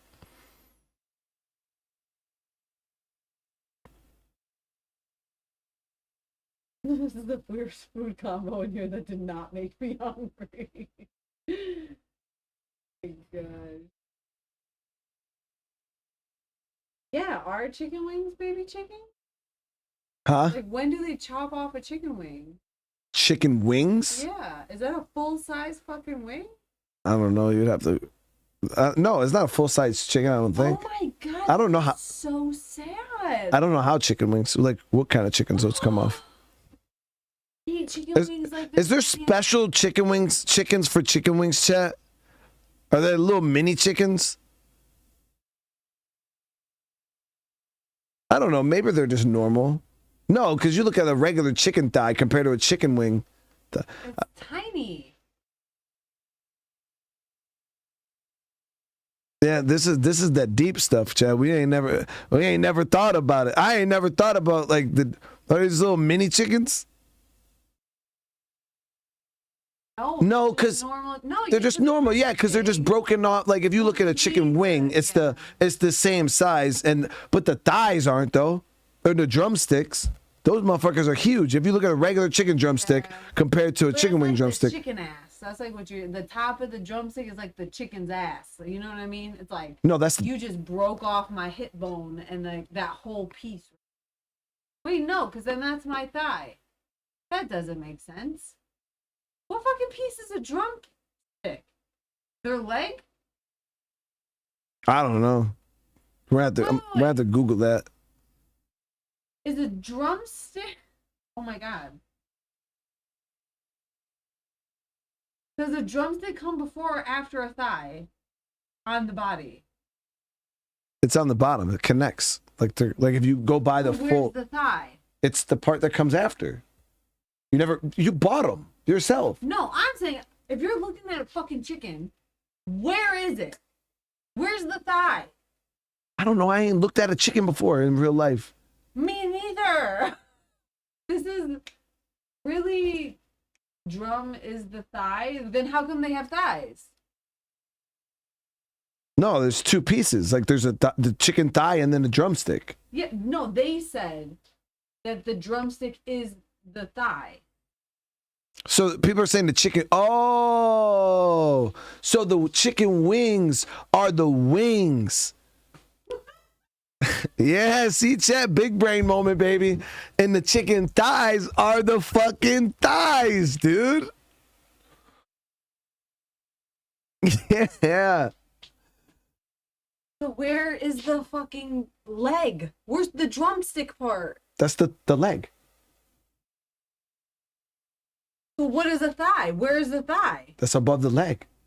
No, that's a part of your fucking leg. Look at my leg, and my thigh is on my leg. Chat, I just learned something new today. No, I'm still confused.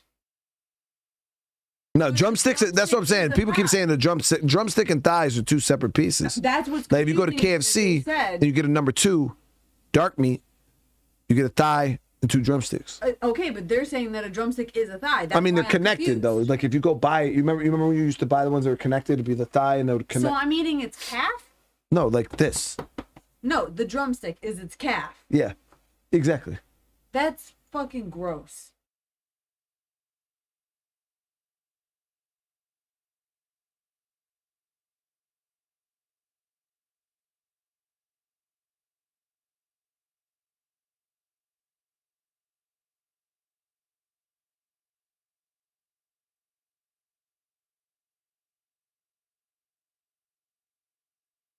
I don't know. Oh, it's not its calf. So yeah, it's its actual thigh. Like this is the drumstick, and then the thigh is like No, that's this. the ass. No, not on a chicken.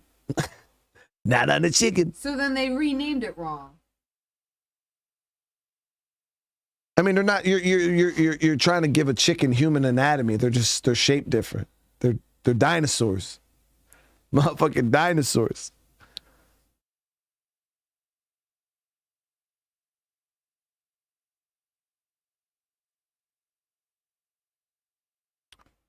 Fuck it, chat. We're all just gonna go and start eating ants and leaves. Keep it simple, all right?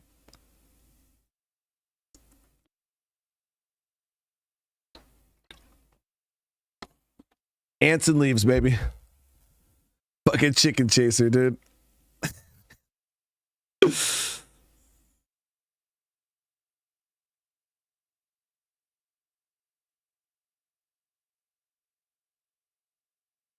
Yeah, we're gonna have to Google some chicken anatomy here.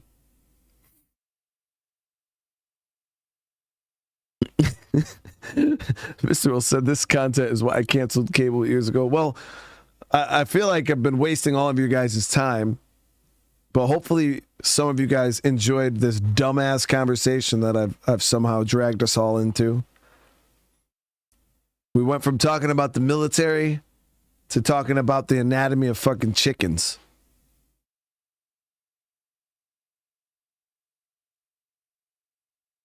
I don't know. And placentas. And no, that was you. Bringing in the, So in the I'm not fish a part of this placenta. conversation? No, I'm not a part you're of the the one that brought the group? fish placentas into it. Wow, I'm not a part of the group. No, you are, but you were the one that brought the fish placentas in. Can't blame me. I'm not part of the group. She man woman hater club. That was from the Little Rascals, right? You know that, but not Alice in Wonderland. Everybody's watched the Little Rascals. What the hell am I gonna watch Alice in Wonderland for? That's like I ain't never watched Cinderella, Beauty and the Beast until I was an adult. Like, why would I watch Alice in Wonderland? I was watching like WWF, Stone Cold Steve Austin hitting Undertaker with the stunner, like boom. And that's why you eat ants. Yeah, I mean, I didn't have time for no Alice in Wonderland. I was watching Vegeta No, you were too busy being disintegrate people.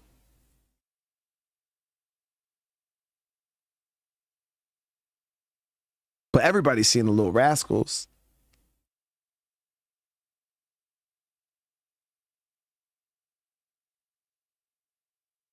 Brody likes fish because his last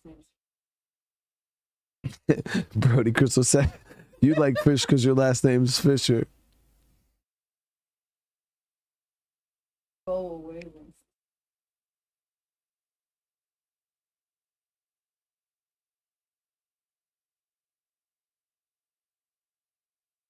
Vegeta, come on. Don't even start with the disrespect. Vegeta is the GOAT, okay? Fucking a scrub. All the damn Goku lovers just, oh, Goku. Yo, Vegeta's the real one, okay? Vegeta's the real one. We still need to play DBZ Kakarot on the channel, chat. I haven't played that game yet, and I really want to play it so bad.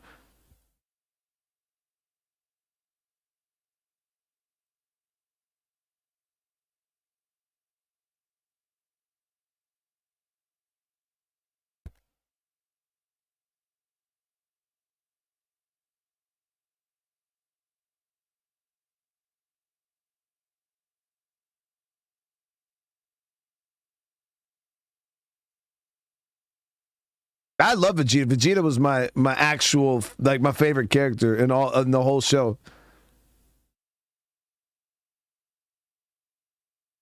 Scrote. I still can't believe that they called me Scrote, dude. I should have killed him. Like Nappa.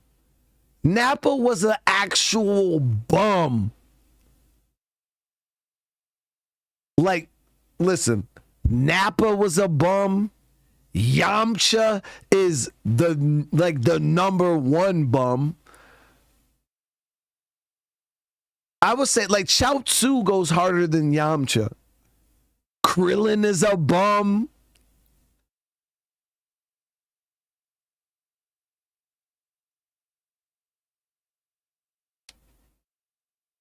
Like, there's nobody in chat that could say Yamcha's not a bum. Like, Yamcha is actually a bum.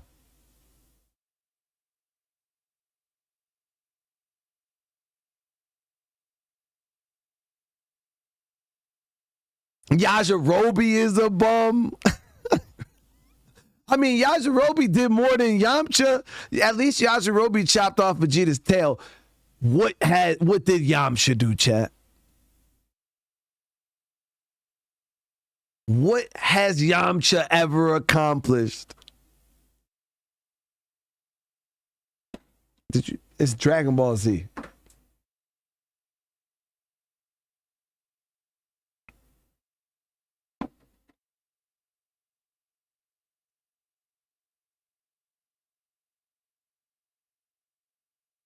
Yamcha had a dope face scar. And Bob with the gifted, brother. Thank you so much. And Mark with the gifted, guys. I appreciate the love.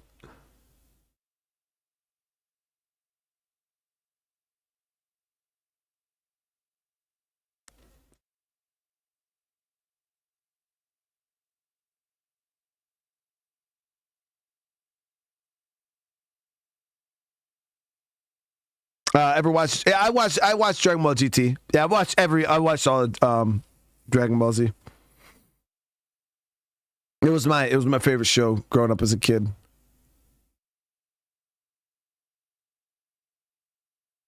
The one Sarah got me? What was it? I still have it. It's upstairs in the attic. I used to wear it on stream. I know. You're like Adam Sandler.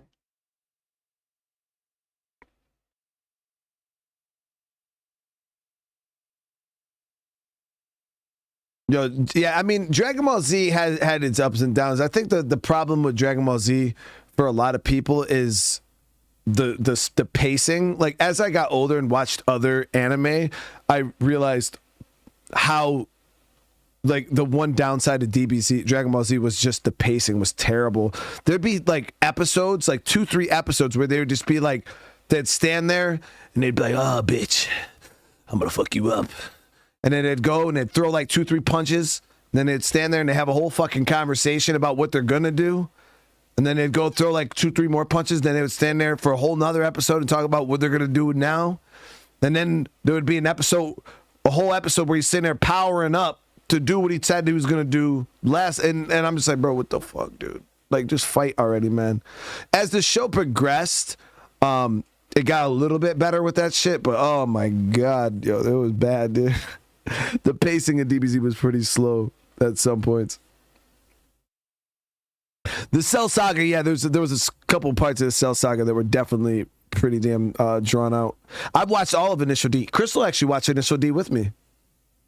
It was the racing one, the drifting one. I was forced. What do you mean you were forced? You would sit there and watch it. No, we had one TV. Oh my god.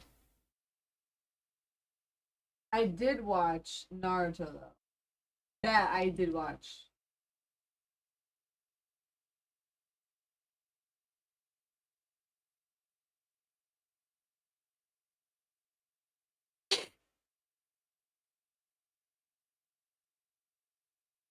Oh, yo, Tien was my hero in the Cell Saga. Oh, absolutely, yo, absolutely. Like, he was goated when he was sitting there pinning Cell down. That shit was so epic. That's one of my favorite scenes in all of Dragon Ball Z. Some of my favorite fights was Tien doing that Android 17 and Piccolo. I thought was one of the best fights in the whole series. It was so good. Majin Vegeta versus Goku obviously was one of the GOAT's greatest fights. A lot of the fights in the Buu saga were straight goated, but yeah, like old school like DBZ, but like pre Buu, obviously Goku Cell, Gohan Cell, Android 17 though, and Piccolo. That shit was so good. I still think that was one of my favorite fights.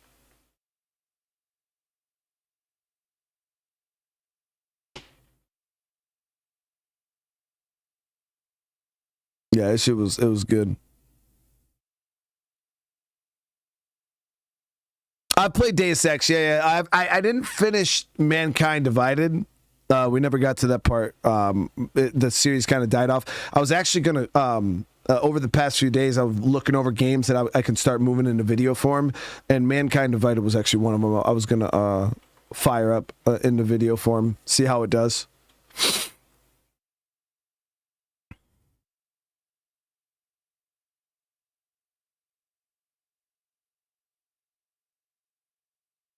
How you gonna disrespect Dragon Ball Z like that?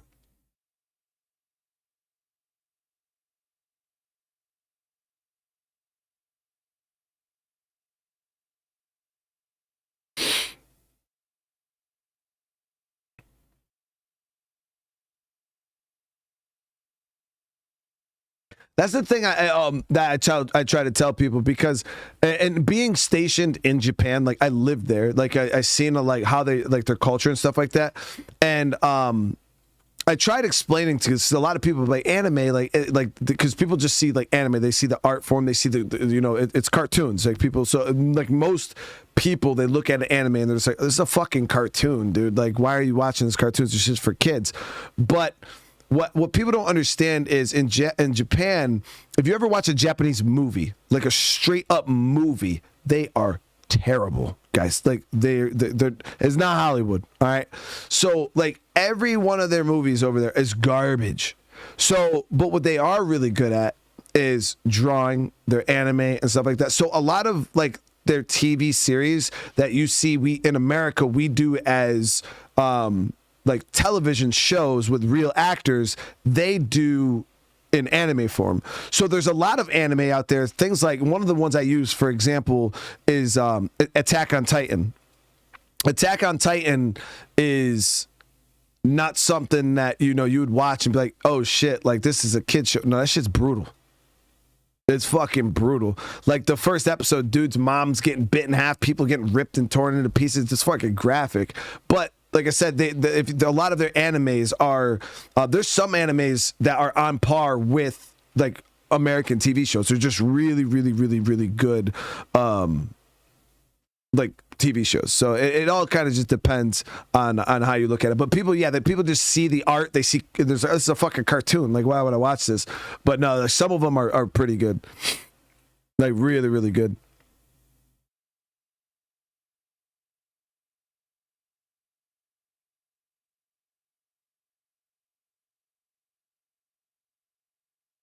Yeah, the stories are on point. I don't even know what that is. Bluey? I know a bubblegum. Cartoon, like anime. That you seen the mom got ripped in half, and I said, on Bluey. Yeah, but I mean, did he watch his mom get eaten? Yeah. And like the blood, and it's graphic. He could have.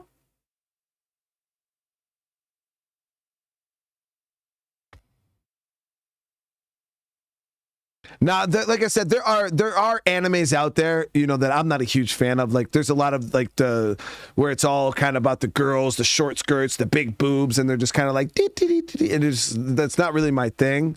I'm more into like the Shonen Jump animes, like a lot of like the real combat fighty type of shit. Bleach, Naruto, Attack on Titan, things like that. I like those. Type, but they do have those like the cliche like anime, the stuff that people would be like, what the hell are you watching, bro? There is that stuff, but yeah, it's not like all animes like that. You know what I mean? There's some pretty brutal stuff out there. It's really, really good. It's like, you know, like comics, you know, yeah, like, I guess like the X-Men. X-Men came out back in the day in cartoon form, but most people wouldn't consider that a cartoon. I mean, it is, but I'm talking like the OG X-Men, you know, like the comic book based stuff.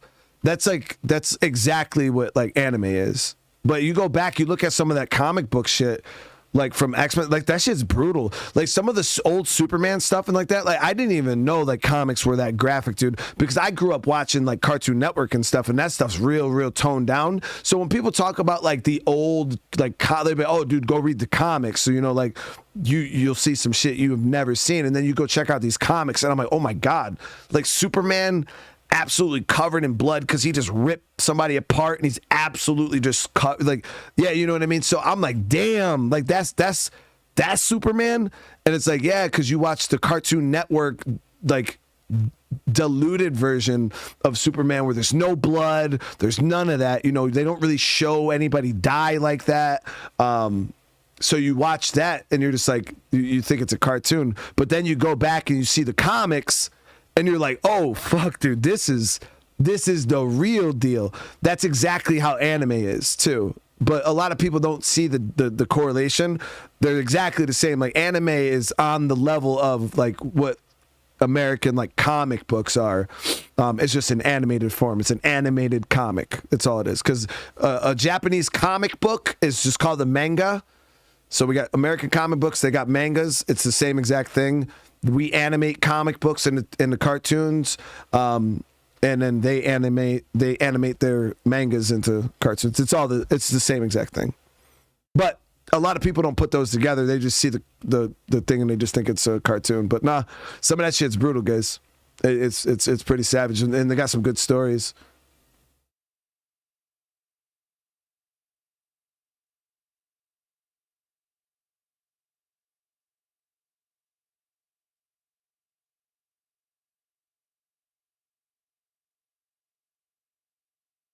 Comic books have been censored nowadays?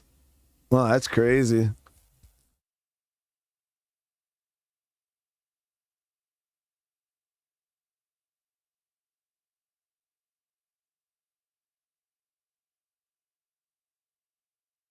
Oh, the cyberpunk animation? Oh, it was so good. I wish they would do more. I really enjoyed that animation. It was brutal too. That was savage. I was like, oh my God. I was surprised they even put that on Netflix. It was that brutal. Yeah, I didn't think they would ever air something like that on Netflix, but no, that shit, it was good.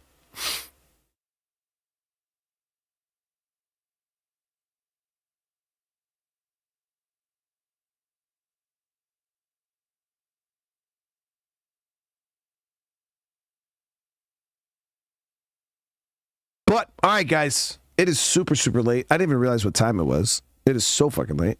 But we're going to end this here. I'll be back tomorrow firing up some stuff. I got to go look over the list and see what the hell we'll be playing. But I appreciate you guys for coming and hanging out. And for those of you guys who are watching this afterwards and actually stuck through this whole conversation, thank you. I do appreciate the love, the support. We will be playing some more of this game. I want to finish the game itself. I feel like the game has been overtaken by our lovely conversation. But no, I do appreciate you guys. It means the world to me. Remember, if you haven't on your way out, smash that like button if you guys are enjoying the streams. If you're new to the channel, consider subscribing. And again, if you guys want to help out, drop a comment in the video after the stream ends. It always helps out. So it helps out a lot, guys. You guys have been doing a great job too, supporting and with the comments and shit. It's been awesome. All right, guys. So thank you. I love you all. You all have a great rest of your night. And other than that, yeah, I'll see you guys in the next one. Peace. And Pew Pew, yes, I've seen The Boys. It's an amazing show. Can't wait for the next season.